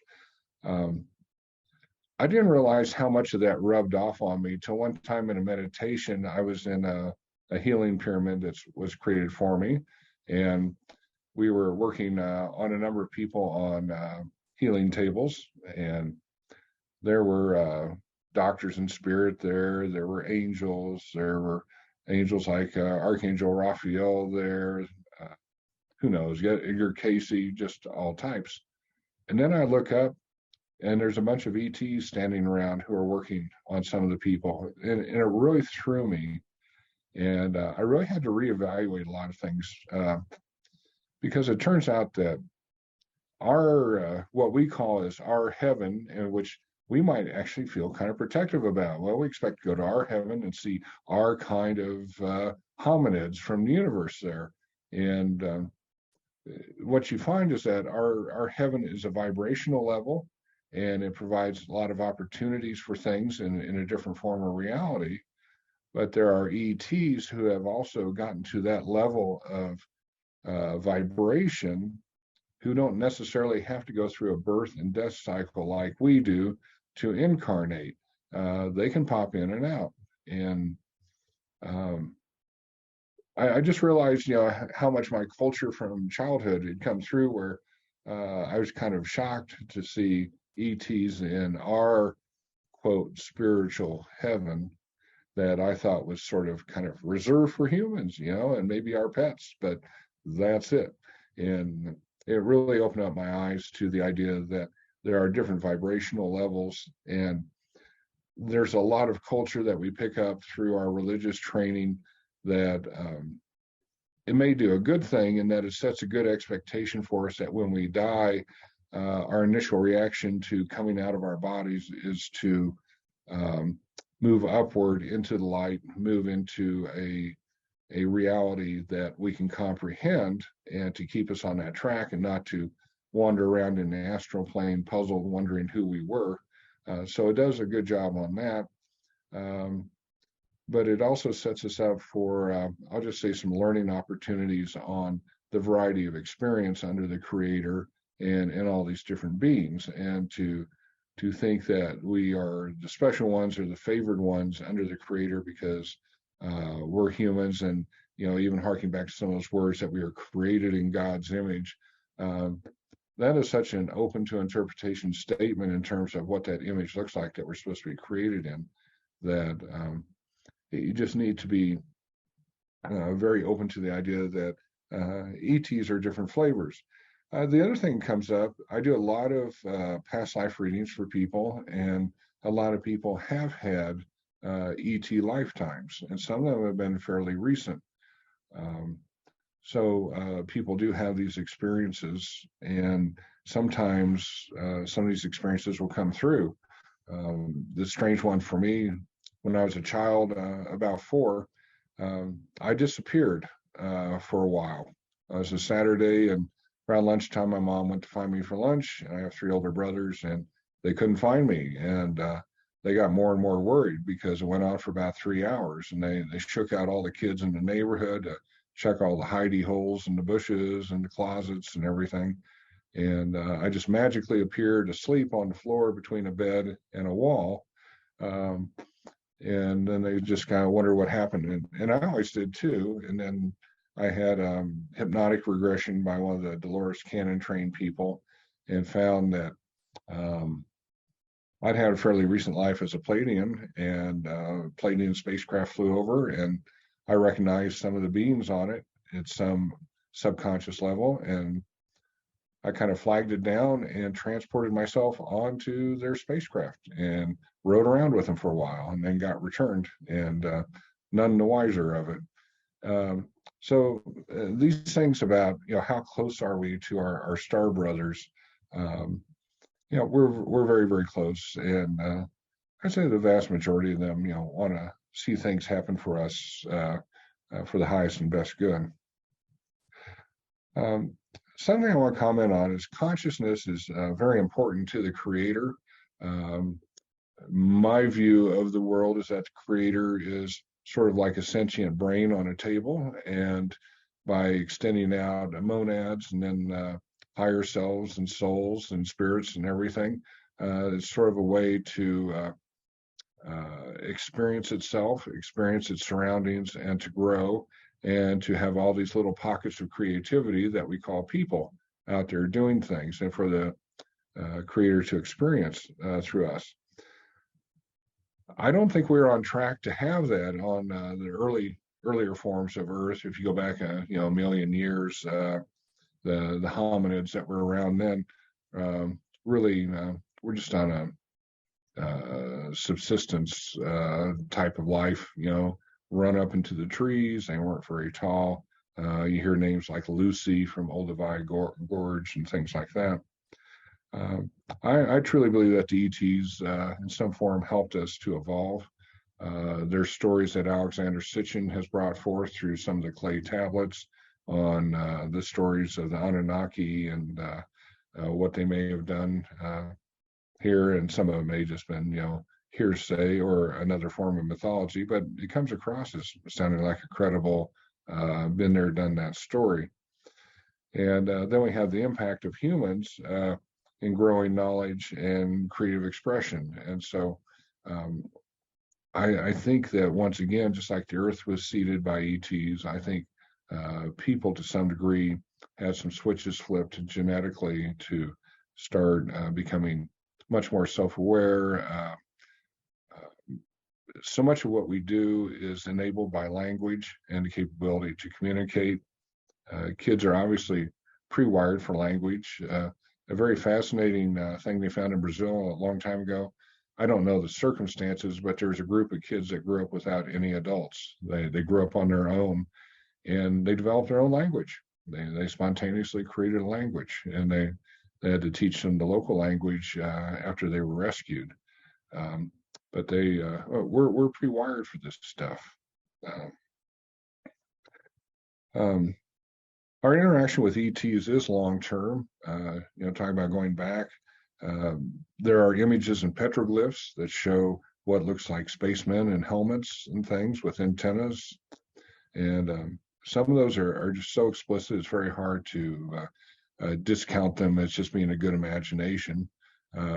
It's hard even today for people to put down stuff with imagination where they don't have some idea of what it looks like. Very few people produce something totally out of imagination very new. Some of these people are abstract artists and others, but for the rest of us, we do new things based on past experience.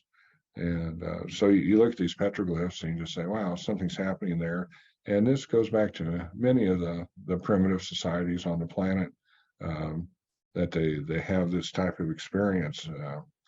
And, you see so many indigenous races on the planet that use things like masks or carvings or images, or like the Nazca Plains, where they carve those humongous images, all these types of things. The people had a need to try to convey something, and they'd had an outstanding experience. John Shelby Spong, the bishop who died a couple years ago, long life as a theologian, very controversial within the Episcopal Church.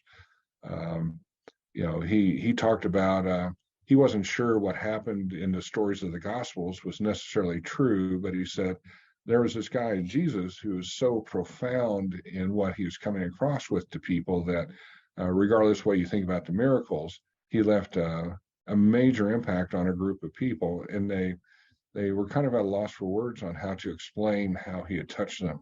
And I see sort of the same thing with ETs, that they've had this profound impact on people. We have descriptions in the Bible that sounds very much like ETs. We have the Nephilim in the Old Testament. These were some of the giants, and there are even stories about how the sons of gods came down and had children with the daughters of men, and maybe this was part of the abomination that they're trying to wipe out with Noah in the flood, was that we had these hybrids that were happening. Who knows? But tantalizing glimpses of that. Interaction with ETs, I want to talk about a particular person. She's open about it now. She kind of goes back to the thing about pig and rat, where so she's in her 70s and she's finally come out about this. She's an artist and an interior designer, and very gifted in conceptual stuff. Her name is Mary Edwards. And when I started working with her, we've done a lot of work together. Found that she comes from a line of about 94 generations of grooming, sort of keeping the family tree going, enhancing it here and there, making sure that the ancestors were high performers, were successful. And in her lineage, it goes back, that she can trace, hundreds of years. Many famous names come up. It's you just look at that, you say, wow, you come from a long line of very accomplished people. And she's had her challenges in life. She's has problems with dyslexia and ADD and things like that, but she's been successful in her life. And so she has a lot of gifts in art and interior design. She helped work on some of the International Space Station concepts on how to keep people from going nuts by being stuck in a little metal tube for months on end, things like that. Well, at this point, she is being borrowed, either physically or consciously, to go to different planets to teach art and aesthetics and how humans view things. As a rocket scientist, I'd have to say I was involved in a business that is very antiquated, very archaic. If you'd asked me back in the 1970s as a fairly new engineer, where do you see rocketry in 50 years? I would have never answered, I think we'll still be getting to space using a chemical process, a chemical reaction. But here we are, and we're using standard chemistry to produce trust, and frankly, it's very dangerous. Too many of those things just blow up on their own. And I guess in retrospect, I'm kind of glad I never was one of the people picked to ride on one of those things. I'll stand down here and just watch the skyrocket go up. Thank you very much. But having said that, if you get to the other point of view, that through reverse engineering crashed UFOs and things like that, that we've had a black program and other countries have had for decades, I think the evidence is just overwhelming that our government has spacecraft that can go around the solar system very easily, and other transportation techniques.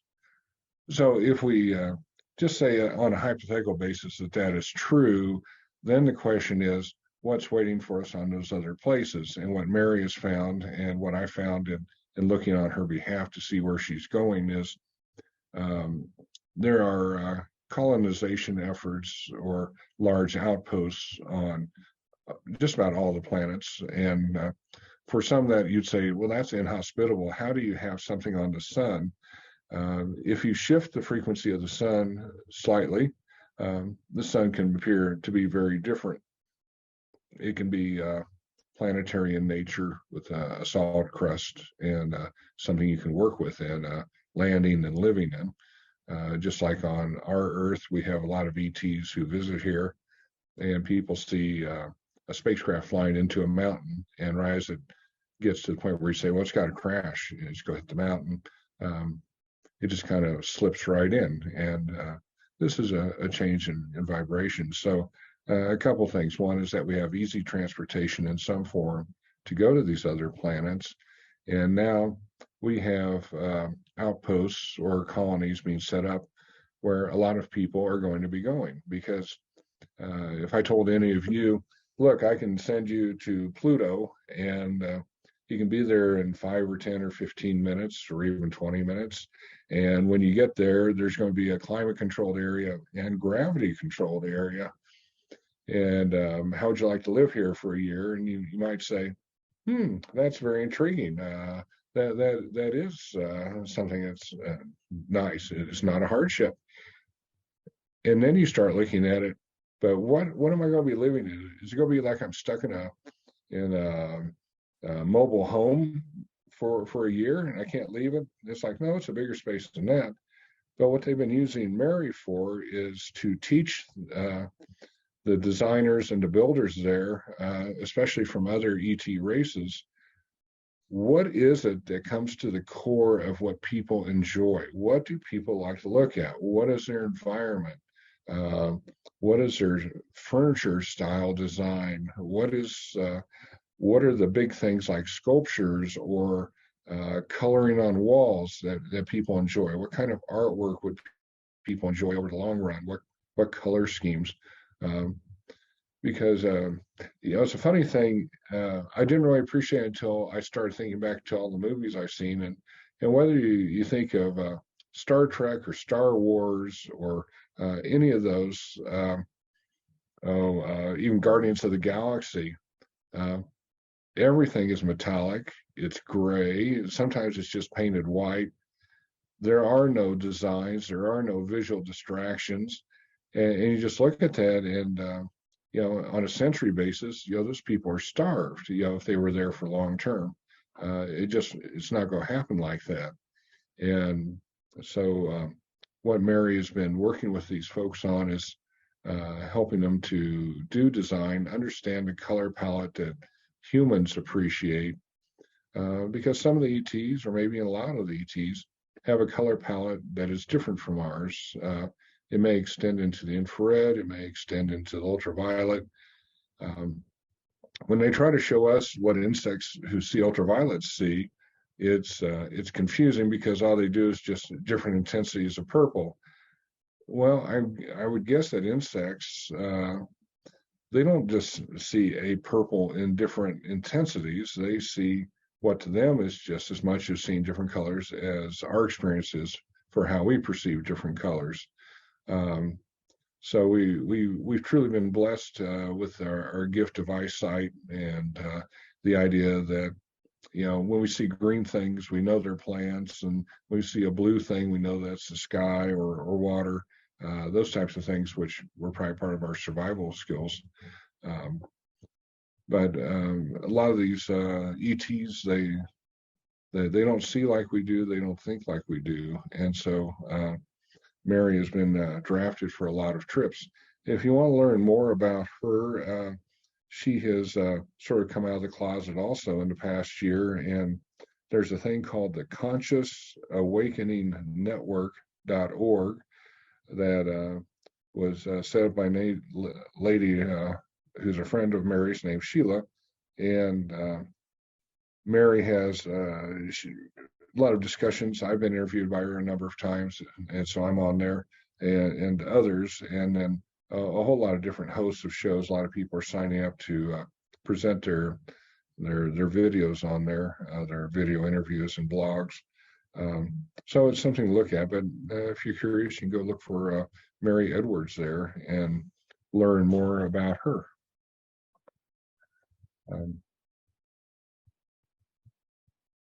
So how do we affect ETs? If we get past this mindset that, oh, they're totally superior, they're like gods to us. Well, there's a global consciousness, and as a lot of you have seen probably from some of these meditation projects, especially like people, Lynn McTaggart, who's sponsored these meditations, and they found that the capability of what you can affect with a meditation goes up exponentially with the number of people who are meditating. So if you start thinking about the news of 911 coming out, of what the tragedy of that was, there were so many people who were in shock over that, just very sad, in a low state of mind. That global consciousness would certainly affect not only our planet, but there would be waves of that energy going out, because once again, we have to get out of the mindset that emotions and our psychic gifts are like radio transmitter towers and have those limitations where it dissipates over distance.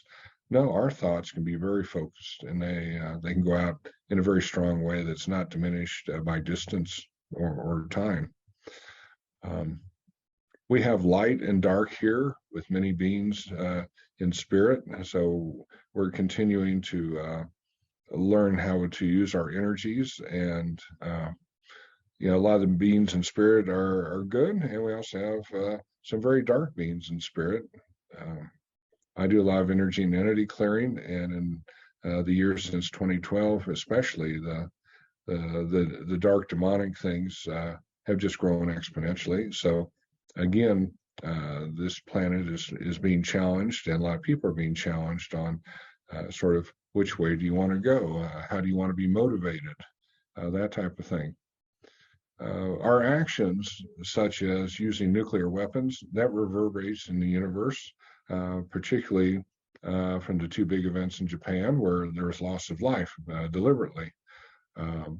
Even our underground tests, which supposedly don't have any effect on the surface, those send out shock waves through the universe. So again, I think it's from their point of view, it might be us with nuclear weapons, looks like trusting chimpanzees with firearms. You just don't do it, and yet we've done it.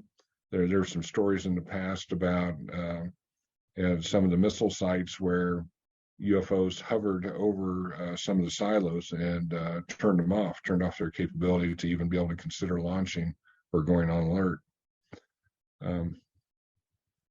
One of the things in this about our technology is our physics are still sort of focused on the idea that the speed of light is an upper limit of just for the speed of how communication can transfer. But it's not an issue for the ETs. Everything that comes out about the ETs is that that's just not a limitation. They can move from here to there very rapidly. They don't have to obey our primitive forms of physics where force equals mass times action, and therefore when you're flying around the spacecraft, you have to worry about banging into the wall when it makes a turn. They don't bang into the wall. The gravity on their spacecraft keeps them from not sensing changes in speed. Whereas, for us, we get in a car and slam on the brakes, we go forward. That doesn't happen with them if they come to an instant stop. Another thing that's happening is, from our perspective, we have a big transition from Pisces to Aquarius happening. Astrologers and astronomers can't tell you exactly a particular date or year, but we know we're in that transition. And I think it's moving very rapidly now as we take on more of the Aquarius character. But a funny thing is, the constellations that we see in the sky, they only work from our vantage point because the stars aren't all at the same distance. And so if you go out in space, this looks like three things, but if you go out in space and you turn it like that, they aren't lined up to see it versus this. And so our constellations fall apart as you get away from the planet and get away from our solar system by a significant distance. But still, those constellations do have an impact on us. And with our great big level of consciousness, it flows out there and affects them. For highly evolved ETs, our lower level of thinking may be beneficial for us to help them deal with other less evolved races. So they may be so far beyond races they have to deal with that it is helpful for them to borrow us. And this has happened with me. One time in a meditation, I'm just always open to having somebody come by and grab me and say, Dave, we need your help, go solve this problem. And I was taken to a planet where it looked like they had these tall stone columns with a stone disc on top, and they're different sizes and different places.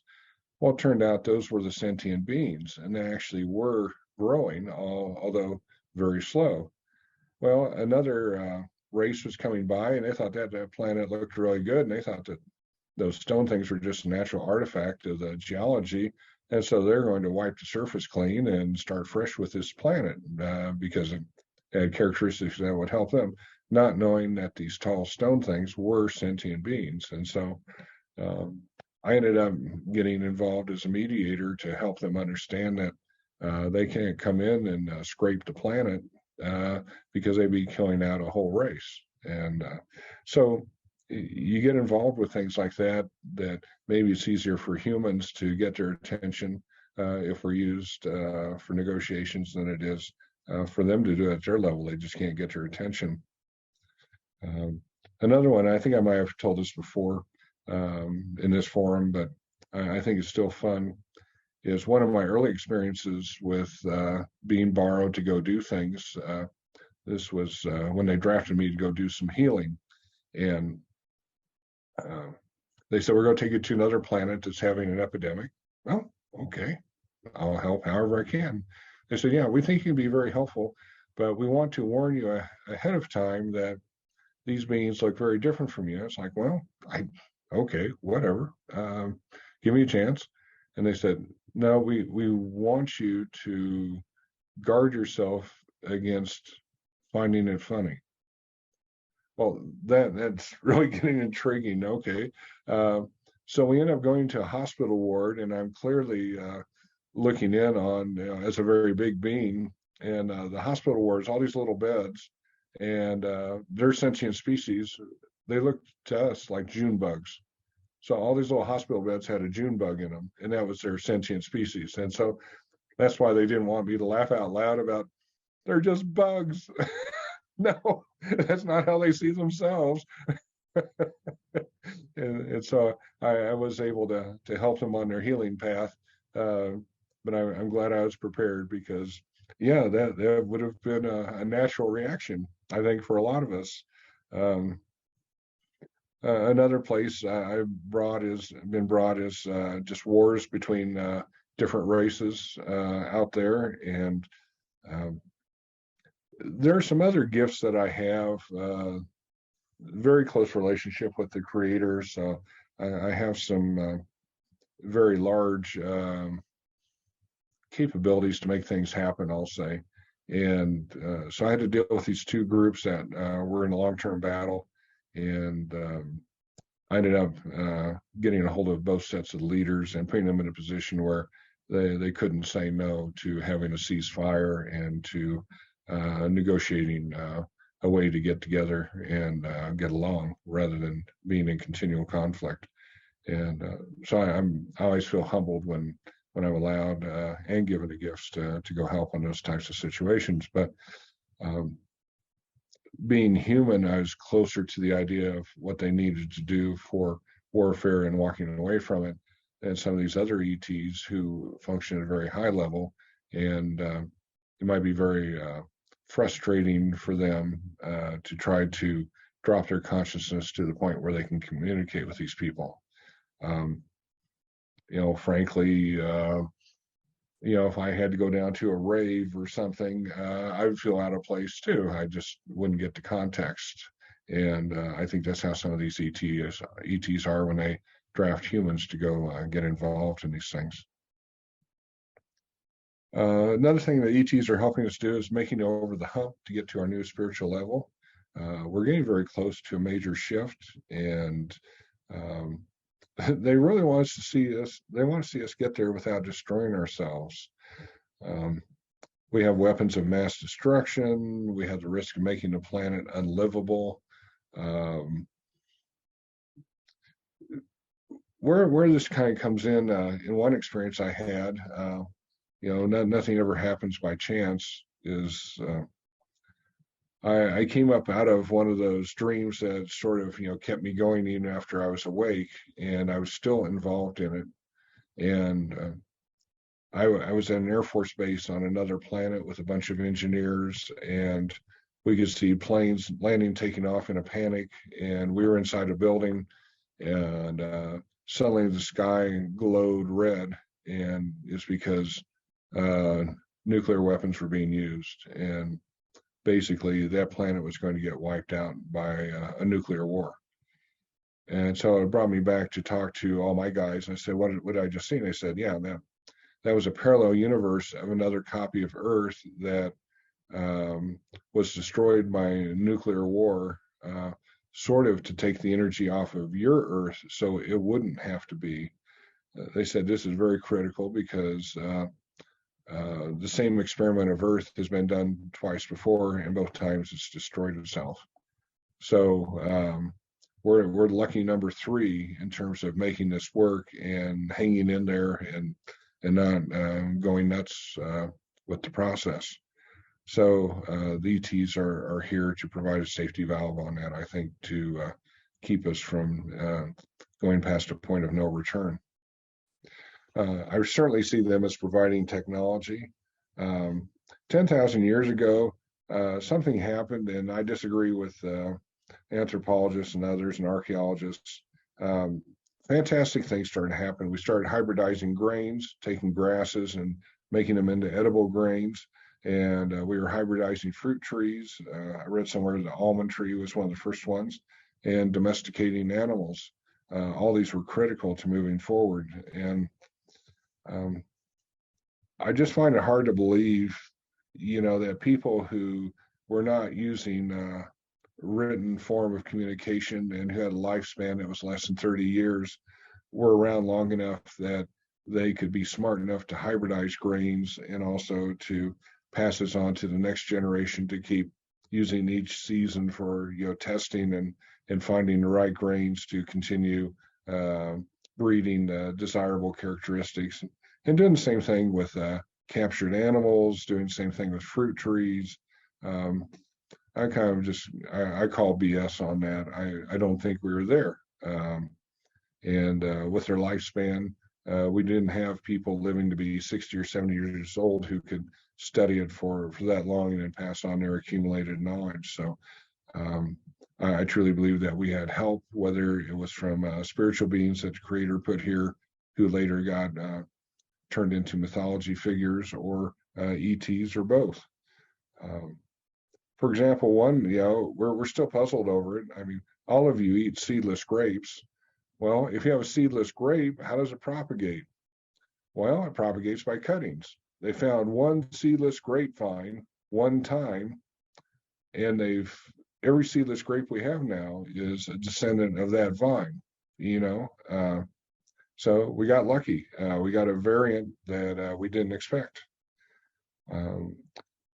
We have advanced electronics. The rapidity of what we went from the first test use of a little transistor into integrated circuits and all the stuff we have now.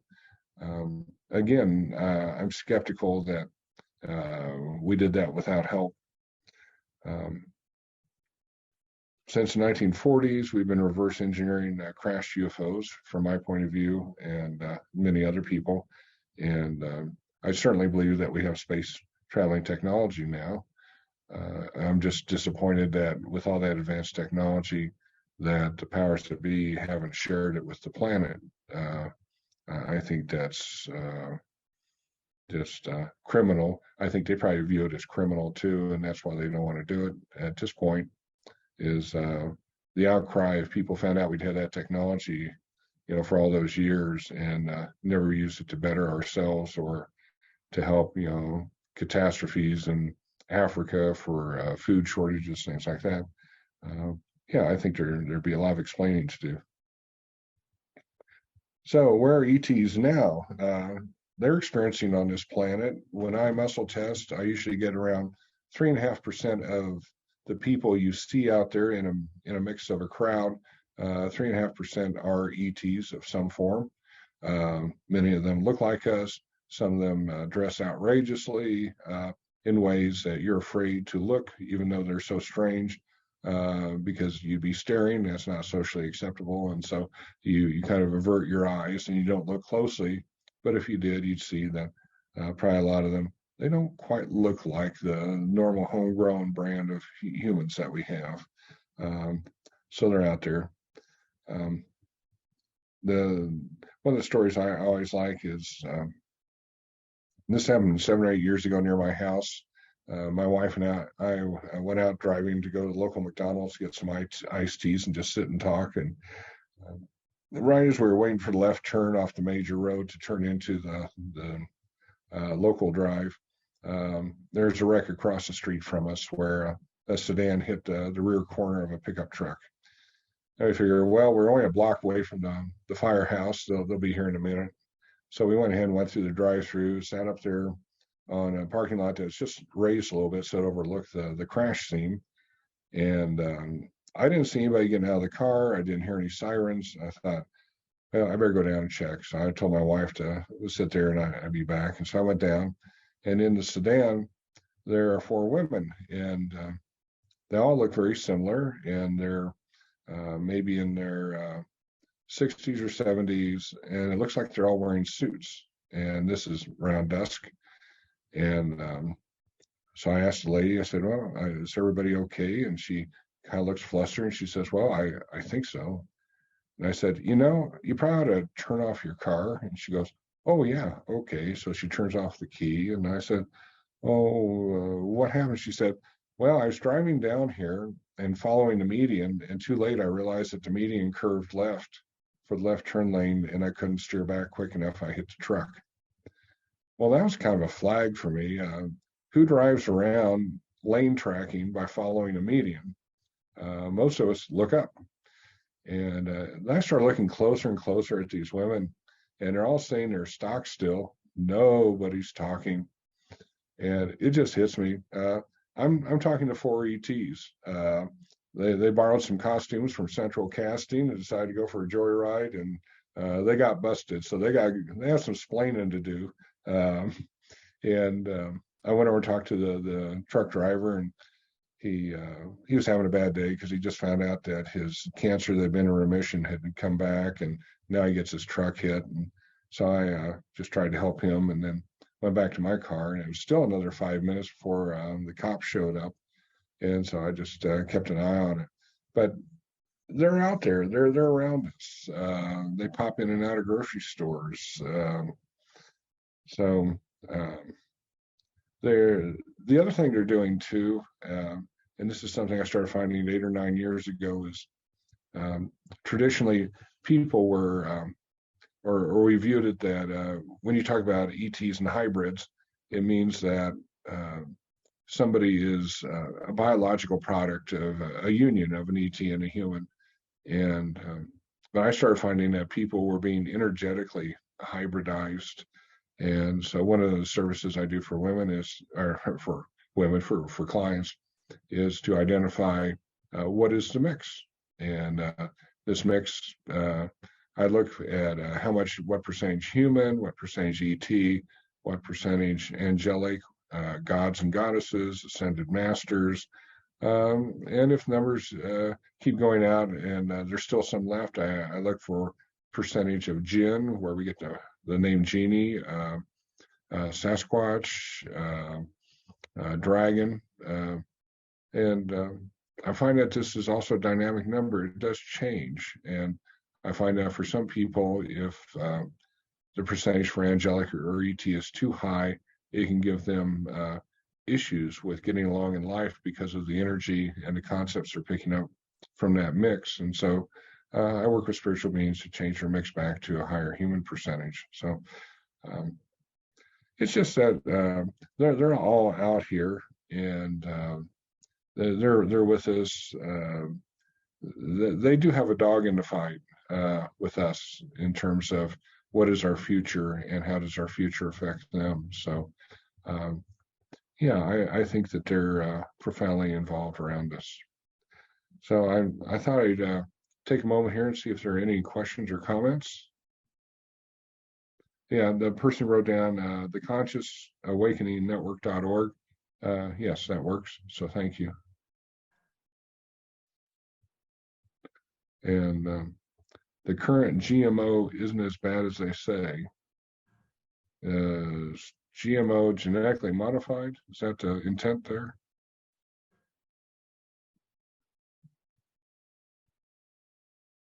I think what she's saying, so are you saying that our current... Yes. Oh, yeah, so you're talking about, you know, genetically modifying things and everything. So that was then. So so oftentimes there's such a negative connotation, and even labeling non-GMO. Oh, I think it's very, very different things. You know, a funny story. I have just a couple minutes left here. Okay, so a number of years ago, we had corn crops that were out there in the field, and nearby we had corn crops that had genetically modified corn. And the pollen blew across the road and contaminated the non-GMO corn. Well, they went ahead and made corn chips with the non-GMO corn or with the GMO tainted corn. And when people found out about it, they went nuts and they said, okay, what are we going to do with all this corn that's been screwed up? And they said, I know, we'll ferment it and make alcohol for fuel. And that started a whole new industry that the government subsidized, and everybody said, oh, this is great. So rather than saying, let's get rid of this mistake, it's a one-time thing, now they do it. And frankly, I have a moral problem with people growing grain to make fuels for cars. And always have to subsidize it by with the government. Yeah, the genetic modification I'm talking about from the ETs is totally different. I think it's helping us to excel in terms of using intelligence and problem solving and speech and things like that. So I think that they did have a major influence on us becoming very cognitive, maybe by the race Cro-Magnon people, or Homo sapiens as we're called now, in terms of surviving and being problem solvers.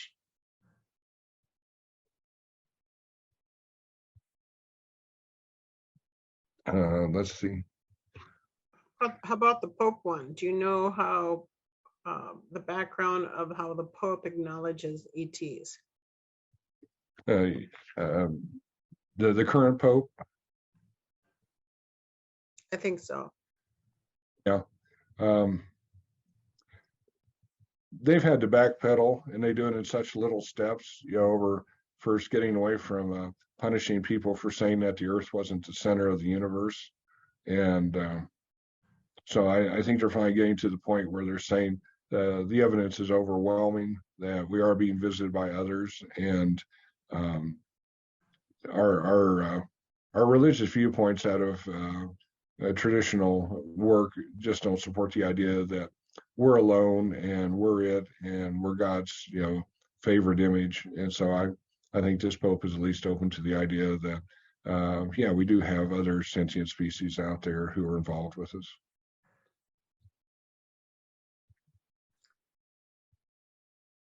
Your opinion on, are we at the end of a cycle of an 8 billion, I don't know what number it is, but let's throw it 8 billion year war between the dark and the light?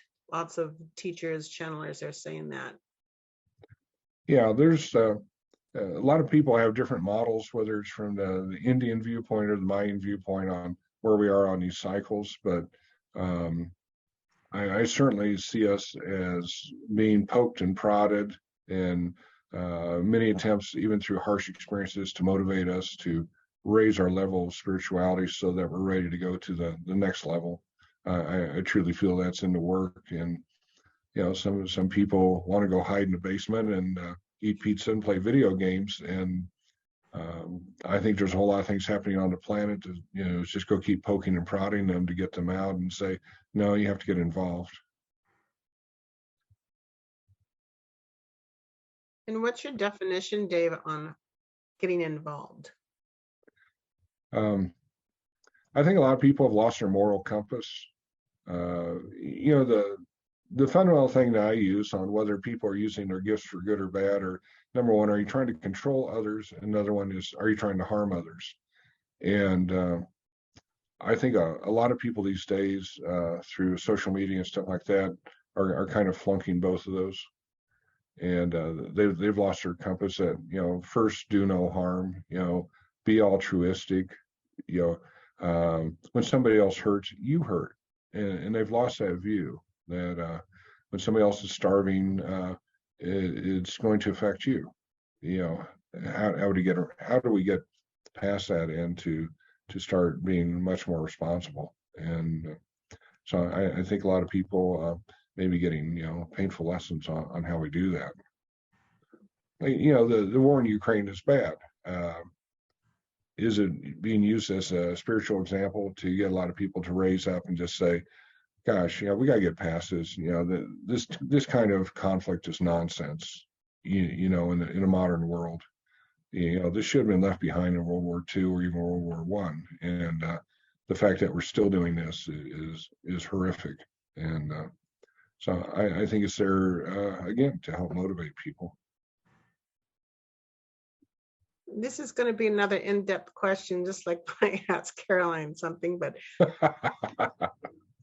so I do follow a little bit of Ishmael Perez, and he talks a lot about how Putin is the light. Mm-hmm.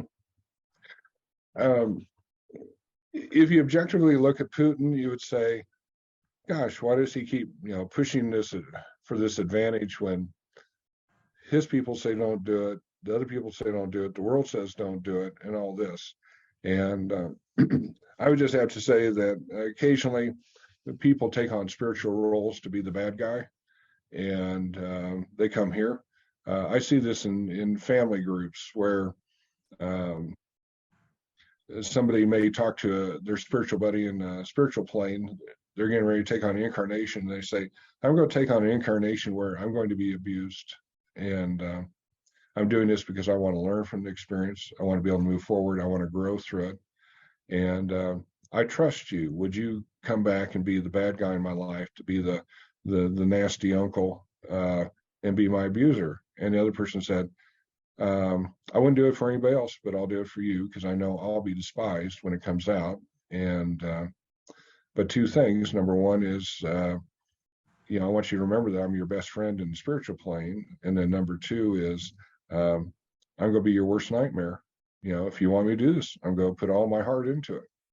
And so when I look at some of these, horrific leaders around the planet who do these things, I always have to look at, I can't be judgmental. I have to look into their hearts to see, did they take on this role as a good spiritual being where they came down for a specific purpose to encourage other people to push back against it, to learn from it. Thank you. Sure. Those are always hard questions, but I'm always intrigued. Yeah. Well, it's nobody ever dies at random. It's all part of a plan. It's all been scripted, and we may be surprised to lose a loved one. And I'm always sympathetic to people who lose loved ones under any type of circumstances. But there is a plan. There is a schedule. Things are in place. Something as important as that is not left to chance. So do you believe that 2023 is going to be an easier year than 2022? Please say yes. I think we're moving forward. Yeah, I think it's going to bring changes, and I think for the people who are prepared for the changes, they're going to feel better about it. Right now we're all kind of caught with our pants down with all this inflation. It's certainly affecting life choices and job choices and things like that. I think 2023, we may learn to live with inflation to the point where it starts to come down because we quit doing the things that pushes it up. So, yeah, I think the economy is going to get better for most people. Good. Yeah. Well, any other questions for Mr. Dave, the mystic? Well, I really appreciate this opportunity. These seminars that you've been holding, Hope, are just so much fun, and thank you for putting the energy into making them happen. It's been great. Caroline, do you have a question for Dave? I was just going to. Oops. Yeah, I put it in the chat. Would you like to comment about the new Avatar movie as to what is our takeaway or learning from it? I haven't seen it yet. That's over 3 hours, and I have a feeling that I'll be seeing it alone. I don't think my wife wants to sit still for 3 hours for a movie. I was happy with the first Avatar, and but obviously they left the door open that angry people from Earth are going to come back and try to exact revenge, and so I haven't seen it, so I don't know what the exact plot line is, but I found the concept of a living planet very enticing with it. The flip side is I'm an engineer. The planet has low gravity. People wouldn't be able to walk normal. It'd be just like watching the men on the moon, where they kind of bounced around and leapt. They didn't just walk or stroll. So I have a hard time with the science in it. I'm sorry. It's just me. It's how I look at it. Caroline? I just wanted to ask Dave, have you been getting like any new or interesting dreams lately, or when you wake up, do you have a feeling like you were on the ship, or that you were just in a meeting or anything like that? Yeah, they're still happening where I'm in other realities, and it just there's some dreams where you just say, obviously I'm mulling over events of the day, but there's other dreams where you say, wow, they wanted me to see this and experience this and feel this, and so yeah, those are still happening, and you pay attention to them, and you just say, wow, I don't know where they use me, but I hope it's for really good things. Yeah. But I think we're all being taken. I mean, everybody that I see here is listening. I know that you're all journeying in your sleep, and you're going to other places, and you may have a hard time filtering the dream to try to figure out in our 3D reality where you really were, because it may have been a different dimension. But you are getting probably interesting and strange stories, and you just say, I wonder what I'm supposed to get out of that. But trust me, you're probably doing some very cool stuff out there. Yeah. Thank you. Well, thank you. Thank you. Well, I appreciate you able to join us tomorrow at 10 o'clock for. Yeah, I'll be there for the panel. Good. Q&A. Yeah, is there another link that you're sending out for tomorrow?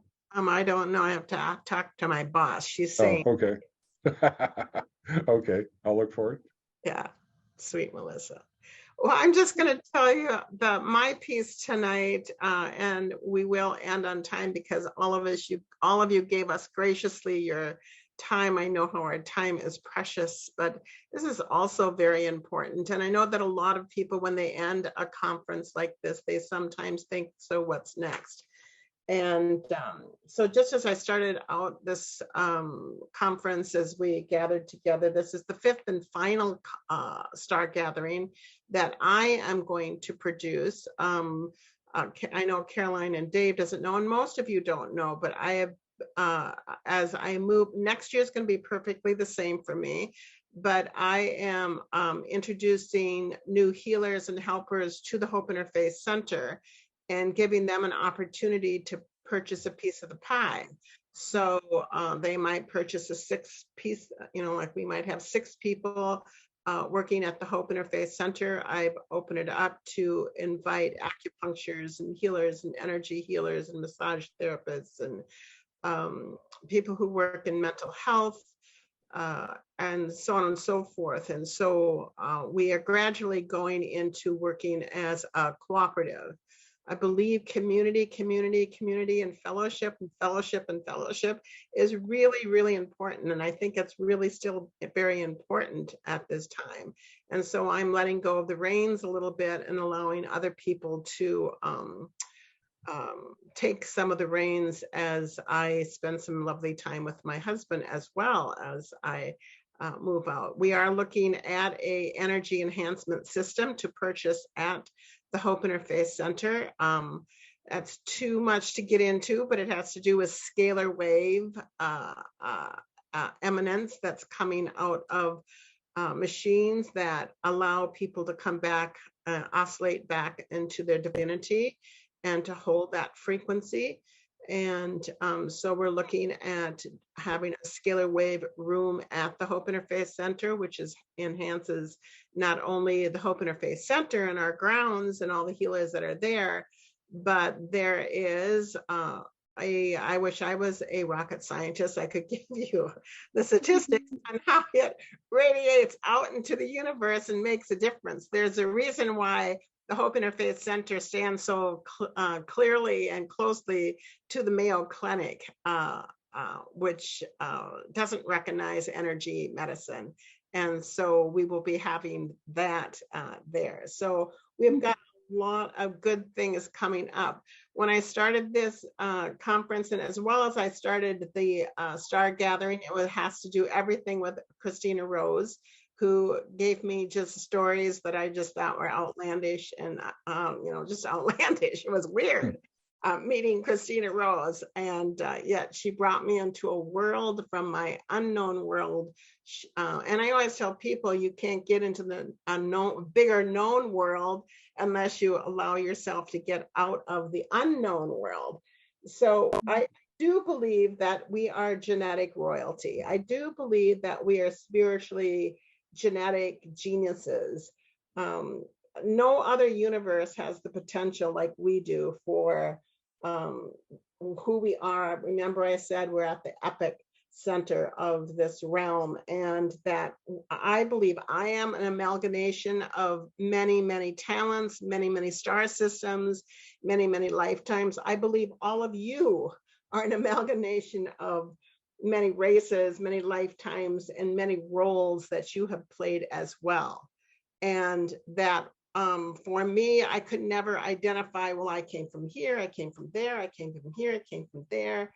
And then I realized, well, I'm just an amalgamation of kind of like a mutt and understanding all of my lifetimes, all of my roles, and all of the different planetary systems that I've been to. And for me right now, although I use the word ascension, for me, it's integration. And my Christina Rose would always say to me, it's about integration. So she would not use the word ascension. She would use the word integration. And when you can integrate that, then we are quite capable of making mountains move and changes occur. So because I believe that we're kind of this genetics of DNA that we all are, and I believe that once upon a time when we were all opened up and awakened to the integration of that truth, we could indeed alter and move matter. We could indeed teleport. We could indeed breathe underwater. we could open up portals, and we did open up portals. We materialized rain. We turned flowers into paintings and paintings into flowers. We were able to do a quickening, and we are now back. We are back in that integration right now to integrate and assimilate, and we are the radiant guardians. Although that feels awkward at times, I believe that we are working on a multidimensional level like never before to, we talked about saving Gaia planet Earth, but we are saving galaxies upon galaxies. And just as Dave has reported, universes beyond universes. And most of us know that currently we're still using about 4, maybe 5% of those genetics right now that we're opened up to. And yet we're royalty. And so we have 96% that we are kind of moving into more and more and more. My hope was, as we get together, and every time I get together, again, I'm a bit of a groupie.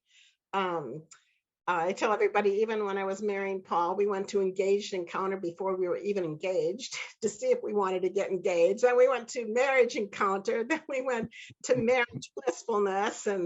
And so I've always been a groupie. I have always believed in community. We've had community down our basement here in our home, angel classes that I taught over and over and over again. So I believe the amalgamation of who we are in this process right now. We were mystics, we are wise ones, we are healers, we are witches, we are high priestesses, we are artists. We are lovers, we are star friends, we are authors, change makers, singers, music makers, animal whisperers, medicine women and men. We are weavers and we are visionaries, and I do believe that we are avatars. And I would like to share just a few quotes. I think that was interesting when Carmela asked Dave about Avatar.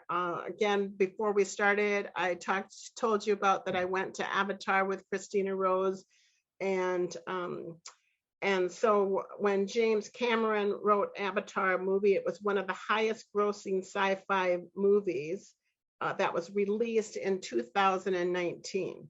And the storyline was based on a fictional planet, so maybe not, named Pandora, which I think is kind of interesting because of the Pandora bracelets, the Pandora jewelry, especially for women that have come out and still are a basis of that. It was inhabited by very unique blue-skinned humanoid rare beings known as Navis.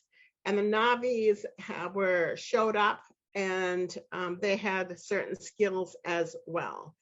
And so here are just a few of the lines from the first Avatar. I am sitting on the edge of my seat so I can go see the new Avatar, and I would welcome my Bliss sisters who know me so well. I would love to have you join me to gather to go see this movie because I find it fascinating. So some of the statements from the Avatar movie was, sooner or later, you'll always have to wake up. Sometimes your whole life of change boils down to one insane movement and choice. Beware, for I am fearless and therefore powerful. What's the point of having a voice if you're going to be silent in those moments where you really shouldn't be? I am not afraid of storms. Even when the fate whispers to the spiritual warrior, you cannot withstand the storm. And the warrior whispers back, you don't get it. I am the storm. Which, by the way, Diana Gabriel gave me a bracelet that says that. There is no greater agony than burying your untold story inside of you. I liked it when Dave said, I could tell you something immediately. Don't wait to live your story. Don't wait to tell your story. Don't wait to be that story, because there's no greater agony than bearing your untold real story, your real genetics, your real truth of who you are inside of you. So what has that everything to do about support or where we go from here? At the Hope Interfaith Center, one of our things that we have done constantly was to support.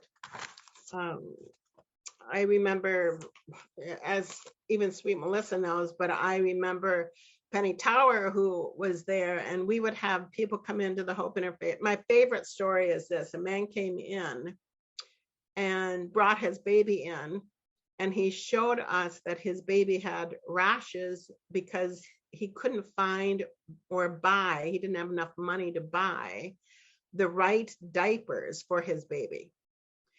And his story was that he was turned down many places because he didn't have a voucher. In the Mankato area, you have to find a voucher in order to give that voucher.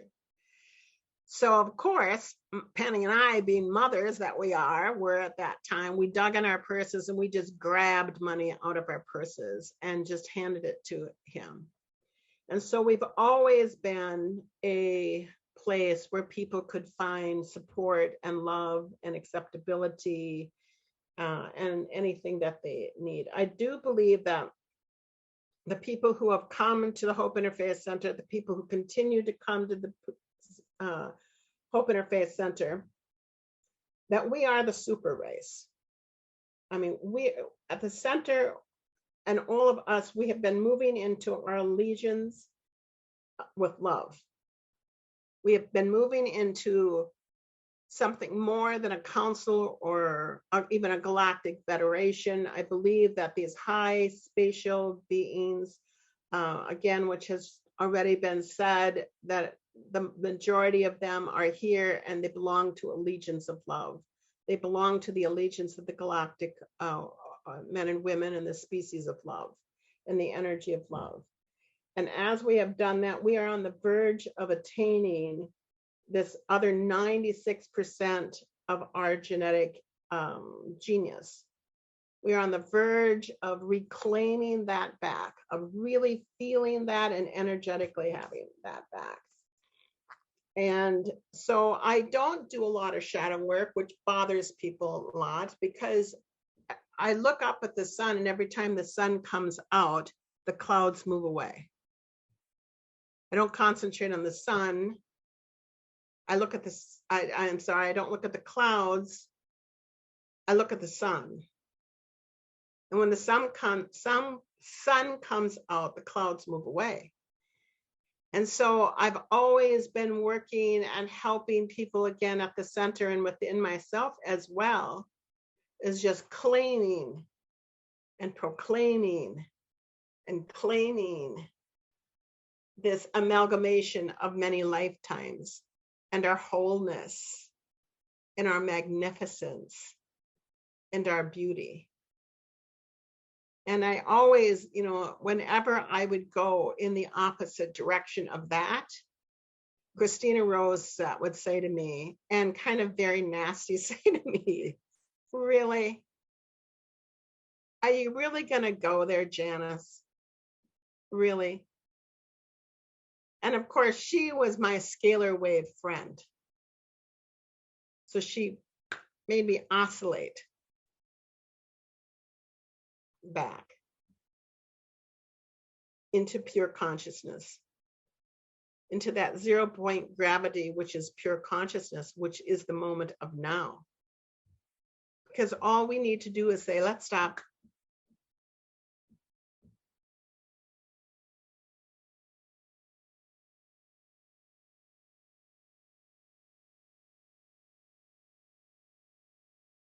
Feel that? That's your scalar wave energy. That's your pure consciousness. and to integrate that and to embody that and take the oversoul and embody it, embody it, embody it, embody it. Oh my gosh, I'm an amalgamation of all of these races, all of these lifetimes. I am still a witch. I am still a magi. I am still a queen. I am still a goddess. I am still all of those lifetimes that were really powerful. Again, if we say stop,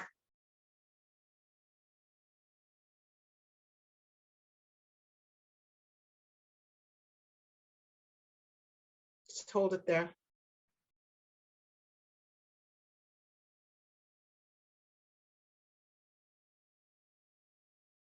And feel it not just on the outside of you.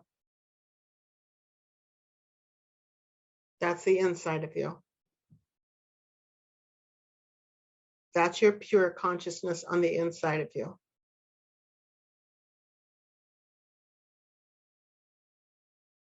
That's when all of this genetics and DNA is turning on. That's when your genius energy is coming up. That's when your royalty is here to move the mountains,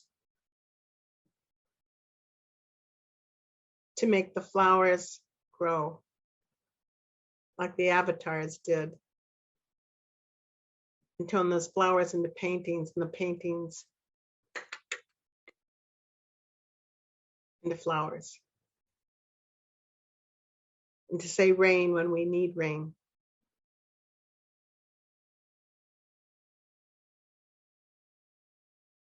Hold it there.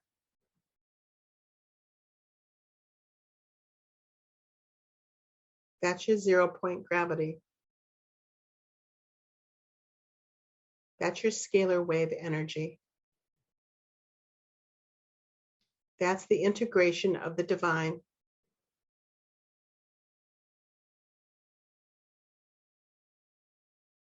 That's who you are.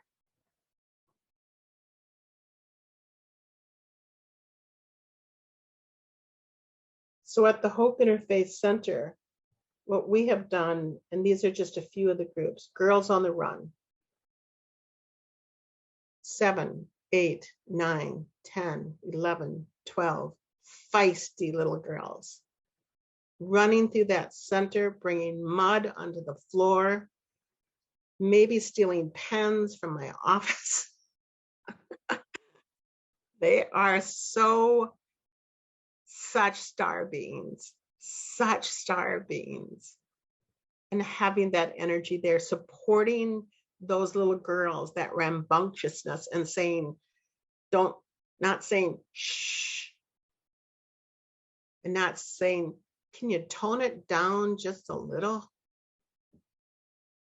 Not slapping their fingers or their hands or their imagination, but giving them a space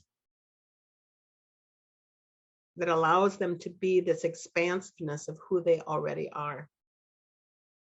To let their energetic genius come out within them, their royalty come out in them. We have massive amounts of yoga classes there that is now run through Sun Moon Studio. And the elders come in and they look up at the 100 and I forgot how many crystals we have hanging on the ceiling now, 149, 144. But they feel magic in there. And what they're doing is they're feeling the magic within themselves. Oh, I love this place. No, that's not really. It's, there's deities of mirrors. They're called the emissaries that hold mirrors. Star beings that hold mirrors so people can see their reflection. And so they're feeling their own beauty, their own magic within them. We have OCOA, Adult Children of Alcoholics, that Bob runs, and that he does it so divinely, so lackadaisical, but it's so easy for him. And people are coming in and miracles are happening. We have my man cave group, which is a Zoom group. It's a 3-year, they've been going for 3 years. I tried to close it down after the first year. We're going to meet once a month. No, they want to meet twice a month. And they are growing leaps and bounds because they're understanding the importance of who they are as men upon this planet. We have New Moon Group Circle. We have our Bliss Sister Group, and some of my sisters are here with me. We have Universal Teaching Group, which is a Zoom group. We have shared Reiki groups. We have Breakfast of Champions and Power of 12 luncheons where women come in to understand how we can work in solidarity and how we can support each other in solidarity. And so it is my hope that people, when they walk away from something like this, or if you find somebody who needs a community, the next group that we're having right now is a suicide prevention group. We have lots of kids within the world right now who are having connections with their star roots, and they feel odd, they feel strange. Some of them say to me when they report to me, I look strange. One of them is my nephew, and he has this enormous problem with his body shape and size. And when I look at him, I just think, man, you are from the stars, mister. And so he came into Bob's group and he's feeling welcomed. So that's the next group that we're going to have to support people at the Hope Interfaith Center, where people who feel suicidal because they don't quite fit in. I'm one of those people who felt very suicidal at the very beginning of this journey, because I knew I was so different in my awakening. And so I knew that when I would find people who would support me, I'd spend the rest of my life supporting people. And this is one area, the spatial understanding of who we are and the genetics of our divinity and our royalty is one place where that's real. It's not, again, as all of our speakers said, it's not supported and taught in our churches. It's not supported and taught within our schools of our delicious and beautiful star children. Energy medicine is not understood in our medical system, and so on and so forth. And so we are the ones that are here to bring that forth in such big and wonderful ways. So I am going to do one more circle that is going to be next year. It is going to be on the new moon. And the new moon, as all of us knows, it's about new beginnings, because I do believe that we are at a cycle. We have an enormous leap of consciousness coming, and that we hold that consciousness. And so that particular group is called the Impact Energy Circle, because we make an impact. You can tell already how Christina Rose made an enormous impact in me. And I believe all of the people that I have met, and again, just as the beautiful thing that Caroline did is, as well as Garrett when he was talking about the ego, and thank you, ego, thank you, I've learned some lessons there. And Caroline and her counsel was talking to us about allowing that integration and allowing the timelines to collapse and move into our full glory. I believe that we are this close. That's why I'm always asking everybody, that when I was very young, I was sitting on my couch and I asked, well, I had real big tears coming down my eyes, and remember, will I be on the earth to see this glory, to see the light victorious, to see that? And I might have been crying because I don't know why I was crying, but they came to me and they wiped my tears and they said, oh yes,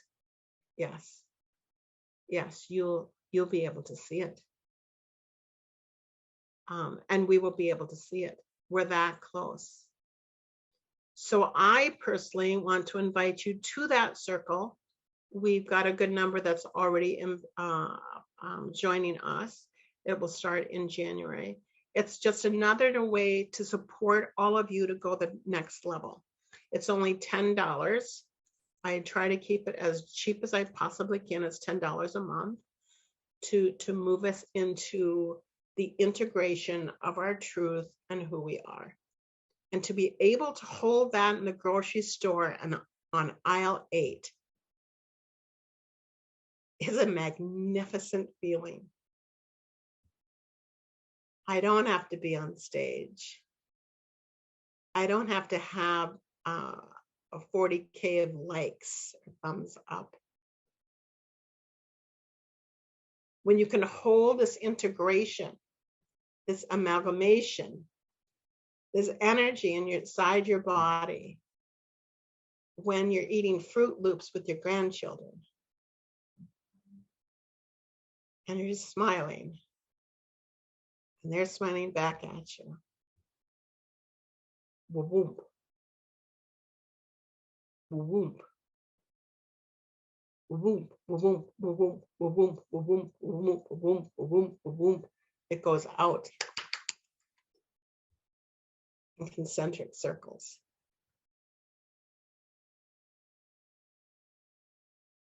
What we have done last night and what we have completed and accomplished today has been a whoop, whoop, whoop, whoop, whoop, whoop. It has gone out in concentric circles in our genetic geniuses, in our royalty of the truth of who we are, in our amalgamation of who we are, in our alliance to love. And it's moved out and it's changed the world and the universes. We have healed a child from cancer. We are finding food and feeding people their food that they deserve. That energy matters. We matter. And that's why groups like this are so important. Because when we talk about mass consciousness, that's what this means, mass consciousness. To come together in community and to do this is so important because we're this close. We're this close. We're this close. So if you feel called to join us at the Hope Interfaith Center or join another community who uses their impact of their energy to proclaim the light victorious now and forever. Find that and do that right now. It's really, we're being called to do that. We're being called to do that. So it has been an honor. I am always thrilled. I always cry a bit, you know this. Thanking Dave and thanking Caroline and thanking sweet Kari for being with us. And yesterday, Dave was with us. Thank you, thank you. And today, earlier on, we had Maia from Crestone with her energetic field that just blew me away. Thank you for all these teachers that have come together. Thank you for all of you who have come together, who have taken your time to come together and to know the reason why we come together like this. Ba-boom, ba-boom, ba-boom, ba-boom. Thank you, because I know that your time is precious. I know that your time is precious. Please join us tomorrow at 10 a.m. I would go into this night again and to go internal. The solstice calls us to go internal. I've got dishes to do upstairs. I'm not doing them. Whole family's been running around upstairs. I'm going to go internal. internal. Assimilate everything that's happened to you. Kari Chapman said the integration that she gave us is going to take a little while. Tonight will be very important to integrate that. Thank you, Reverend Kari, for that integration. Thank you, Caroline, for your wonderful, wonderful counsel that comes together to help us collapse. And thank you, Dave, for your perfection in helping us understand the ETs. I thank you all. And thank you, my friends, my sisters, for joining me today. I look forward to seeing you. And then Melissa, I mean, my boss, she does miracles. I let me clap her.